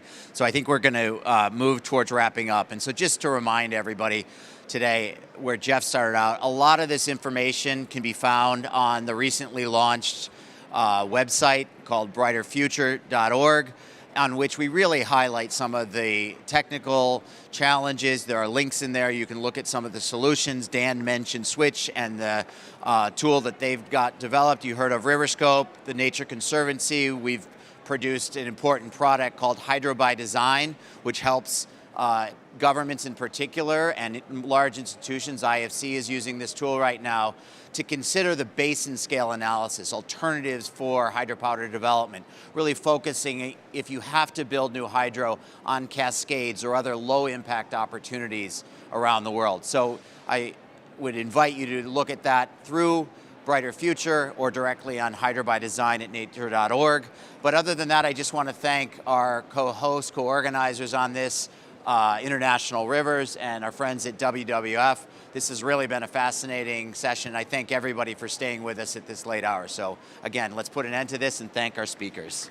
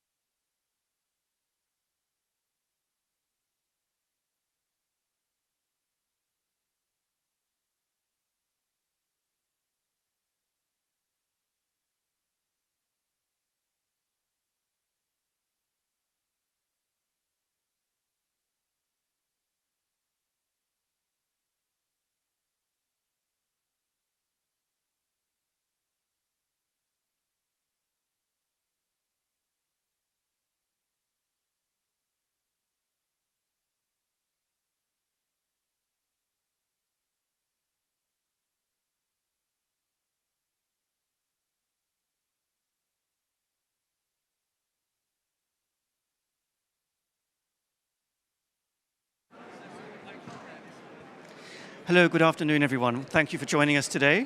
I welcome you to a webinar, a combined hybrid event on hydropower development, providing renewable and environmentally friendly energy, ensuring long-term water availability, and preventing water-related natural disasters. We have a wonderful panel of experts lined up here for this afternoon. To start with, I would introduce myself. I'm Tom Howes from the International Energy Agency, and I'll be moderating today's event. I should flag up that we are, this is a live streamed event and fully recorded, just so you're aware. And I'd like to thank the co-organizers. The IEA is co-organizing this with the International Hydropower Association, together with the government of Tajikistan.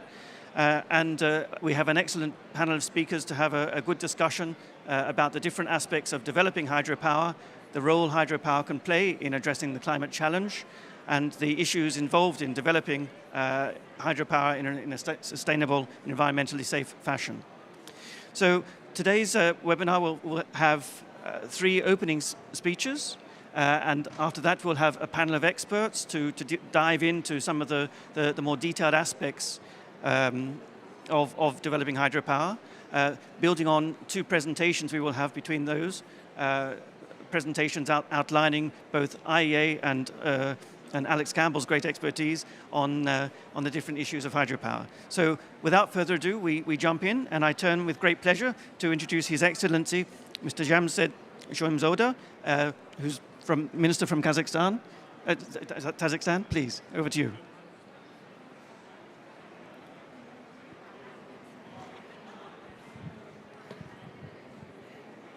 Oh, sorry.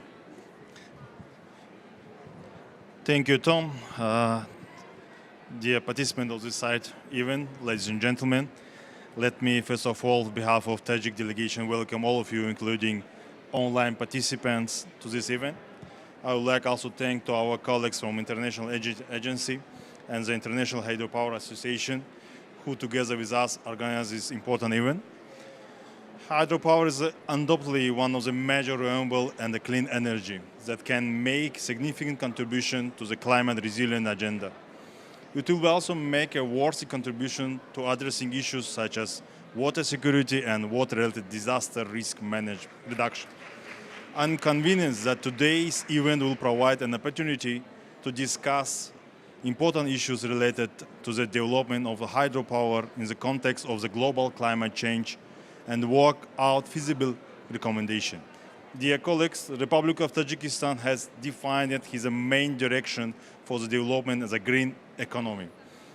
The core of which is the development of the country's rich hydro potential, which currently developed by only 3%. Just imagine that we have just only developed 4%, and at the same time we are 95% generating all our energy comes from hydro energy. According to this indicator, Tajikistan is among the 6 leading countries in the term of the share of renewable energy source in the total volume of electricity production. The annual capacity of Tajikistan is 527 billion kilowatt hour in a year, which can cover 3 times current needs of the Central Asia region.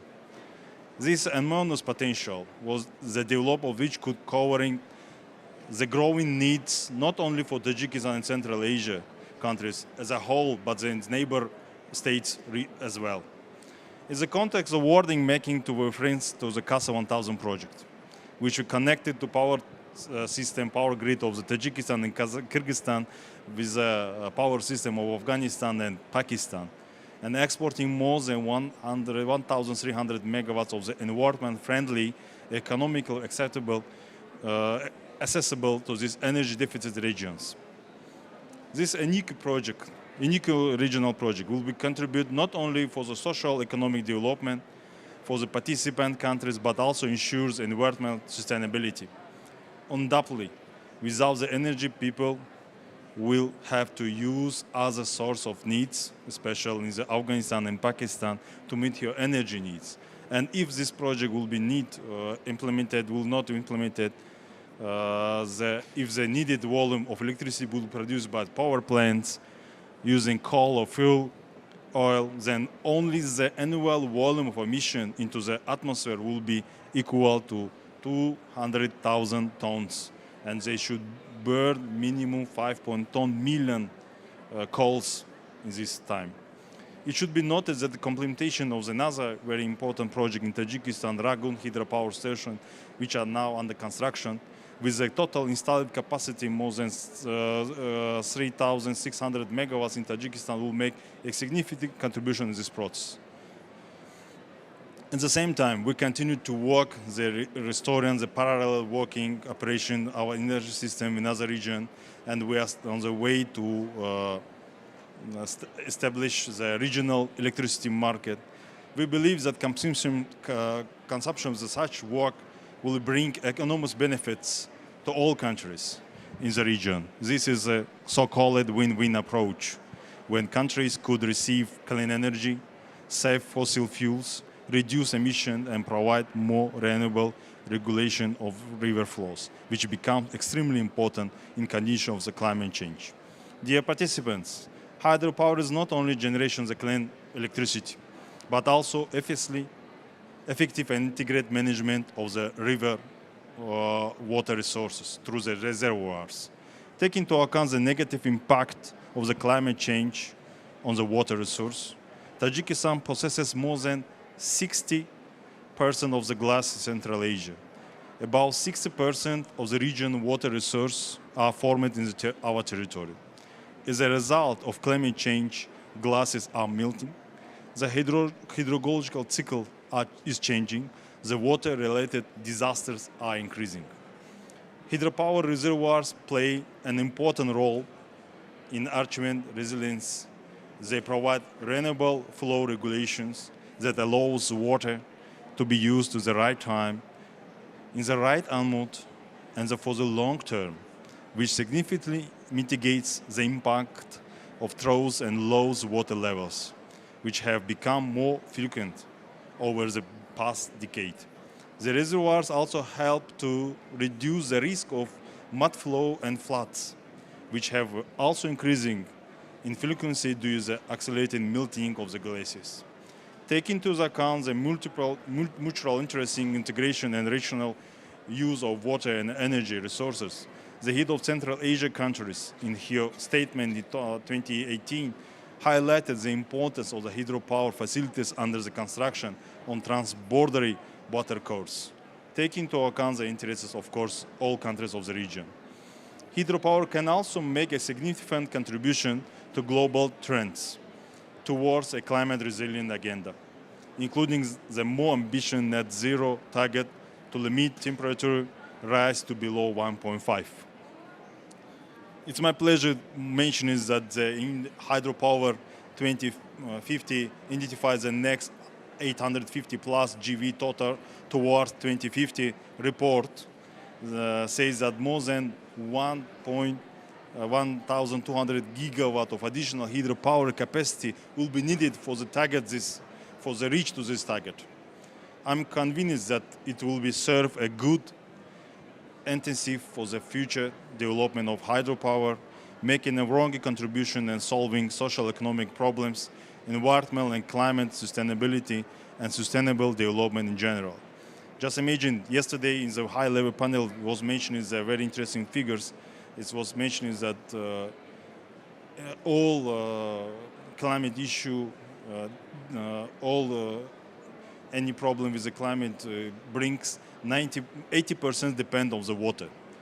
It means that the flood will be increased, everything will be under control, and that's why hydropower with a good reservoir, with of course following all necessary instruction, it's one of the key tools to how we can mitigate the issues of the climate change. At the same time, cover the needs globally, locally, and country needs for the energy, and cover our demands also. Thank you very much. Thank you for your attention.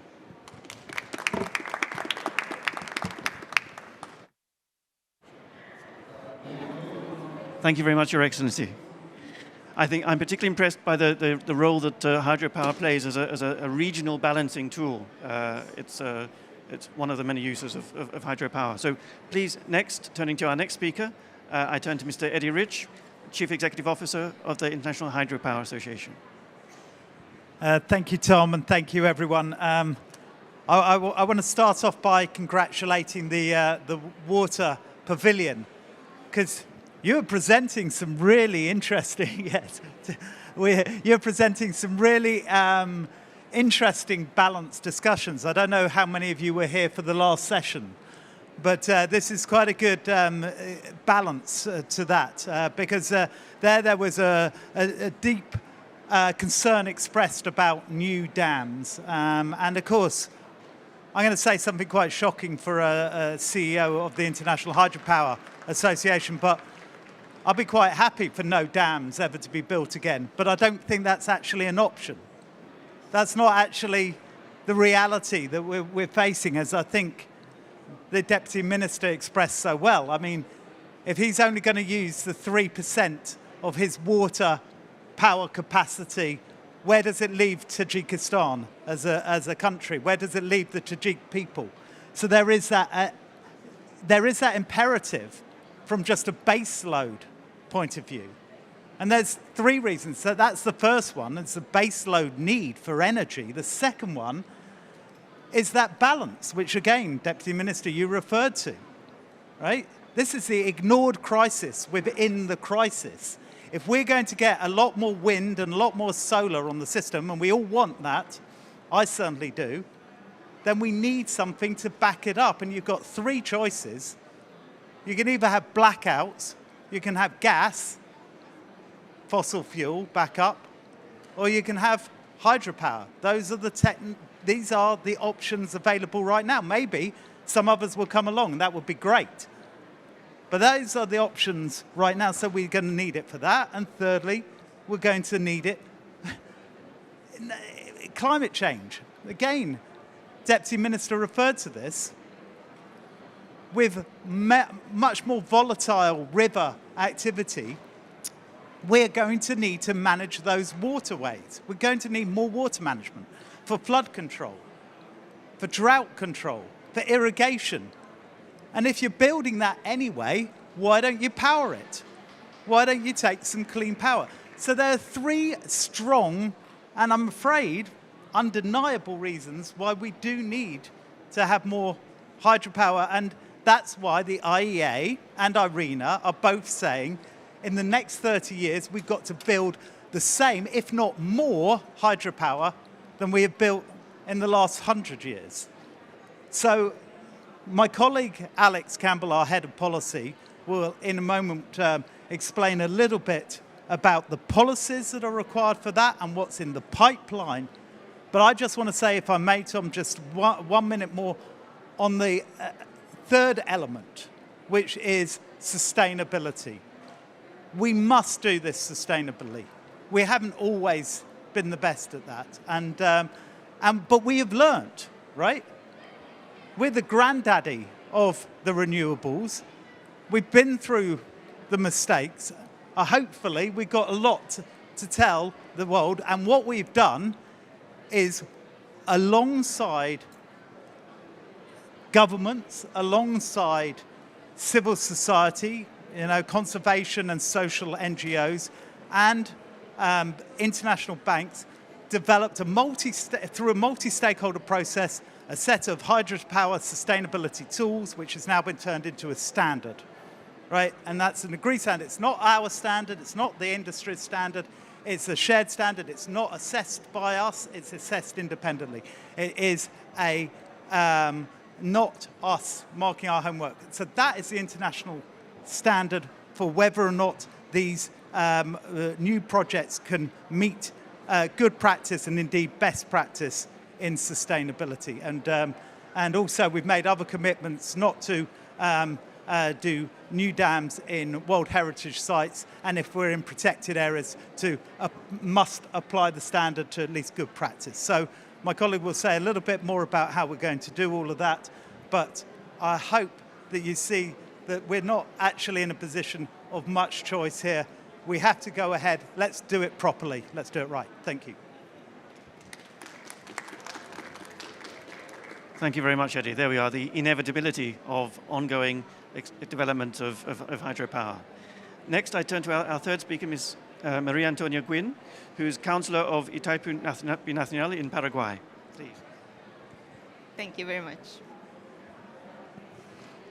In 1973, Paraguay and Brazil jointly ventured into creating Itaipu in order to use their shared international river to produce hydropower. At the time, it was one of its kind.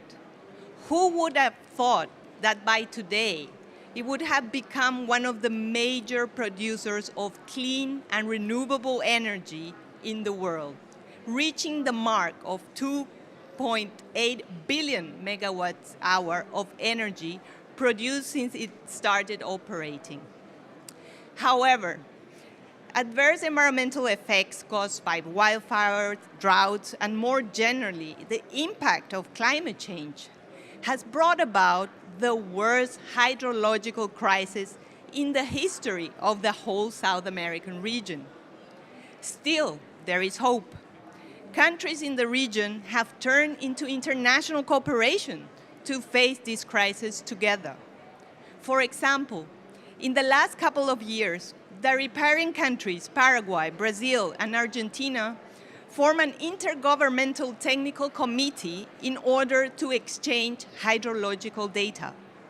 This was a crucial precondition for the eventual decision to liberate sufficient water so as to not compromise the dam's energy production and integrity, and at the same time make sure that the multiple uses of the river by downstream countries were secured. Furthermore, Itaipu is aware that in order to take care of our valuable natural resource, our international river, environmental actions to support the surrounding ecosystem are absolutely crucial. Itaipu takes care of more than 100 hectares of territory that includes large natural reserves and forests. This helps avoid sediment development and maintain natural rain cycles. I also want to highlight the project Itaipu Preserva, one of the largest and most ambitious reforestation projects on the whole continent. Thus, Itaipu not only contributes to the fight against climate change by producing immense amounts of green energy, it also does so by reforestation and in a way that uses only species of plants and trees native to the area. This has the consequence of restoring part of the iconic Atlantic forest of Paraná. We work so that future generations, too, can enjoy this natural wonder of the world. And isn't this exactly what sustainable development means? Sustainable development signifies meeting our demands without compromising those of future generations. So, I will finish by saying that I truly believe that Itaipu surpassed the ideas of its creators, as it now significantly contributes to the sustainable development of the whole region. It is a global exemplar from the South, a paragon of international cooperation in the fight against climate change. Thank you very much. What a wonderful example. Thank you very much indeed. So, with those wonderful introductory speeches, we thank you again. And you can change places with the panelists. And now we turn to two presentations. The first from my colleague who's joining us remotely from Paris, Mr. Jaime Bahar from the International Energy Agency. I think he's with us. We see him there, and the slide is there. So, Jaime, over to you.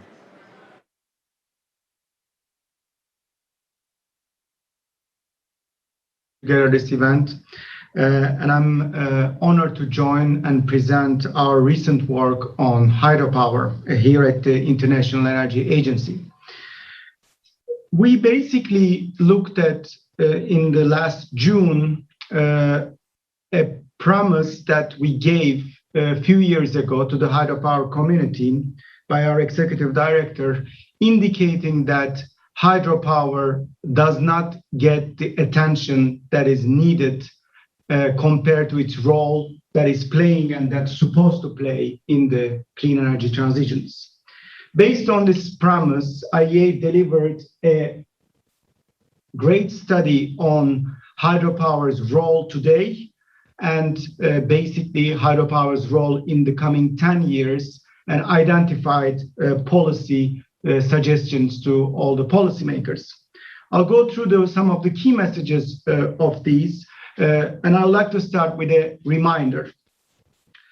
When you open the news these days, you will only hear the news agencies or the Twitter talk about wind, solar PV, batteries, EVs, and all these great technologies that are being very popular.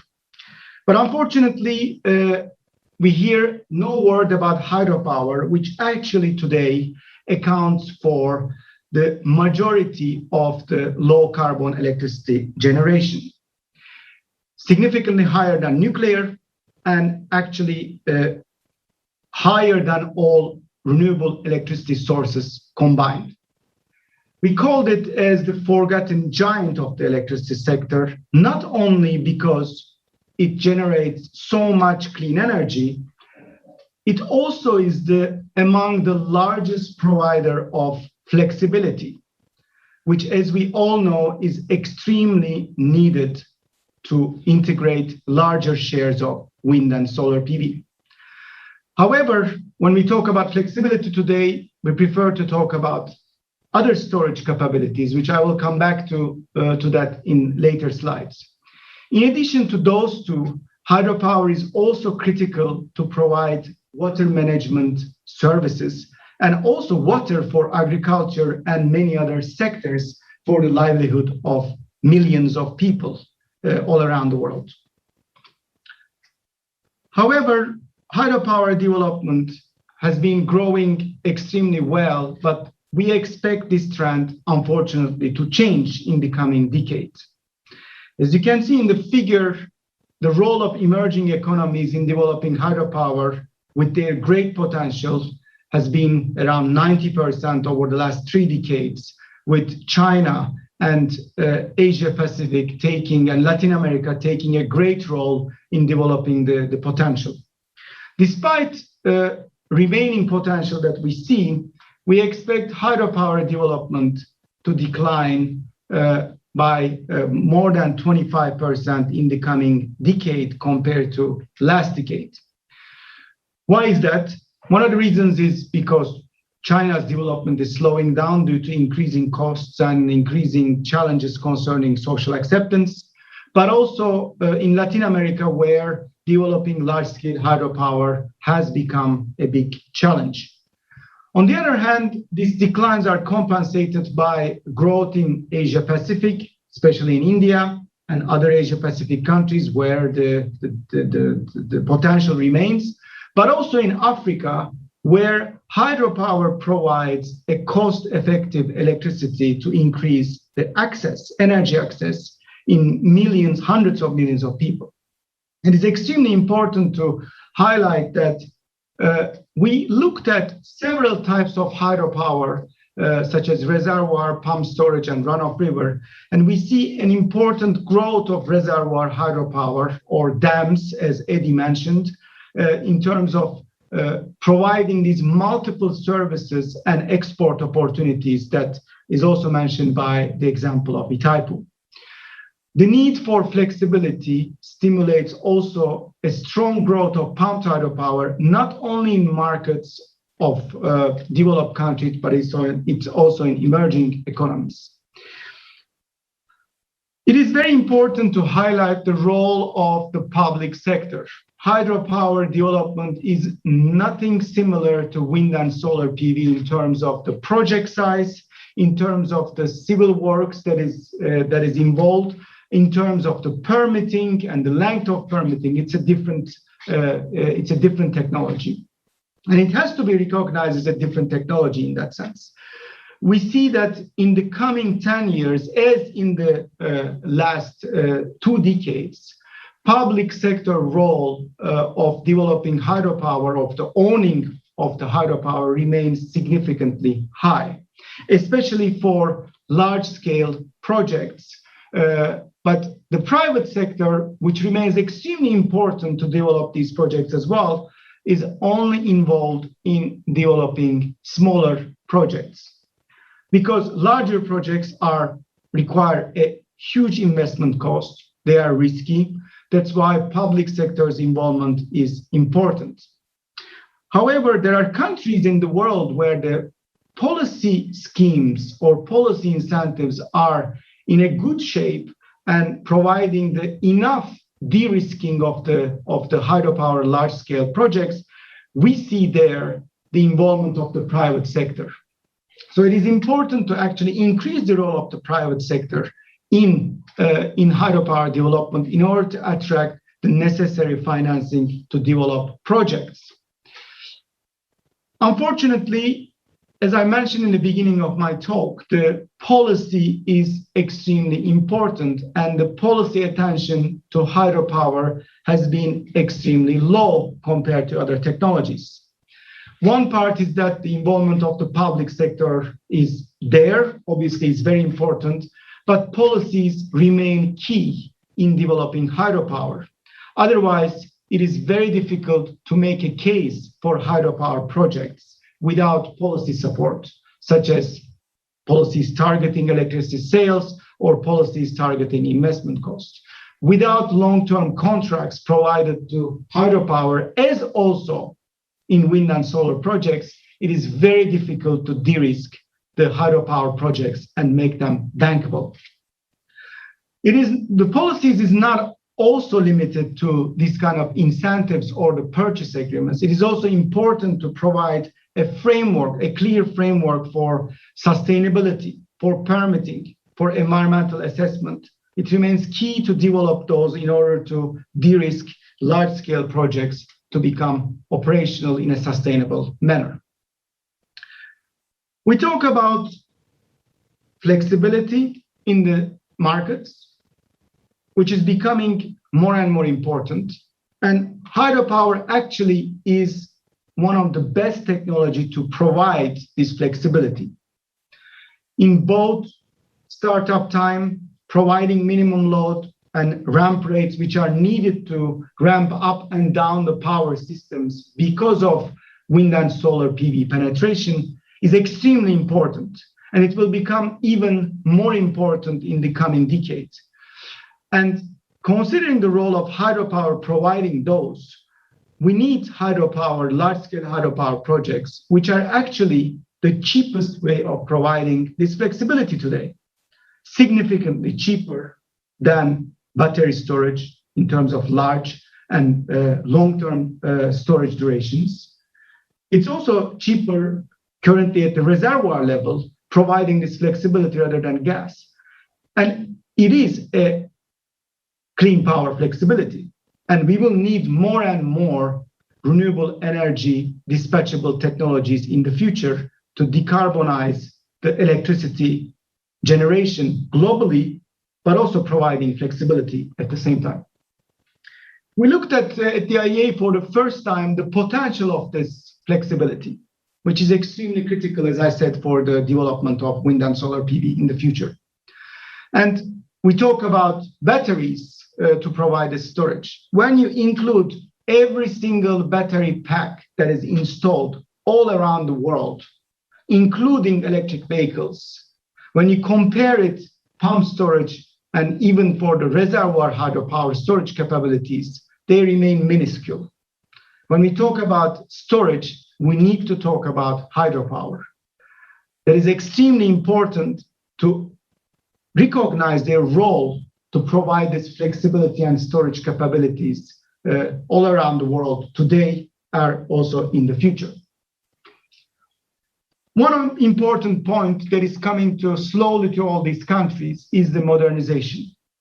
At the IEA, we see the modernization not only important for the water management, but also important for to create an enabling environment to maximize the flexibility of hydropower. In our forecast in the coming 10 years, we expect that 20% of the global fleet will be 55 years and older, which means that they will need to go through major refurbishment in order to operate, first of all, provide clean energy that they've been providing in a reliable way. That's the first point. But also the second point is to modernize them and making the generation much more flexible. However, when we compare the need for modernization investment versus what we see, what is going on in the market, there's a big disconnect.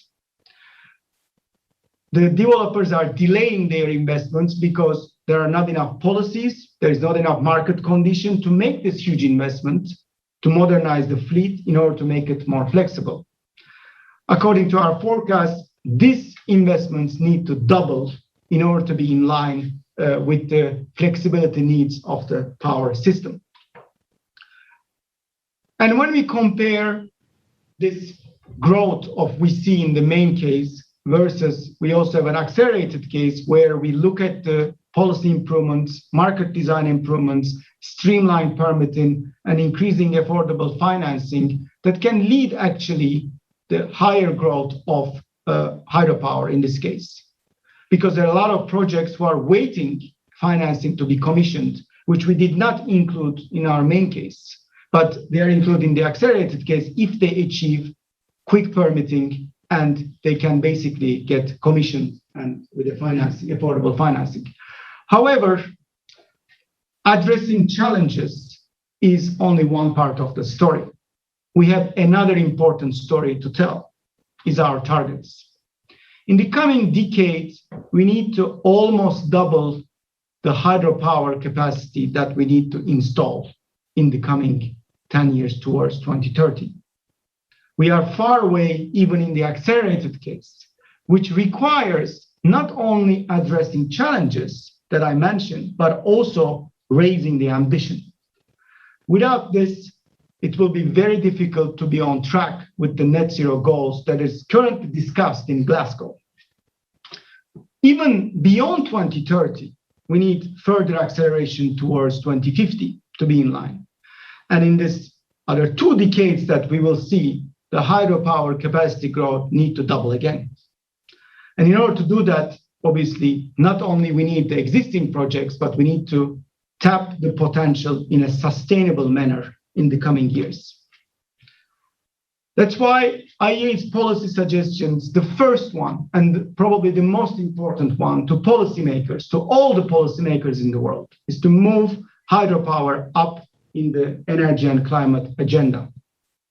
We are hoping that policymakers make hydropower in the new agenda of the policy, adding up to several other topics such as wind, solar PV, and other dispatchable technologies.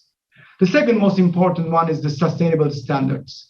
As I mentioned by Eddie, there is no hydropower without sustainable standards. And we really welcome their initiative in terms of developing these rules and regulations and framework for policymakers. The rules are needed, but they need to be clear and to respect certain timelines in order for investors to be able to invest in hydropower. We need to recognize the critical role of hydropower in electricity security in the world to avoid that is an electricity system that is operating in a secure and cost-effective manner. We need more flexibility. We need to, in order to do that, we need to incentivize modernization, but also build more on what we have, especially in terms of pumped hydro storage. We need to mobilize affordable financing to develop hydropower in the developing economies where it is mostly needed in a cost-effective, reliable, and cheap power.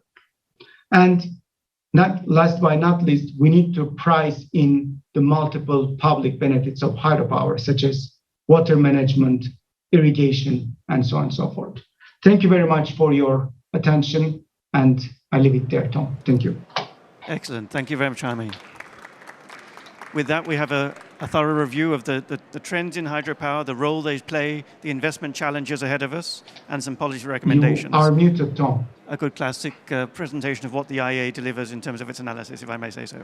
Next, I turn to Alex Campbell, also from the International Hydropower Association, to give us his view and analysis. Thank you, Tom, and thank you, everybody, for attending today. Just wait for the slides to come up. Looks like they're there.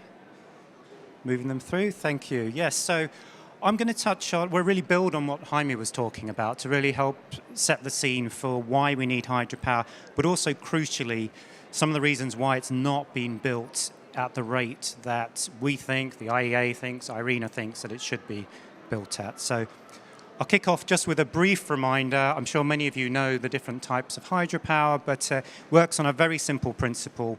The power of water turns an electricity turbine, generates electricity. Much like a wind power creates electricity through turning a generator. It's very simple, been going for 100 years.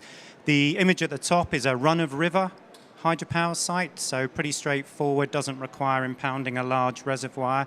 The one we're much more familiar with is reservoir or impoundment hydropower, the image at the bottom there, which can require flooding quite a large area.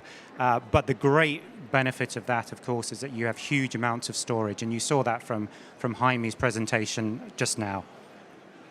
Perhaps one of the more exciting newer technologies is pumped storage hydropower. This is perhaps slightly counterintuitive. At times of low electricity prices and low demand, you pump water up a hill, and then at times of high demand, you release it. So that's obviously got some fantastic synergies with things like solar and wind, where you might have to curtail excess renewable electricity otherwise. So really excited about pumped storage hydropower. There's a lot of it in the world at the moment, but we do need more. And then just a last small comment. We're very familiar talking about dams and associating dams with hydropower. But in fact, the majority of the world's large dams even are not used for hydropower. As Eddie touched on earlier, we could power those and actually use them to generate electricity with quite a low environmental impact. There's all sorts of reasons why that isn't happening at the scale that's needed, and I'll be happy to talk about those later. But just a reminder, not all dams by any means are used for hydropower. So Jaime's already talked a little bit about the growth in recent years with China leading the way. And this chart hopefully shows you quite clearly, it's from our hydropower status report that we publish each year. You can see that China has, I can't do the maths quickly enough in my head, around a quarter of the world's hydropower fleet. So 1,330 gigawatts in total, we think.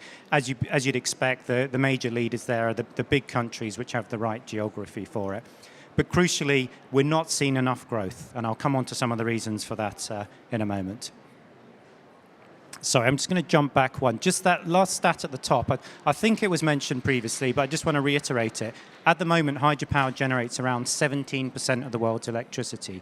It's a huge amount. It's more than all the other renewables combined at the moment. But if you say to most people, name a renewable, I suspect, other than maybe not in this audience, but outside, they wouldn't necessarily talk about hydropower. So just to build on why it's so important in the future, this chart is from IRENA. IEA, of course, do very similar ones. And I don't know if you were watching the WWF presentation earlier, they actually had a very similar one. What it shows, and the crucial thing here is the sheer increase in the amount of electricity generating capacity we need if we're going to get to net zero. Even if we're not going to get to that 1.5 degree net zero target, the less challenging 2 degree target, that chart on the right is still significantly higher. It's well over 20,000 gigawatts. And the really important thing to note here is that hydropower shifts from being an important provider of electricity to being the dominant source of flexible electricity. And I'll explain on the next slide quite why that's so important. And as we've heard from Jaime, we need 850 gigawatts plus if we're to hit 2 degrees, and significantly more if we're to hit 1.5 degrees, because the other options just aren't really there at the moment. Let's make sure I'm clicking in the right place. Right, I will explain why the other options aren't quite there at the moment. Some of the talks earlier were talking about comparing hydropower with solar. Now, solar is a fantastic technology. Low carbon electricity is brilliant. Problem is, at night, you don't get much solar. So if you want to have electricity on demand, you need to have the right suite of tools to do that. We don't think fossil fuels are an alternative. We crunched some numbers. We said, if we replace that 850 gigawatts of hydropower with coal, for example, what would the equivalent emissions be? And it's approximately equivalent to India's emissions today. If you went to the more climate-friendly gas, then that would come down. It would be approximately equivalent to the emissions of Japan today. So the world's second largest population, second most populous nation, or the third largest economy. Completely incompatible, obviously, with tackling climate change. So what are the other tools that we might have available to us?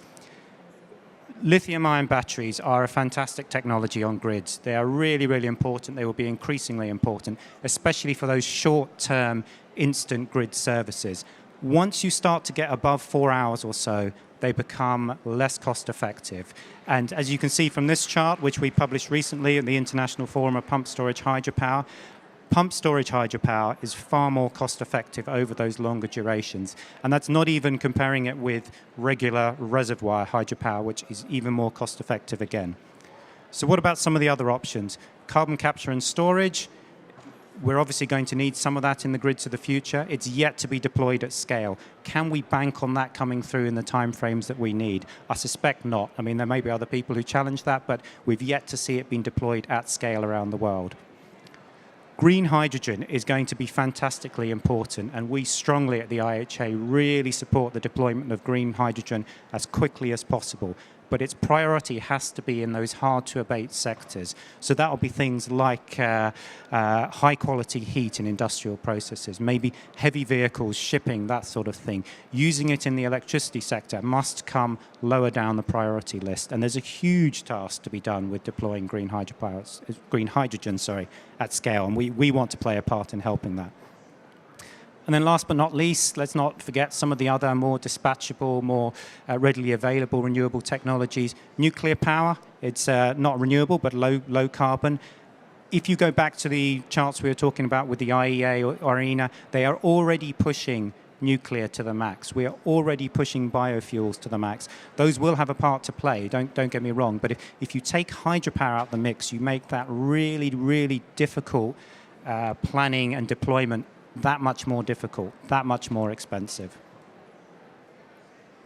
So good question that we get asked is, well, you say 850 gigawatts or you say even more, where's that going to come from? Aren't we already using a large proportion of the world's resources? And it's certainly true in areas like Europe that a lot of the deployable resource has been put into service. However, we did a literature review of the academic literature out there on the available hydropower resource. This, by the way, is all available in His Excellency mentioned it earlier, our Hydropower 2050 report. What we see is that even if you apply quite serious technical, economic, and environmental constraints, there is more than enough potential capacity still there to help us hit those targets. Now, there will be debates about a lot of those, of course, and not all the theoretically available hydropower resource should be used. We totally understand that, but there is still a huge amount that can be used, and we've seen the scale of the challenge that we need to tackle climate change. We're going to have to use some of it. And this, by the way, isn't including the potential for pumped storage hydropower. Sorry about the quality of the chart there. That's from our friends at the Australian National University. I take responsibility for the quality of the chart, though, I should just say that. They mapped out the potential for off-river pumped storage hydropower around the world, and it is absolutely vast. There is more than enough to go around, but we need the willpower to actually start getting it built. Just to put those numbers in a slightly different format, we looked at what was in the pipeline. So again, I go back to that 850 gigawatt figure. We looked at what's under construction around the world. There's only around 150, 160 gigawatts of hydropower currently under construction. There's several hundred more in the pipeline, so this might be stuff that has been approved but isn't being built for various reasons, or is going through approval, or has just been announced. What is clear, as you can see there, is that there is a gap. There is a gap between what is being built, what is being talked about being built, and what actually needs to be built. So we really need urgent action. Hydropower's long timelines, we know that and we recognize that, but if you want to do it sustainably and do it properly, you need to start building for it now. Now, we've got a set of recommendations as well. They're very similar to the IEAs, and we totally 100% support the IEAs, so I won't go into these in a huge amount of detail. Perhaps just the first one there, planning. If you want to have low-carbon grids in the future, yes, deploy wind and solar at scale now, but you also need to think about what happens when they're not generating. How do you back them up? If you do the planning now, you can get the low-cost, sustainable, low-carbon solutions in place. It's really important. I'll be very happy afterwards. I'm conscious of time if people want to talk through any of those other ones to go through them. So just a final slide from me. Hydropower is today and tomorrow an extremely essential provider of low-carbon, flexible electricity. It can and should be developed sustainably. Eddie mentioned earlier the hydropower sustainability tools and the standard. There's no excuse deploying through to 2050 for not deploying hydropower sustainably. But urgent action is needed to make sure that hydropower plays its role, its essential role in tackling climate change. So with that, I'll leave you. Thank you very much.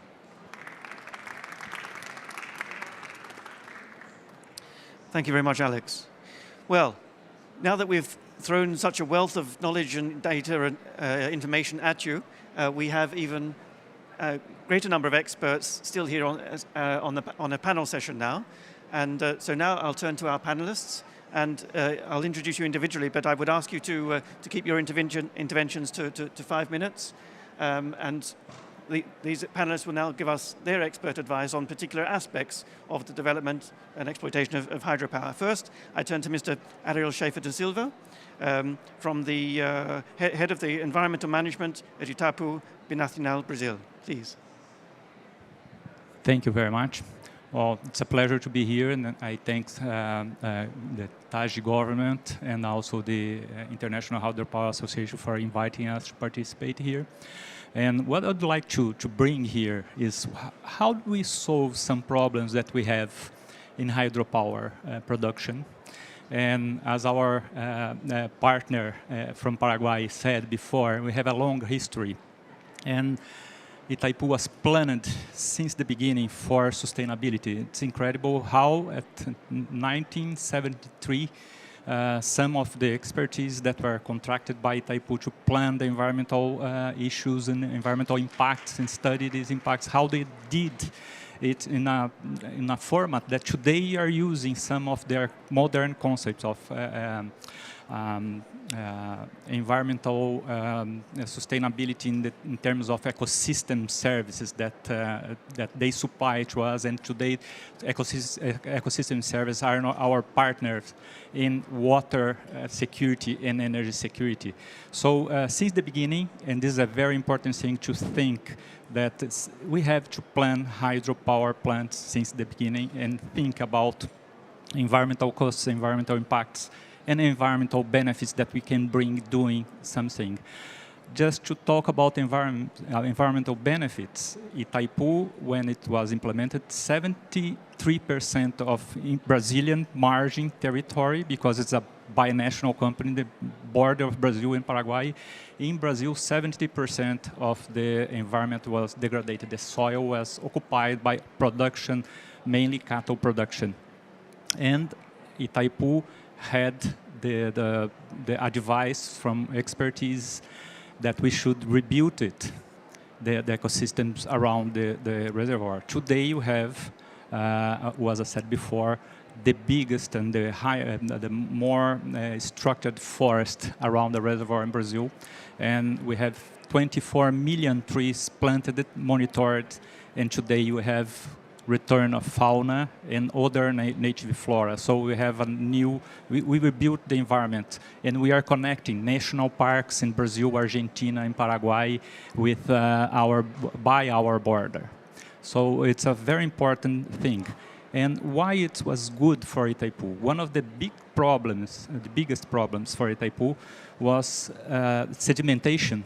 The lifespan of the reservoir can be reduced drastically if we don't work with the territory and the environmental territorial management approach. So we have watershed basin approach. We help people in the territory and the government and partners to rebuild ecosystem infrastructure, the green infrastructure of the region. And we also help them to manage soil and manage production. And then we have a return of some of the water production in the region. 18% of the water produced in the region, water used by Itaipu, is produced in approximately 240 municipalities around Itaipu in Brazil and Paraguay. So we are managing this region to have increase of this water production in the region. That's ecosystem service that regulate climate also, and also water production. And then we have all this work together in Brazil and Paraguay doing the same thing with different programs sometimes because of different conditions of the companies, of the countries. We are doing this very large partnerships with communities, municipalities to manage this big environment and have the reduction of sedimentation in the reservoir. With this, we can increase lifespan and don't lose money in the future or energy production in our case. And we are today not a company that are only an energy generator. We are a company that we are committed to sustainable development in the region. We cannot detach anymore water production, energy production, water management, and also sustainable development in the region. Everything is connected. It's part of our business. Thank you. Thank you very much. So yet again, great details of a fascinating, well, case study for us, but a very good example of combining, as you say, the energy resource, the water resource, and the sustainable development. Very good. So for next, I turn to another expert, Mr. Mark Smith, who's Director General of the International Water Management Institute, for another perspective from an international organization. Thank you so much. And thank you to the IHA and the IEA for organizing this event, and the Republic of Tajikistan, which facilitated my invitation to it, so thank you very much. One reflection, sorry, this is a tangential reflection, but it's so enjoyable to be sitting here before an actual audience and being able to speak to actual people. And I realize that it's the first time I've done that since last year, so very good to be with you. The perspective I bring is not one of someone who's an expert in hydropower. I'm not.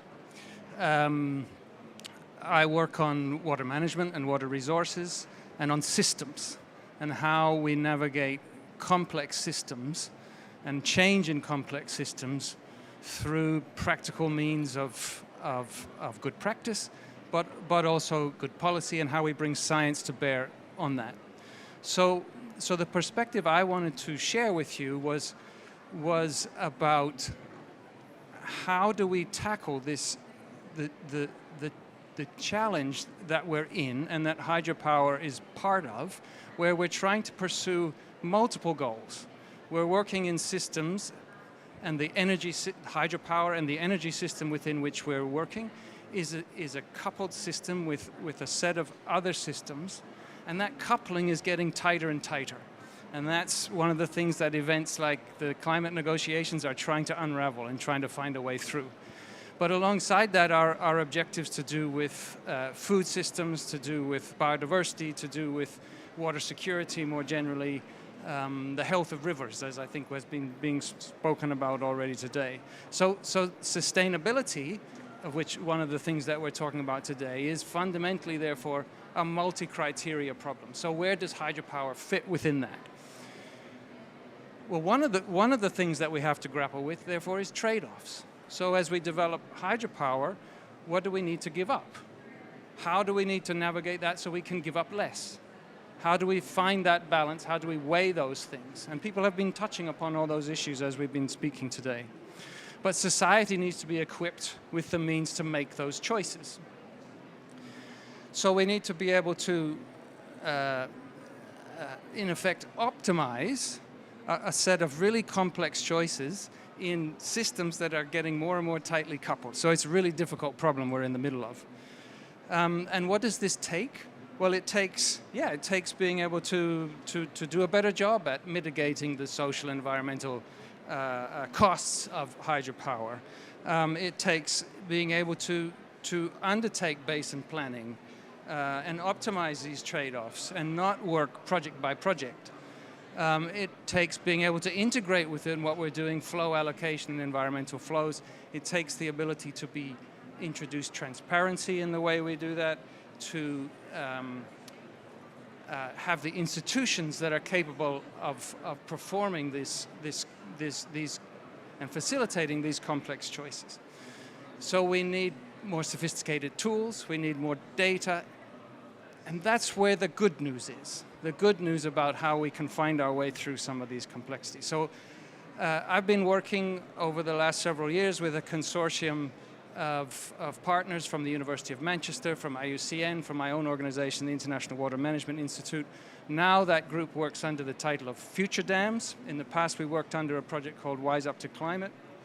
And we've been working with some really innovative tools to help with this system scale planning of water and energy systems, and ways in which you can quantify the trade-offs across the water, energy, food, and ecosystems nexus, so that societies can start making these informed choices. And these are, I think, going to be critical tools as we weigh a set of the dilemmas that we've been seeing on the screen today, and we integrate into that, how do you tackle climate mitigation, climate adaptation, and climate resilience alongside all those things? And there's some really good examples of doing that, for example, from Ghana, which provide sophisticated analytical approaches to how do you balance across the different parts of the energy system, which we've been hearing about, and identify and manage the trade, identify and see the good set of options, a better set of options for the kind of trade-offs that you need to consider with ecosystem health, with agriculture, and so on. So that's the good news, and that research continues. And I think those tools will serve the kinds of problems that we've been hearing about, the kinds of ambitions that we've been hearing about, well, with and helping to make sure that hydropower, as it's developed, can do a good job of fitting in with these broader systems. Now, I want to just close with one question to you, because the thing I haven't heard anything about, and perhaps those of you who are hydropower experts, which I said I'm not, will have insight into. One of the things climate change means is that hydrology is changing. And so the fuel for hydropower and its reliability is changing, and in ways that are uncertain and unknown. So I'm interested in how the industry is looking at that problem and how it integrates it into these ambitions that you've been showing us today. Thank you. Great, thank you very much, Mark. So that's an overarching framework for how to tackle all the different dimensions that we've been hearing about in a systems approach. Thank you. Now we turn to our third panelist, who's joining us remotely. And here we have, let me find my notes, it's Mr. Kenzo Hiroki. He's the coordinator of the high-level experts and leaders panel on water and disasters. Please, you can tell us how we're going to avoid disasters in water management. Good afternoon. Thank you, Chair. Good afternoon from Tokyo. Actually, in advance, the organizer have asked the panelists 3 questions. So let me talk in the form of answering those questions. The first question is, why do we need to develop hydropower? Very basic question. But answer has to be said in a way that is understandable by the leaders, politicians, and general public, rather than the those people within the water box and hydropower box. For me, there are 2 key parts of the answer. One of them is, yes, we need to develop the hydropower to make nobody left behind. Currently, the countries and leaders are bound by 2 responsibilities. One, to keep reducing the carbon emission to the zero emission society. To do that, we are discussing that. But at the same time, the leaders are bound to take the responsibility of keeping sustainable growth, sustainable development towards achievement of the SDGs. So the leaders and countries have to fulfill those two responsibilities at the same time. How? The important thing is that hydropower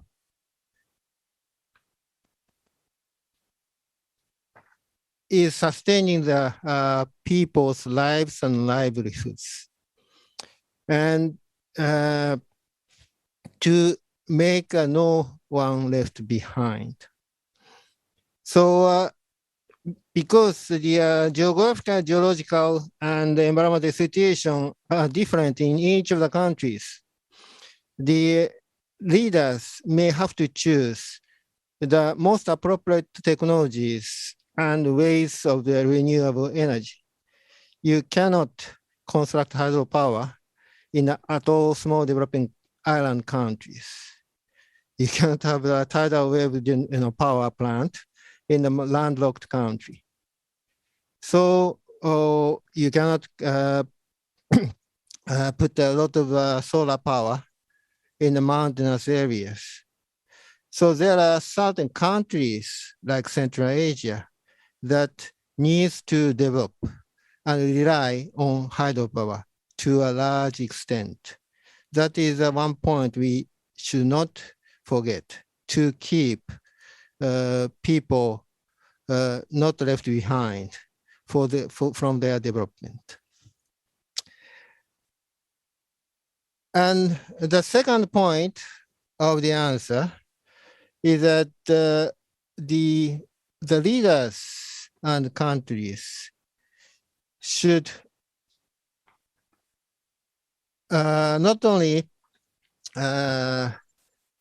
mitigate climate change, but also to adapt to climate change.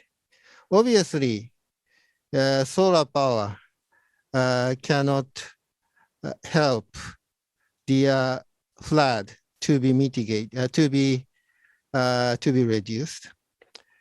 Actually, the water-related disasters are 95% of all disasters in terms of the number of the people. And also water-related disasters are 70% of all the economic loss, which is amounting to over 20 trillion US dollars in the recent 20 years. So the hydropower is the only renewable energy energy scheme which can both mitigate the climate change and also adapt to climate change if they have a reservoir together with them. So hydropower is in a unique position, not only to mitigate, but also to adapt to climate change.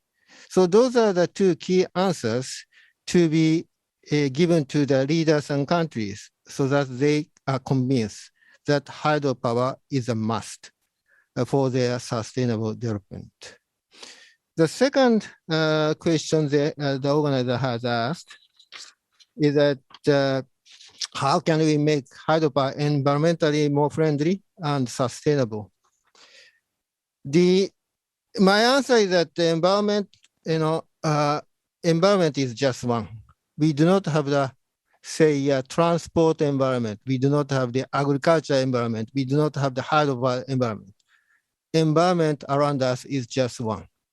That means that, rather than sticking to, say, environmental assessment for the certain hydropower project, we have to look around us and coordinate with all other sectors who are concerned with the environment so that we build together and discuss together how our environment in the country, in the field, in the region can be better with all the actions and plans of the other projects, including hydropower project.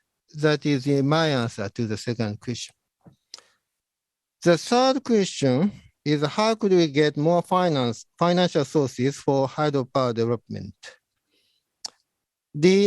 Of course, there can be a lot of answers to these questions, but my answer is that try multi-purpose reservoir.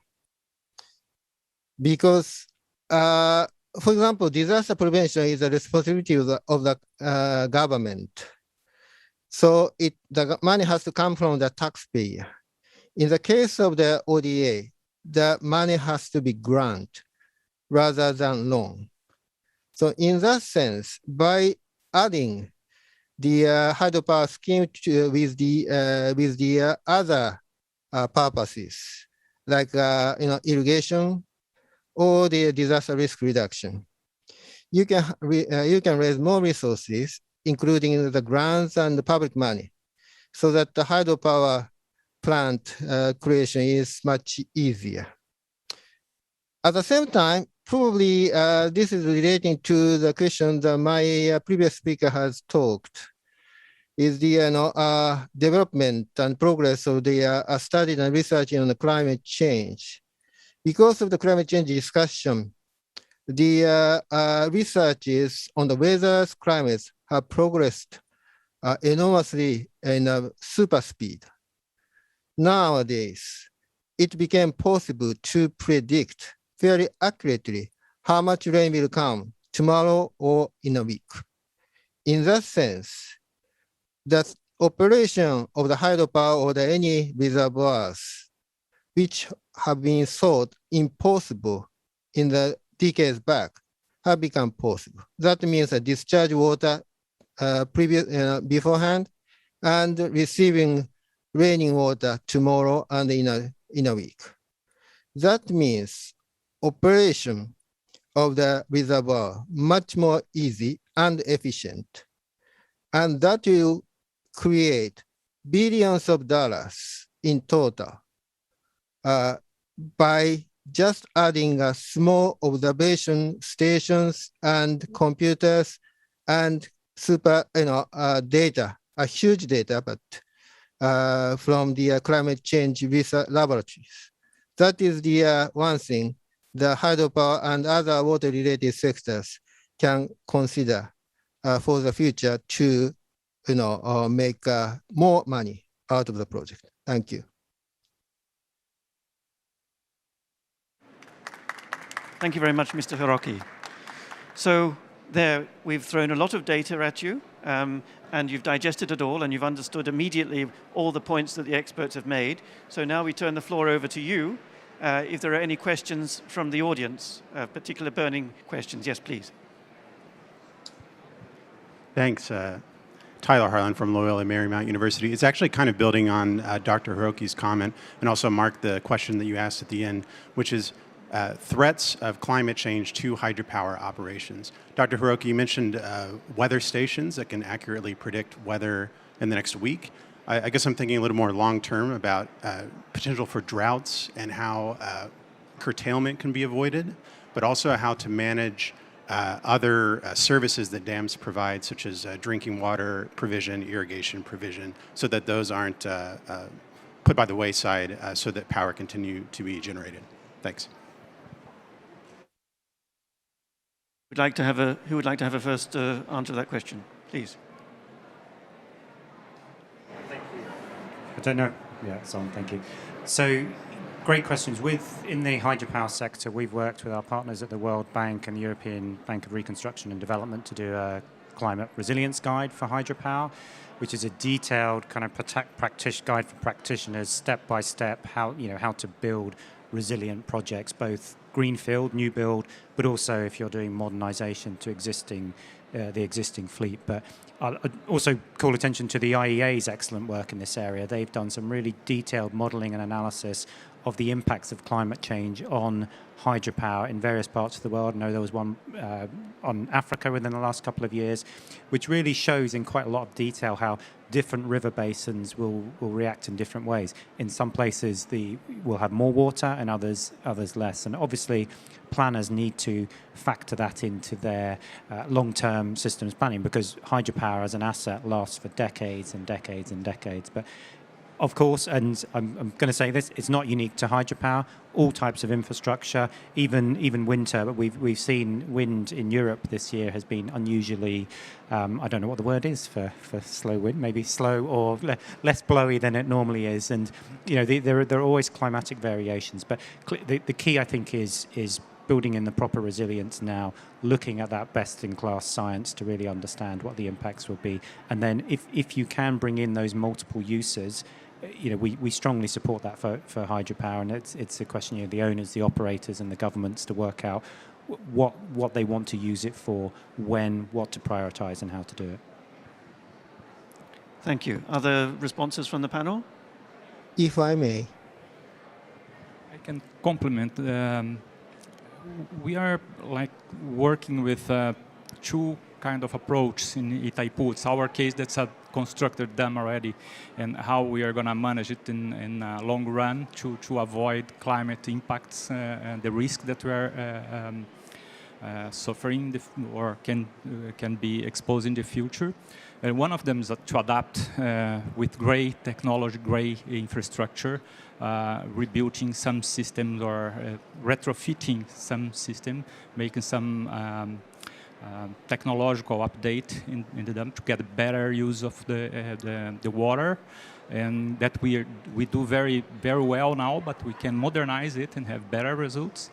And another thing is the green infrastructure that we can put together, but and we are doing that for many years to help the nature produce local water and have more resilience. And but we have to think about not only our region that I explained before, that are 240 municipalities in the region around us, in Brazil and Paraguay, but only in Brazil, upstream the reservoir of Itaipu, there are 170 reservoirs, many for water supply and many for energy supply. And all this green infrastructure have to be planned in the whole river system, not only in our river system, our place or our region. So we have to plan in a broader, have to have a broader plan to implement. And these natural-based solutions are very cheap. They are cheaper, at least, than the gray solutions, and they are lasting. So this is a very important thing that we could do in the future, is work together with the other companies, water and energy companies, to do it together. Great, thank you. Dr. Hiroki, did you want to come back on that? Yes, for this, what I want to say is that the technology is already there. We can do that. We can consider climate change in the future that will be taken into account, reverse operation of the dams. The important thing is that the operators are very, very careful in changing such operation, because the mistake means the millions of dollars for them. So in the case of Japan, for example, the Japanese government has revised their law of their water management. When they decide that the flood is coming and the amount is decided, they ask the hydropower operators to discharge beforehand. And if the estimation was wrong and then the dam remains empty, the government compensates the amount to the hydropower operator. By doing, by changing such a rule in association with the financial scheme, the operators can make one step forward. And at the same time, the threshold of the operation can become a bit broader and broader based on the experiences. And that experiences can be shared with the international community so that others can learn from that. So we need some step-by-step approaches so that the operators and water managers are confident enough to change their own water operation. That will make everybody happy. Win-win situation. Thank you. Thank you. We want to make everybody happy. I would just add to that at the end to say that, yes, the IEA has done some analysis on this recently. We published a report on climate change impacts on hydro resources in Latin America, and we're currently working on a similar publication looking at hydro resources in South and Southeast Asia. So that's a growing body of work. Thank you.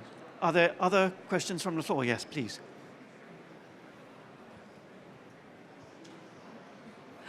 Thank you. Heike Drüllisch, I'm with Countercurrent.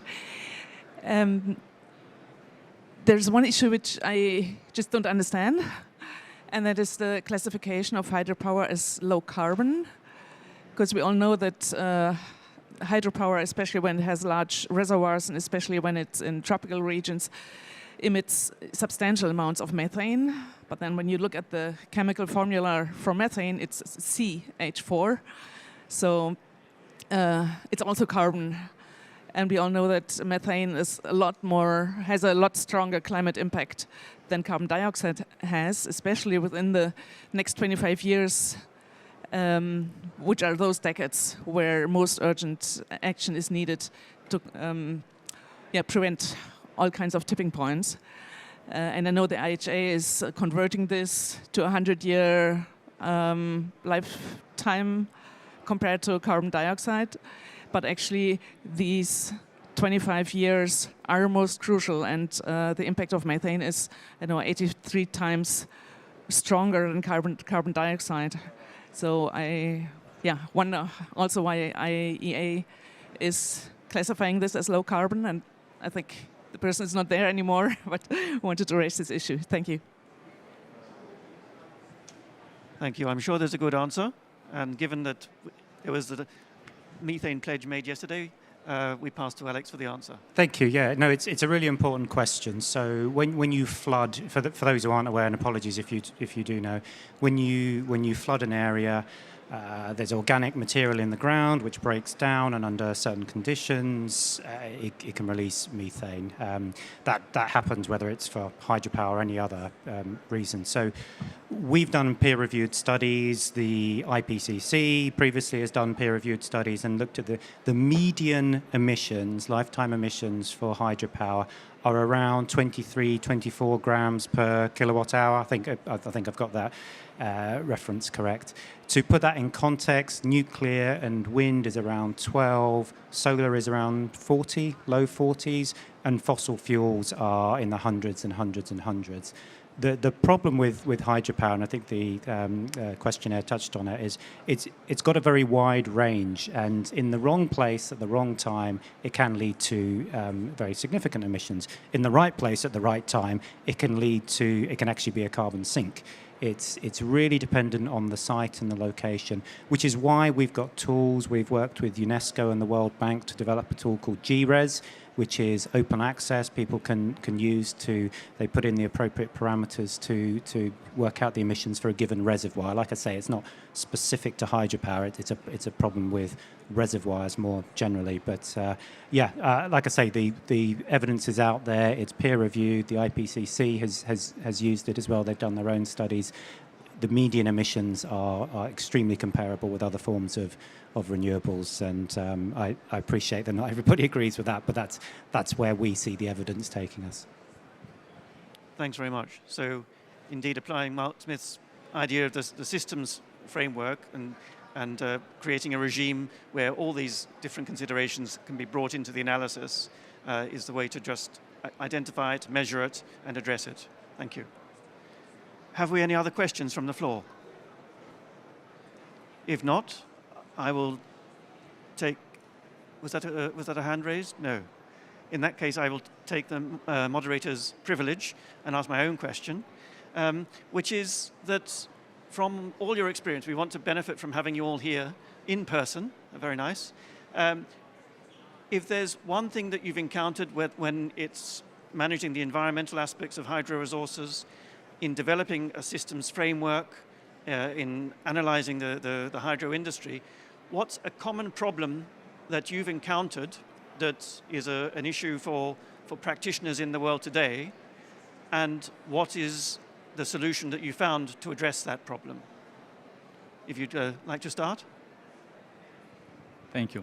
Well, I mentioned before already that the sedimentation problem that we solved with the ecosystem approach. So we adopted the ecosystem approach and conservation approach to avoid sedimentation. But there are other issues that we can work with. Also, water quality. When you think about hydropower, you think water quality is not a big problem. It's a problem for the users of the water, but not for the company. But it is. It is. Invasive species can cause very big damages to hydropower plants, and other than the problems that they cause for the environment and for the people, but also they one species, for instance, that is an invasive species from Europe that is in South America. Degraded concrete is relative to the anemone from the sea anemone. So this small animal, small invertebrate, can degrade concrete and cause many big problems and big investments to companies. So we have to work also with water quality. And water quality, you work territorially, not only inside the gates of the company or just doing something in the reservoir and monitoring the reservoir. You have to talk to people that use the water around and that dispose garbage and dispose chemicals and everything. So you have to think broadly. Thank you. The issue I would like to raise is about, I spoke before about the complexity of issues. So how do we tackle that? And the key is institutions that are capable of doing so and capable of working with this kind of complexity. So as we go forward, there's a lot of lessons to learn about which institutions, which construct of different institutions are able best to manage all of these competing interests. So let's learn from those examples. I've visited Itaipu and learned a lot there, and I know it's a very innovative institution, not just in terms of technology, but also in terms of the setup of the institution and the way it engages with the surrounding region. So let's learn from these kinds of examples and recognize that to move forward with the kinds of solutions, the kinds of solution trajectories that we've been putting on the table in this session, we need the ability to help societies make these choices. So good institutions informed by more data and good processes of bringing people in transparent decision making is what I would like to see. So I'd draw attention to the issue of securing private sector investment into hydropower and indeed other forms of low carbon infrastructure. Investors, when they're putting up a lot of money that needs to be paid back over a long period of time, they need to have a degree of certainty. We need to apportion risk in the right place. They should take the risk for building things and making sure that they work, but they need to be sure they're going to get a revenue stream. We've seen fantastic success in deploying solar and wind because of those mechanisms. There are mechanisms put in place by governments to ensure that an investor knows that his or her company will get a return on their investment. With hydropower, we saw it earlier from Jaime's presentation, the private sector funding isn't really there, and that's in part because the mechanisms aren't quite right for hydropower at the moment. We have seen some successes around the world, but there's not enough of them. So let's focus on getting some new, innovative revenue certainty and guaranteeing mechanisms in place, and then the billions of dollars of private money that's out there that we keep hearing about will come into the sector, much as it will for all those others. Thank you. Dr. Hiroki, would you like to come back on this? Yes, our big challenge recently was how to deal with the COVID-19, because the COVID-19 doesn't wait for us to address the disasters first. It comes together. So having dealt with, to some extent, the COVID-19 issues, so we had started a discussion how we can change our own society to more resilient and adaptive ones. Because now we learn that we will have more disturbances in a larger scale in the future. That means that our societal system is not prepared for that. It's the same for hydropower sector, for the water management sector, for agriculture. Everybody has to confront that from tomorrow. So we do not have the system and methodology to deal with such large-scale disturbances and the slow onset, but continuous changes like climate change. So for that, all the sectors have to discuss together, probably in the UN. That is what we are, having a discussion right now. Thank you. Thank you very much. Well, on that note, I see no further hands, then I will bring the session to a close. And I think we've had a wonderful, fast ride through everything you wanted to know about hydropower, but were afraid to ask.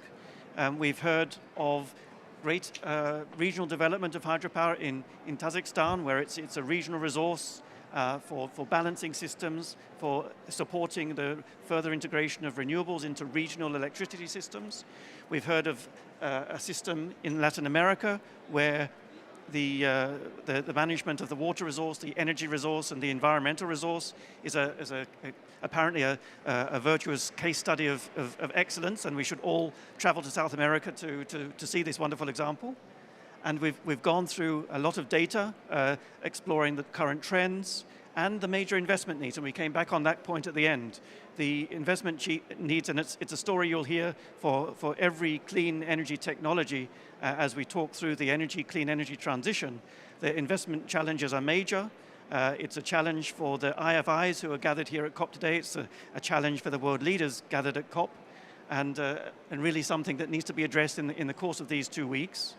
But with that kind of investment, for other elements, I feel today we've flagged up that there are issues that need addressing and things that are seen by some as problems, but we have experts around the table who have solutions. And certainly, again, wearing my advertising hat, the International Energy Agency is about giving clear messages of how we can actually get to net zero, the technologies we need, the investments we need to make, but also the policies and the measures and the recommendations to governments that can help us get there. So I think that's an optimistic note to end on.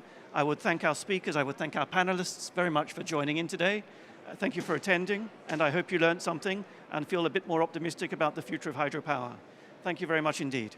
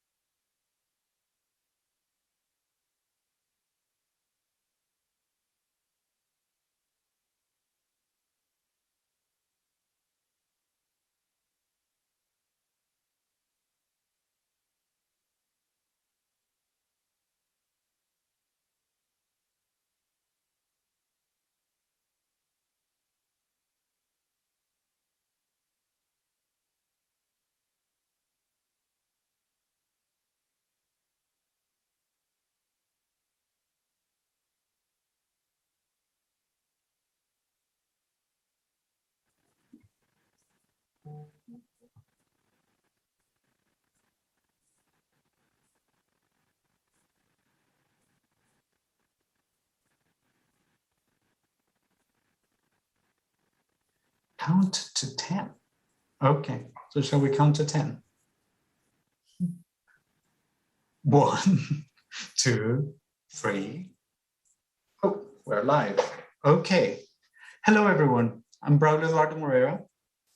I'm the director of the 50 Liter Home Coalition, and I'm the facilitator in this session today. Welcome to the last session of the day, in which the Water Pavilion discussions have been focused on the links between water and energy. The water energy nexus at times might feel to many people as an academic issue. But I was very reassured this morning to hear a number of participants talking about the water energy nexus as a framework that is very helpful to explore synergies. Indeed, those are the words from Beatrice Sisa, the Director General of the Ministry of Environment in Rwanda. In this panel session, we want to explore the synergies between these two essential systems and how experts, leaders, and practitioners are taking action on this topic. This session is titled Water Pathways to Reduce Energy Use and Emissions, and it is co-organized by the Pacific Institute and the 50 Liter Home Coalition. The Pacific Institute is an American nonprofit research organization focused on creating and advancing solutions to the world's most pressing water challenges. And it's the home for very important and influential projects such as the CEO Water Mandate. On the other hand, 50 Liter Home Coalition is a global collaborative initiative that addresses two of the most pressing global challenges: water security and climate change. Our ambition is to achieve a daily 50 liter per person net zero living that feels like 500 liters. We want to achieve this through public-private collaboration, focused on innovation, implementation, education, and advocacy. So whilst addressing water security, we also aim to support climate change objectives, since water heating is the second source of greenhouse emissions in the homes globally. So in this first panel, and let me share. Let me share our full list of participants. In this panel today, we have a number of practitioners, leaders, researchers who are really exploring this space. And in the first part of our panel, we will hear about the work from two leading experts from Pacific Institute and Arcadis. They are exploring the systemic challenges. And to begin with, I would like to invite Heather Cooley, who's the Director of Research at the Pacific Institute. Heather, tell us about your research and how the Pacific Institute is contributing to this important topic. Welcome. Thank you. And thank you for inviting me to be a part of this discussion today and to participate in this really pivotal event to bring water more fully into sort of the climate discussion, both on the adaptation and mitigation side. Around the world, climate change and population growth and changing consumption patterns are putting greater pressure on limited water resources. As conventional sources become constrained, increasingly communities are looking at more energy-intensive water supply options. They are looking at importing water from further and further away, or from pumping from greater depths, or even looking at options like seawater desalination. Some of these trends threaten to increase the water or the energy and greenhouse gas footprint for water. But there are also many positive signs. We're seeing greater uptake of water efficiency measures, and in some cases, it's enabled some communities to continue to grow while using less water. We're seeing electrification of water heaters, which, as you just noted, is typically the most energy and greenhouse gas sort of element of the water use and management cycle. And we're seeing, of course, renewables come online to help decarbonize energy systems.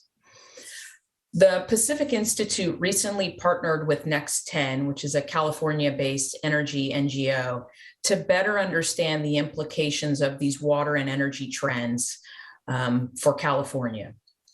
And while focused on California, our results and our findings are applicable to communities around the world. We analyzed the energy and greenhouse gas footprint of various future water scenarios, both on the urban and agricultural side. So I'll talk a little bit about what we found. And I'll focus first on the urban side. We found that under a business as usual scenario, population growth for California was projected to increase urban water demand and water-related energy use by about 40%. By 2035. Under this scenario, despite California's major efforts to decarbonize the electricity grid, water-related greenhouse gas emissions would increase over current levels by about 2%. Alternatively, we found that adopting comprehensive urban water efficiency measures would reduce future water demand and water-related energy use by about 17%, despite continued population growth. Under this scenario, we found urban efficiency coupled with planned decarbonization of the grid would reduce water-related greenhouse gas emissions by about 40%. I'll talk a little bit about agriculture. You know, of course, agriculture in California and around the world uses far more water than we do in our urbanized areas. But water for agriculture is not nearly as energy intensive as it is for urbanized communities.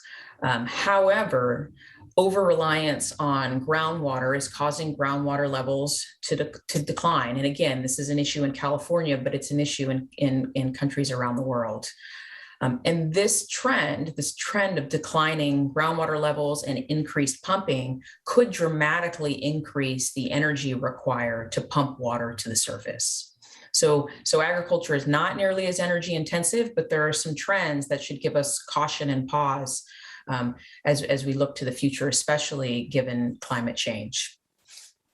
In our study, we also examined several case studies to try to highlight some of the risks and opportunities around the water energy climate nexus. For example, the city of Los Angeles is a city that's been dependent on imported water, and water imported from distant basins. They've announced goals of reducing reliance on imported water, of recycling 100% of their wastewater, and of investing in local stormwater capture. While they're taking these steps to improve their water resilience, we found in our research that replacing that imported water with these local water sources can help the city also meet its energy and greenhouse gas goals. And finally, there are opportunities with wastewater. Wastewater holds a tremendous amount of energy, and it's energy that is often just thrown away. We highlighted a wastewater treatment facility in the San Francisco Bay Area, and again, there are facilities like this around the world, but this particular facility became the first in North America to be a net energy producer. It's producing more energy than is required to treat the wastewater. They are also generating recycled water at that facility and are able to offset the energy required to that. And then they're selling that excess energy back to the grid. So a tremendous, I think, opportunity. And again, one we can and should see more of in the future. So our conclusion for California and for the global community more broadly is that water can and must play an integral role in helping to meet energy and climate goals. If you're interested in learning more about this study, please look at the Pacific Institute's website. It's available. And thank you. I look forward to hearing more from the other panelists and participating in the discussion. Thank you so much, Heather. And for me, one element that sticks in my mind is the word comprehensive. So how a comprehensive strategies and really strategic action can actually have a number of co-benefits across various systems. And I think that is fantastic learning from the study. Thank you. So now I would like to pass the virtual microphone to Dr. Anusha Shah, who's the Senior Director of Resilient Cities at Arcadis. Anusha has led very recently important research on the water energy nexus on behalf of the 50 Liter Home Coalition. Anusha, tell us more about it. Thank you so much, Braulio. So delighted to be part of this hugely important session. We're bringing water efficiency in the discussion at this critical conference, COP26. So brilliant to be here. So what we're talking about is the water energy carbon nexus, which is the intertwining relationship between water energy systems and their impacts on carbon emissions. So what we found was there was enough material on what happens outside home and how energy is used in abstracting, treating, moving water, and how water is used in producing energy. And but there's not a lot that has been said about how this nexus works inside the home, how much energy is used in our kitchens, in our bathrooms. So with the world's attention on the climate crisis, there's also a huge focus on energy efficiency as part of climate action, which is good. But the farthest people have gone is on the space energy inside the home. So that water energy carbon nexus in homes through water efficiency is missing. So we at Arcadis, along with the 50 Litre Coalition, have drafted this white paper where our focus is very much at the domestic level, but we're looking at the overall systems. So we've selected 4 cities, Los Angeles, Beijing, Mexico, and Mumbai. And the reason we selected was that's kind of a representative of all stages of development, economic development, from developing to intermediate to advanced. So what we did was we looked at the problem from a systems perspective at a city level, profiling each city, highlighting patterns of water use inside the homes and other issues which are affecting the nexus outside from the water supply and outside the home point of view. So the question we have tried to answer is, in the race to net zero, are we having a blind spot within our homes? Are we collectively missing the opportunity of reducing carbon in our homes through water efficiency? So what our analysis confirmed that water-related energy in the form of hot water accounts for roughly 6% of carbon emissions in most of the cities we studied. So that makes it the second biggest source of energy consumption in homes after space heating. And we believe that's the blind spot because, we've seen inside our homes, we don't need 24/7 hot water all the time. So why should we be emitting energy in that? Our analysis also revealed that our communities around the world need to learn from each other. For example, one of the key findings of the paper was that the water consumption behavior in one of the most significant and most readily influenced drivers it's basically behavioral change. And we saw with, economies which are developing, with Beijing and India, so with more wealth, we end up spending more money and consuming more water.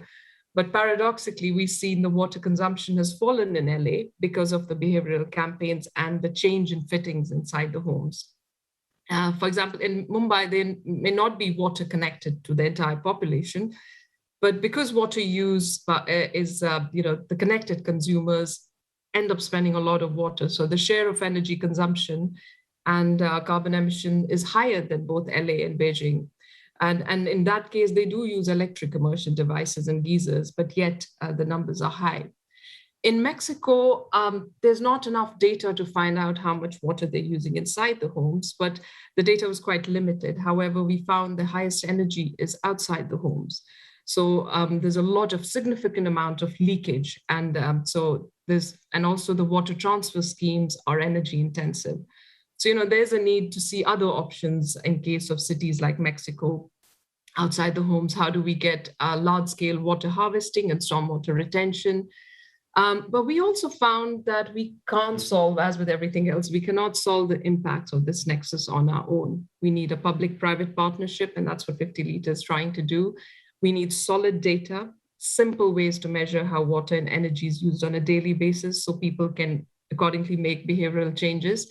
Because if we don't have water, energy, and carbon data, what chance does a household consumer have? And also we found that without financial or societal incentives, there's no driver for change. So there's a critical relationship between water, energy, carbon, and the pricing of the bills. So if we get bills which actually show us how much people are using at taps in the sink, in the shower, they can see what the energy is consumed and they can see what it's doing to their bills. So if we get that data, then behavioral change is more doable. But also, I think what we found was just by simply saving water is not enough. We have to decarbonize the actual energy source at the same time.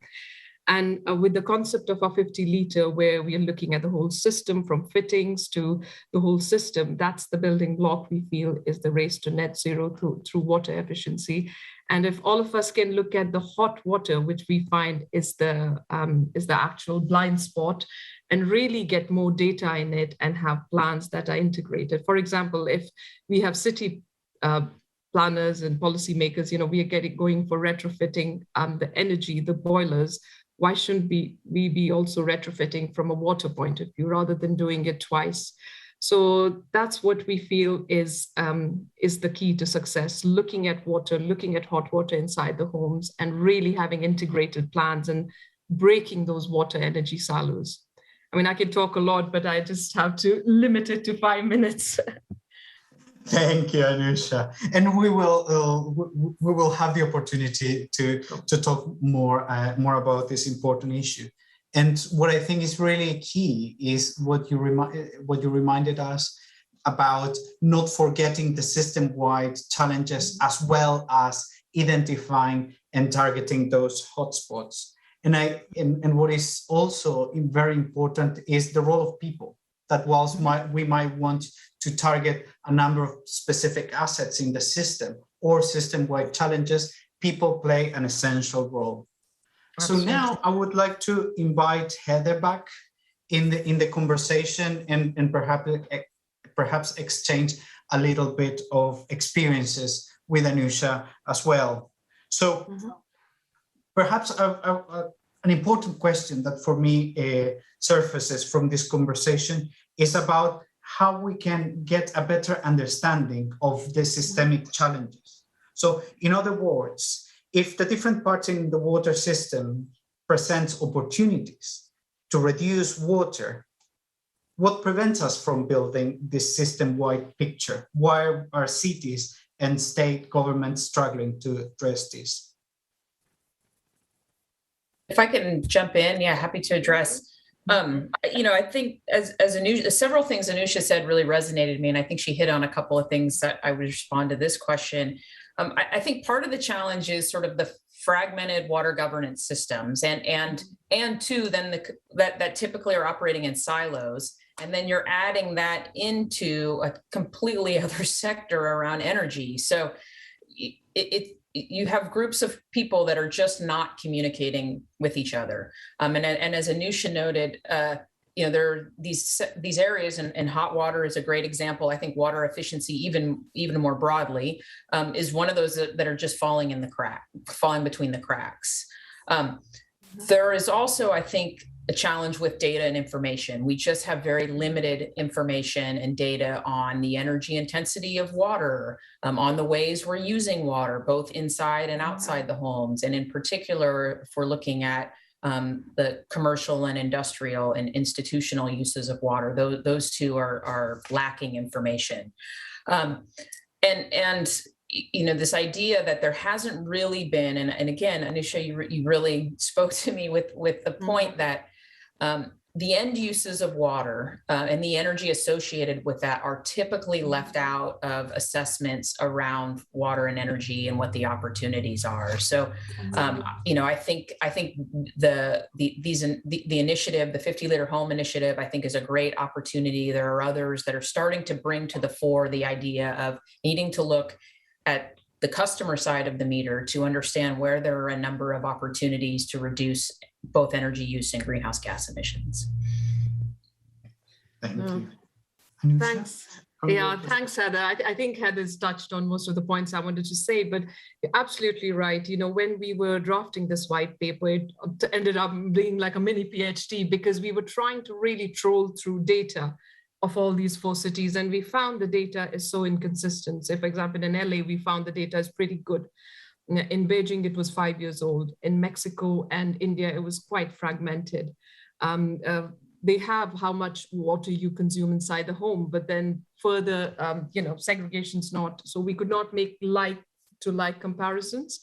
But that also prevents then to have those integrated plans for practitioners, because when you don't have the data, you can't get the plans integrated.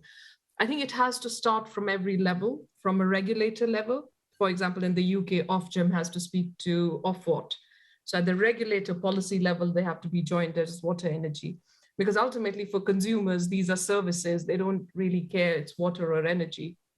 And they would in fact welcome if they had a combined bill, because water is related to energy is related to carbon emissions. And it would be great to have carbon as a currency, and then drive everything from that point of view, right? So data is hugely important. Regulator, policymakers, practitioners, and then people, because then people will, we have to make the job of a housewife really simple, or a man, or a house husband as well, whoever that is, like, when they're looking at the bill, they should see not only are they saving money through less water, less energy, less carbon, and they're also contributing to net zero, and that's so inspirational, right? So I think that's where we want to get to, is really hitting it at every single level. So, but where we are currently, we are where the water market is fragmented, leave alone joining up with energy. So I think we have a long road ahead, but as long as we're all talking about and then highlighting the problems. And yes, giving solutions as well. Thanks. Thanks. And before we go to the second part of this panel, I would like to ask you both, so what would be your recommendations for city governments, for utility companies, where to start? How can they take action to start this journey? Heather? Yeah, so I think cities, are a critical component and a critical piece of this, because that is where I think a lot of actions and activities are going to need place. I agree that there needs to be sort of at the higher level regulatory agencies aligned, but really it's cities that are going to be doing a lot of the hard work. And so I think a critical piece is when cities are developing adaptation and mitigation plans, that they need to ensure water is at a focal point of that. We're starting to see it now in the climate conversation more broadly, but I think even at the local level, we need to be looking at efficiency, at source switching, going to local water sources as opposed to the more energy intensive, looking at energy recovery options. There are a lot of options, I think, at the local levels, and cities can be a really critical component of realizing those opportunities. Thank you. Yes, I mean, I agree, Heather, absolutely. It's the city planners and city, because in a lot of the countries now, every city has got a net zero target. So that's the starting point. So I think bringing in the water efficiency, bringing in this blind spot of hot water where we're using into the discussions, and not just having discussions of how to reduce energy inside the homes through boilers, is going to be the starting point. So bringing them on the same table would be a number one step, is getting this really high on the agenda of city planners. And then comes, them together thinking of, okay, so what's the policy that's stopping us from then getting the practitioners to integrate water energy plans, the retrofit plans, because as we know, it's going to be a huge retrofit. We're not going to be building as many new homes. For new homes, it's pretty easy. When they're doing the plumbing and everything, they make sure that they don't have like 24/7 water. But the challenges within the retrofit homes, and as I said before, when they're retrofitting for the boilers, let them not miss the water side of things. Let them look around the efficiency. And then you get private companies like P&G and NG and Kohler and all those people. Also, they're so keen to really be a part of this conversation of how to reduce water, how to reduce energy and carbon, So I think that public-private partnership has to really be brought to the fore with the city planners. Everyone's going to be there, and not to forget people who are the end consumers. Let's have them on the table. How is it going to work at their end of things as well? So I think we need all the key stakeholders at the table and redefine what net zero means for a home and outside. Thank you so much, Anusha. And before we go to the next part of this panel, I would like to invite all those who are watching this through the Water Pavilion's YouTube channel to add your question on the chat function. We will towards the end, we would like to have your questions as well for this fantastic group of female leaders.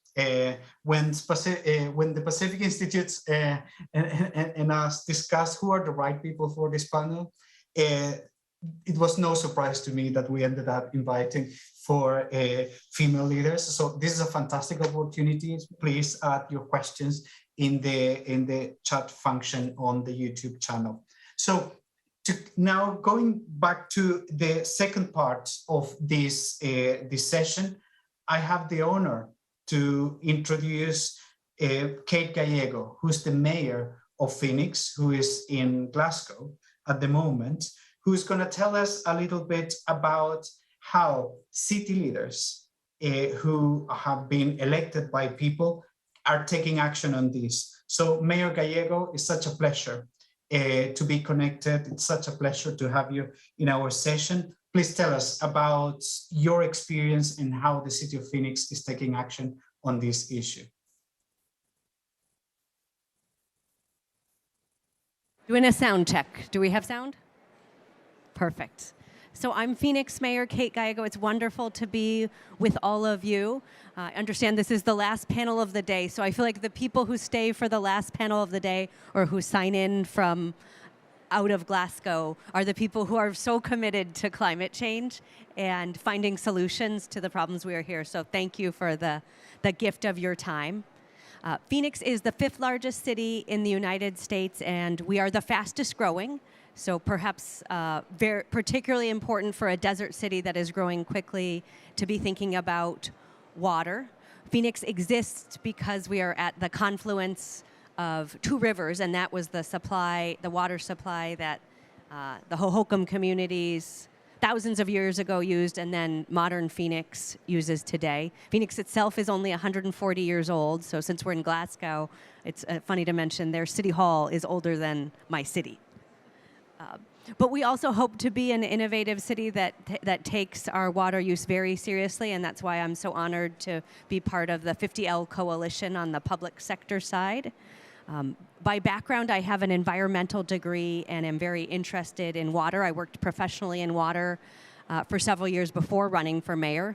So mostly, that is an unusual background for a big city mayor. There are a lot of lawyers out there leading big cities, but few with a professional interest in water. And so I hope that will be helpful in my work with Phoenix, which is a city that cares very much about water and sustainability. Our voters recently approved a 10-year strategy that said we will be the most sustainable desert city. So they have ambitious marching orders for me, and I'm going to need to be part of some innovative conversations like the ones we're having here today if we're going to deliver on that. As we have grown so quickly, we have actually seen our per capita water use drop, and that's in part to the great innovations in our community, but we've also been moving away from grass. So overwhelmingly, homes in Phoenix used to have lush grass lawns, and now we're gone from like 80% to 10%. So really dramatic changes over the time of a few decades. And I think that really is owed to cultural change and our young people in particular demanding change. We really have a culture around sustainability such that people will text me pictures of water leaks. Phoenix is more than 500 square miles. We're geographically quite large, and when I have 1.7 million bosses, that's a lot of people who are out there scouting for water leaks. So we put real investments in making sure that there aren't those leaks to be reported, because it's a lot of messages. We've also done some real investments. It's odd to be bragging about this on a global stage, but our toilet program has been very popular in Phoenix, and those retrofits and the investments and the partnership with the city saying this is an area of your house that deserves your attention has been very positively received, and makes me think that this partnership with 50L and the innovation that might come out of that will be similarly positively received. It's really been a cultural change and people wanting to look for ways to invest in improving their sustainability, which we must do. We are one of our water sources is the Colorado River, which is a system in the United States that is facing over-allocation and drought. So as Heather was speaking, was really inspiring for me, and to remind us of that local water use instead of importing it from a river system. What difference it makes both on a water and energy side. So we're very motivated in these areas. We just recently approved our climate action plan so that we could join more than 1,000 other global cities in committing to net zero by 2050 and to having our carbon by 2030. And a big part of that conversation was around water and how we might reduce our water use. As you heard in the first panel, just the energy to move the water to the people in our community is a huge contributor to our greenhouse gas footprint, and so we want to be intentional about that and solutions in this area, and that's going to be a big part of how we might have the chance to meet that ambitious goal. I just started my current term in April of this year, so I will still be around when we have the accountability about whether we met the goals, and we're going to have to really be focused on the water area so that we can be part of the global leadership that cities are making right now. It was a point of pride for me as a mayor that on the first day of the COP, cities made the largest commitment. So we joined with 1,048 other global cities in saying that we are going to move forward, and it represented 1.4 gigatons. So I'm not actually sure what the news has been today, but we may still be in the lead as cities unless there's been major national commitments. And that local action, I think, is so tangible and perhaps more achievable than getting global nations to come together. In Phoenix, 5 elected officials constitute a majority, and so we have a chance to move forward. I'm not the only elected official with a background in sustainability on the Phoenix City Council, and my sister mayor in the second largest city in Arizona also works professionally in sustainability, so we're very optimistic that mayors can be a part of the solution to this challenge we have taken on together. Thank you so much, Mayor Gallego. It's so inspiring to hear you because you are highlighting points that are just critical to systems transformation. First of all, the cultural change that is required to really adopt a new way of using our resources. And very importantly, the role of young people. If young people are asking for new things, there must be a really good reason. It's because the future needs this type of transformation. And another really key point that you have made is about the role of communicating with the citizens. First of all, allowing citizens to tell us that the leakages are out there and that government should do something about that. But also what was really fascinating is that communication also happens the other way around. How the city of Phoenix communicates with the citizens around the importance of paying attention to specific rooms in their homes is just really, really inspiring. And to me, it brings so many ideas on how practical work in systems transformation can actually happen in cities. So thank you so much. And now I would like to invite Lena Pripkovac. She's the Chief Sustainability Officer at the Inter-IKEA Group. IKEA is a very big company that has transformed the way we consume a number of how we build our furniture, how we actually consume in our homes. So in that context, Lena, please tell us about the challenges that IKEA has identified and how IKEA is committing to global environmental agendas and water and energy consumption in particular. Welcome.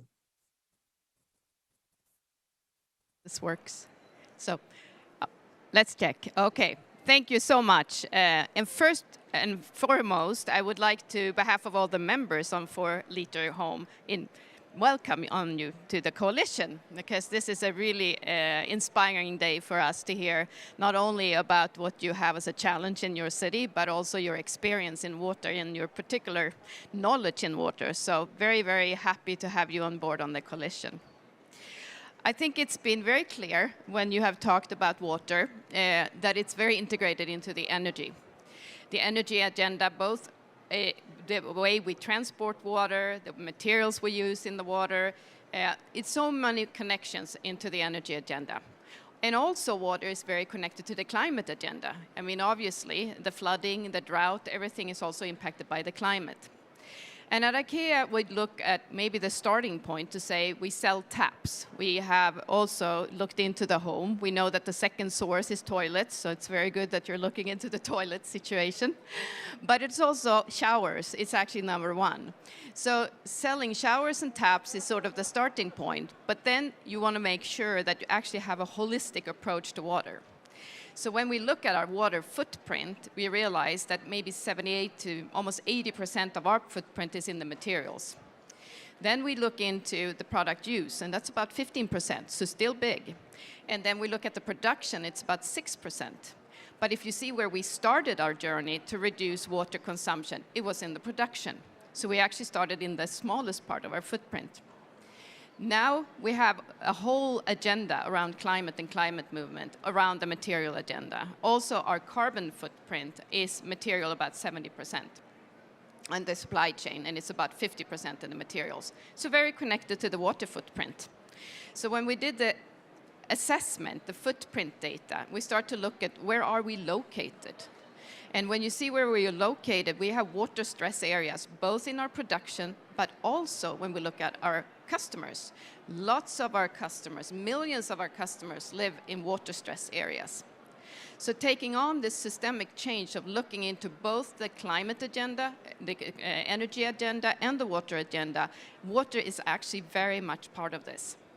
So now when we're looking into what we need to do, we need to look at energy efficiency when it comes to production and also reduction of water.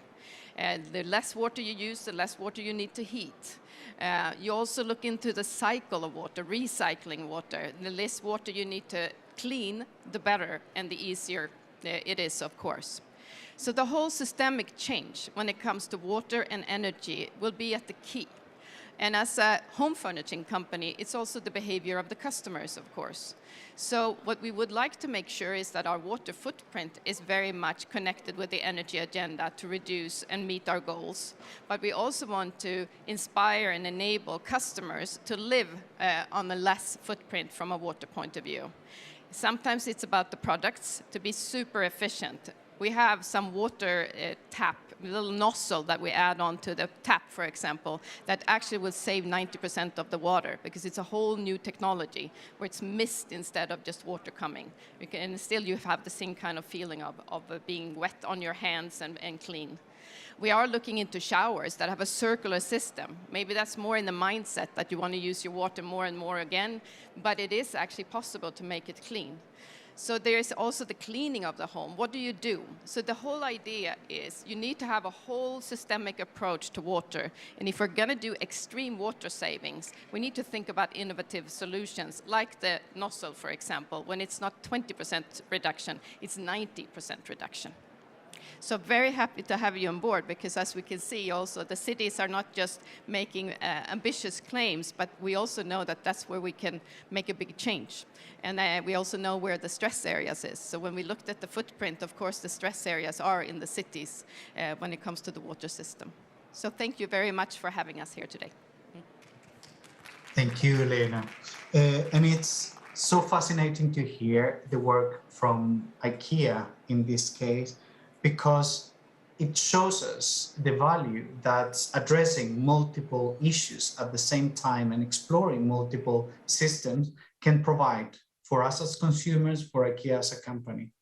And perhaps I would like to turn back to Mayor Gallego and ask her what type of support cities need in order to start exploring these multi-systemic challenges. Because if that is the way forward, if really creating projects that have co-benefits as outlined by Lena in their products, if we can translate that learning to cities, what is the support that cities require and what is the potential you see on such collaborations?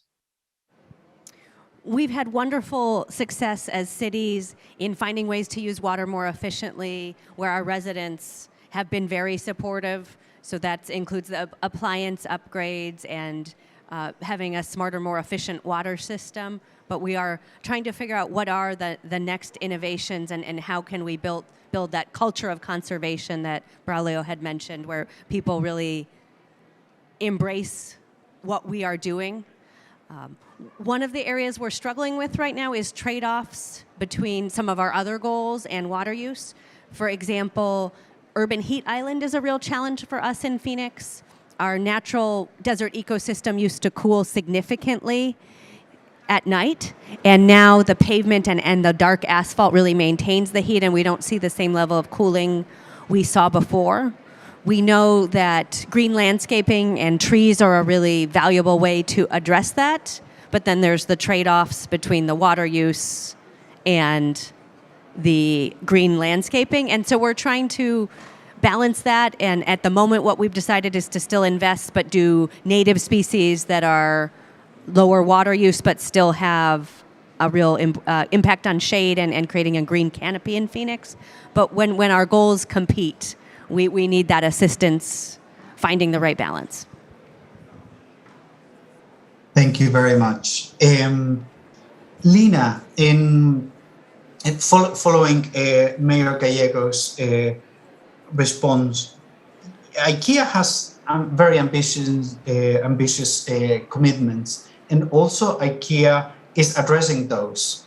What are the tools, or what are the approaches, what are the mindsets that you have used to lead such transformative agenda in your company? And also, perhaps a second part is, do you think that is transferable to the public sector and other practitioners? I think what has been the leading mindset, if I start there, is to always look at a value chain perspective. We're also lucky to some extent because we have an integrated value chain. So when we do talk about things, whether it is innovation in supply and supply chain, it also connects with both our products and our customers, so we can kind of see the whole system approach to it. I also find it so interesting to hear about your conflicting goals, because of course we do have the same. And what we work with is something called democratic design. When we realize we need to maximize many things at the same time, but of course there are conflicting areas at certain times. And I find it interesting because we also have our forest manager here, and we talked a lot about the water cycle and the water system and the importance of actually supporting cities yesterday actually. So what is inspiring on this is that our mindset is a value chain, and also looking broader from our business to see how we actually interact with the communities. And this is why this is also so inspiring to be here, to also see from a city perspective on a water and energy system, how we connect and are part of that community. Thank you very much. And now I would like to invite back Anusha and Heather into the virtual stage. And perhaps it would be fantastic to hear your perspectives initially, Heather, with you on how you believe cities can be supported. I think there are so many interesting aspects that Lina is highlighting in terms of approaches. In your perspective, how can city governments and utilities, and also state governments who are leading policy in so many places, really start integrating those ways of working, ways of innovating? Yeah, it's a really great and important question. I really think there is a need to be sharing some of the lessons we have learned, some of the successes and some of the challenges across different groups. I mean, we just heard now, in Phoenix, some of the challenges they're having with shade trees, and how do we think about that with respect to water? That's a challenge I see all over in communities. And so there are lots of opportunities for us to be trying things that others have tried in other geographies and really bringing them to scale. We don't all need to be recreating the wheel, so to speak, every time we go through these things. There's lots of great ideas out there in the world. And I think particularly their cities themselves are dealing with a lot of different issues. Poverty, homelessness, just lots of challenges, sustainability challenges. And so, here too, where we can try to help cities look more broadly of what's happening in the global community. There's just lots to be learned. So I think case studies can be really effective. Some storytelling, these platforms where more and more people can communicate and networks are, I think, really important. And I also think some of the initiatives, some of the cross-sector initiatives are hugely important, where we can dig in on a particular issue and then seek to kind of scale it in communities around the world. I think not every initiative is going to be able to tackle every issue, but we can have a focused effort and then try to scale it more broadly. I think that is a really effective recipe for creating the change that we need to see. Thank you. Anusha, in your experience, what are ways of sharing this knowledge, these practices, in order to help cities, and not only cities in the global north, but also the cities in the global south, for example, the ones you have studied in your research? Sure. Thanks, Braulio. I think in addition to what Heather said, I feel in both economies, say, for example, in Mumbai or Beijing, there's a lot of startups, for example. I think let's not forget them. They're very keen to bring data, bring platforms where they can get people on the platform together. So especially the virtual world, how can that sharing data platforms be used with those startups and creating some sort of an ecosystem hub where they can bring government, they can bring private actors, they can bring people, consumers on one platform, and really leveraging the data, the digital platform to bring people together to share those lessons. And the second is through the white papers, highlighting each issue at a time, but as Heather said, sharing those lessons learned. And equally, what we found in a white paper is not every city is perfect. Say, for example, in LA, yes, the fittings are really helping to change consumer behaviors, but in Beijing and other places, or in Mumbai, they don't have 24/7 hot water all the time. They have geysers where you switch it on when you need hot water. That's when you get hot water. So they don't need to really do a massive retrofit because the plumbing is already designed like that. So how can West learn from the global South? But equally, how can global South learn from the West in terms of how we can have more efficient fittings in terms of shower heads, in terms of other smaller fittings or washing machines or dishwashers. So changing behaviors is a lot we can learn from each other, using ecosystems as a hub. And I think the city mayors, I'm sure they have like a net zero plan for the city. So this is missing at the moment. I think there's a lot of talk, and when you open a net zero plan for a city, there's a lot on boilers, but there's nothing on water efficiency. So bringing it to the net zero plans there, because when the mayors start talking about it, the practitioners will take it up and it will be integrated in their plans. And then using the ecosystem hubs, we can bring in the consumers as well, and consumer councils, having water and energy consumer councils together rather than just water consumer panels and stuff.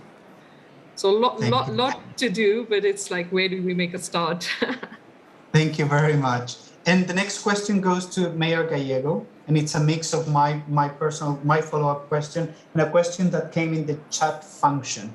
So Mayor Gallego, how do these ideas sound to you? And from your perspective, what type of information would be most helpful to you? What are the tools? What are the activities that practitioners, coalitions, research centers can use to help you?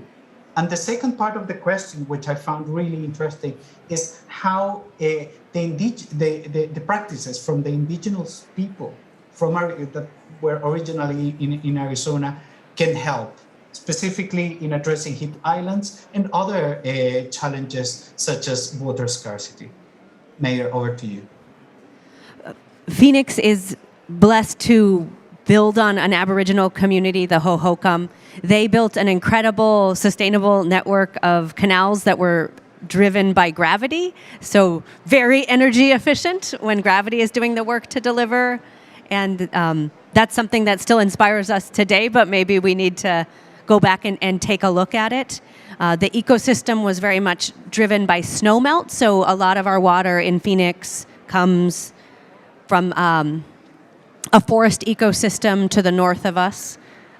We are in a state that has huge variations in climate, so you can be swimming in Phoenix on the same day it's snowing elsewhere in our community, in our state, and I feel like the original inhabitants of my city really understood how to tap that in a way that we ought to study more carefully and learn more from.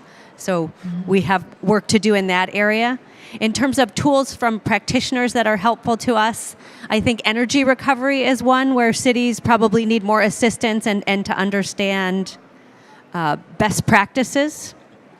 I would say mayors talk a lot about open data and how can we just take our information from the city and share it with the broader community, whether it be startups that take information we have or people in academia.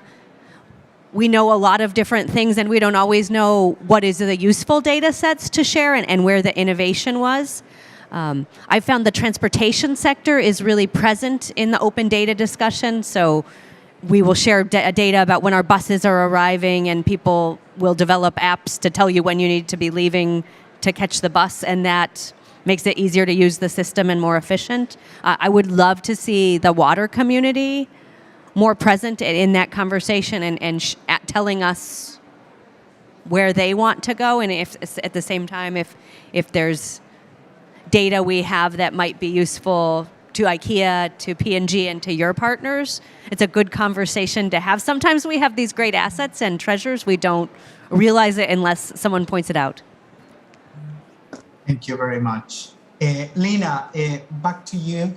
In terms of the, in terms of what a private sector company like IKEA can offer, after hearing all these ideas, what do you think are assets, approaches, learning that IKEA could share with city governments, and what type of support would you need to enable that exchange of ideas and experiences?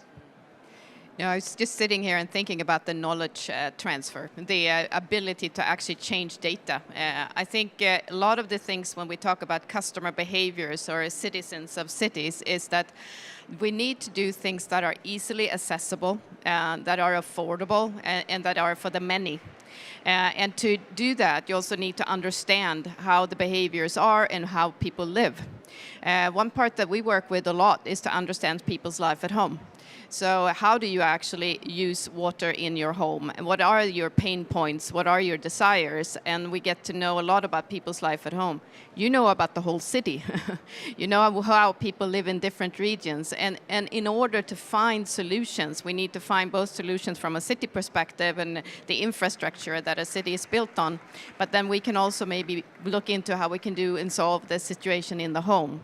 So I get very inspired by having the whole total picture on this one. And one thing that I really find inspiring in this is that it's not only the bad conscience that is going to drive change. It is, please turn off your faucet when you brush your teeth, or it's leaking and you should have fixed it.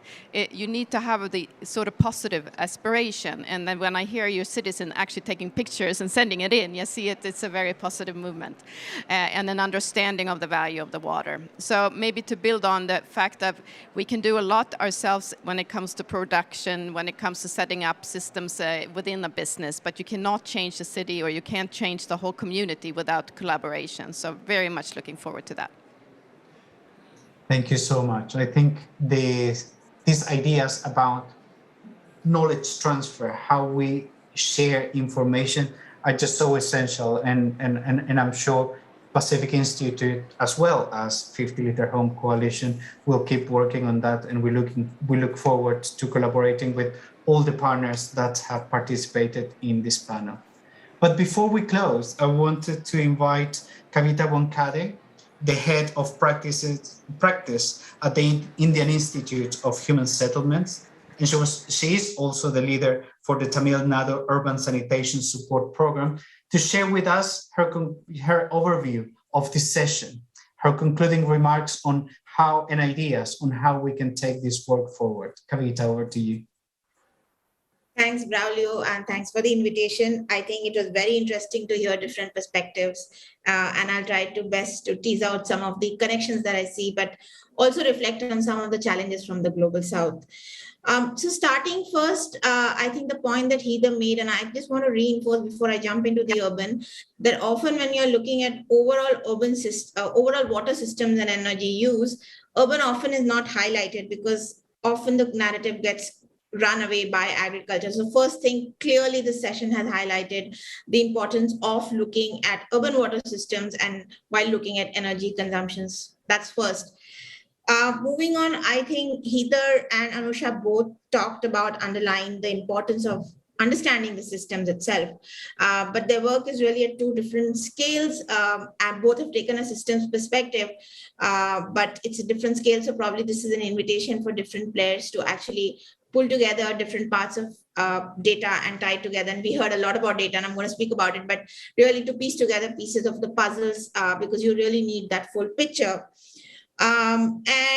What I found, I was very heartened by what Anusha said, because two things. One is that I think what she has highlighted is that water clearly has underlined that water is a local issue. So you're going to have different priorities and different energy consumption patterns and different priorities. And this kind of leads, for example, I want to highlight, she mentioned in Mumbai, but it's true of many Indian cities that you don't have a system in place. So people do, do a mix of crazy things actually just to get basic minimum water. And we actually, yours must be one of the first study to actually look at what is the energy consumption of all these pumps running all over the city, right? So we really need that kind of granular data. But I want to flag this because almost all speakers spoke about data.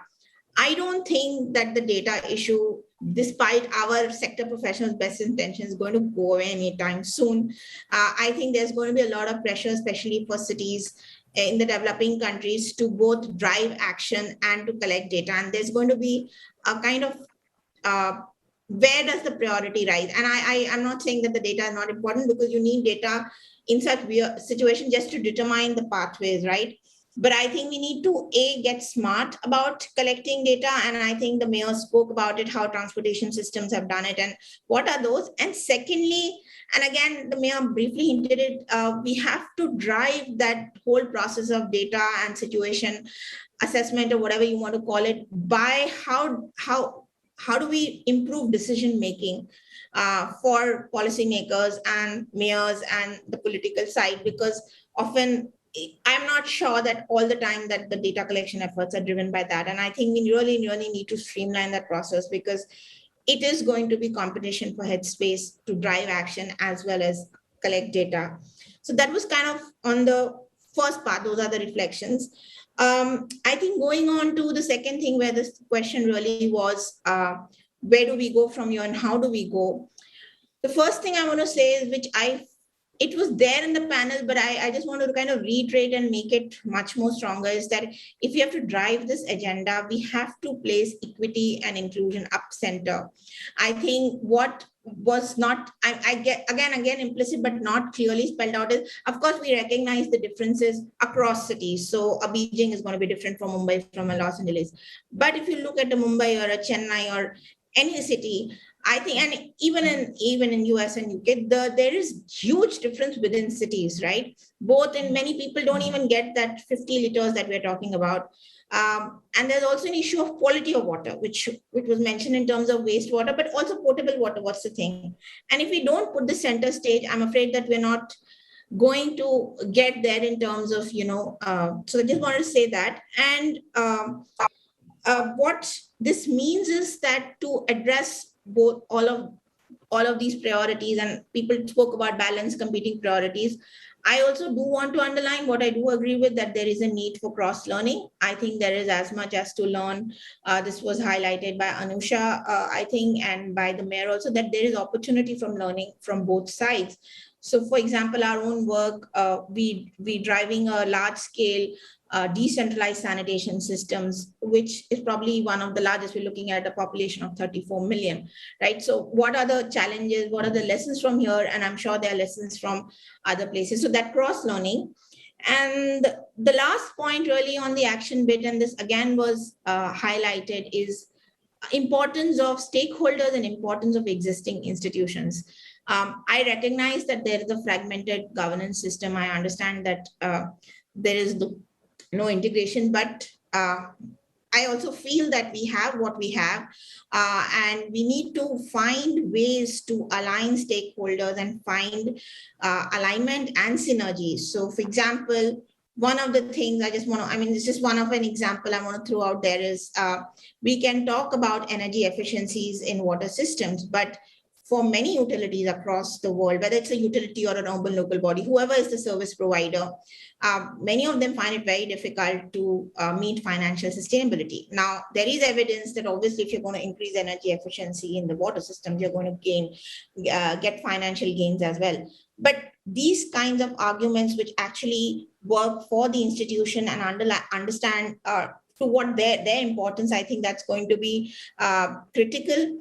And I think the private sector, apart from the public-private partnerships which were mentioned, I see another role if an organization like IKEA and other large private organizations, they're also embedded in space. So when Lena spoke about its efficiencies in production, now if those manufacturing sites of locations for all the companies get efficient, there's going to be synergies with the city. And I think this is also an invitation for them, for organizations to engage with the city more. And to end with, I think we didn't hear it get articulated as communities, but we heard young people, we heard citizens, consumers. So I do think we're going to have to, again, reiterating, this was raised by other people, that we've got to work with them. We've got to listen to them.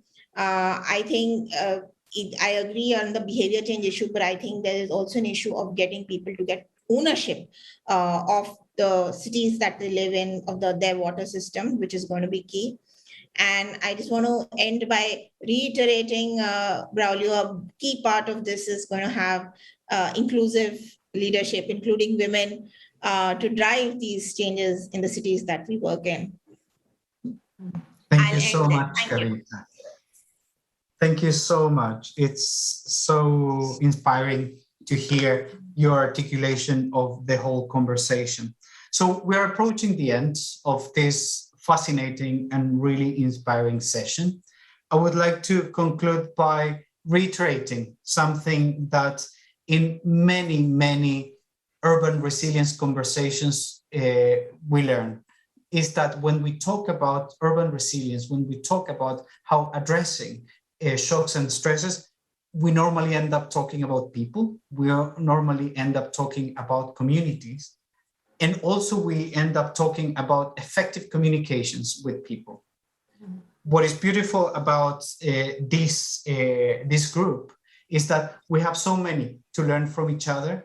And I believe that is the work that both Pacific Institute and the 50 Liter Home Coalition are taking forward. Also, I want to reiterate our gratitude to the Stockholm International Water Institute and the Pacific Institute for inviting 50 Liter Home Coalition to co-organize this event, which was such a pleasure.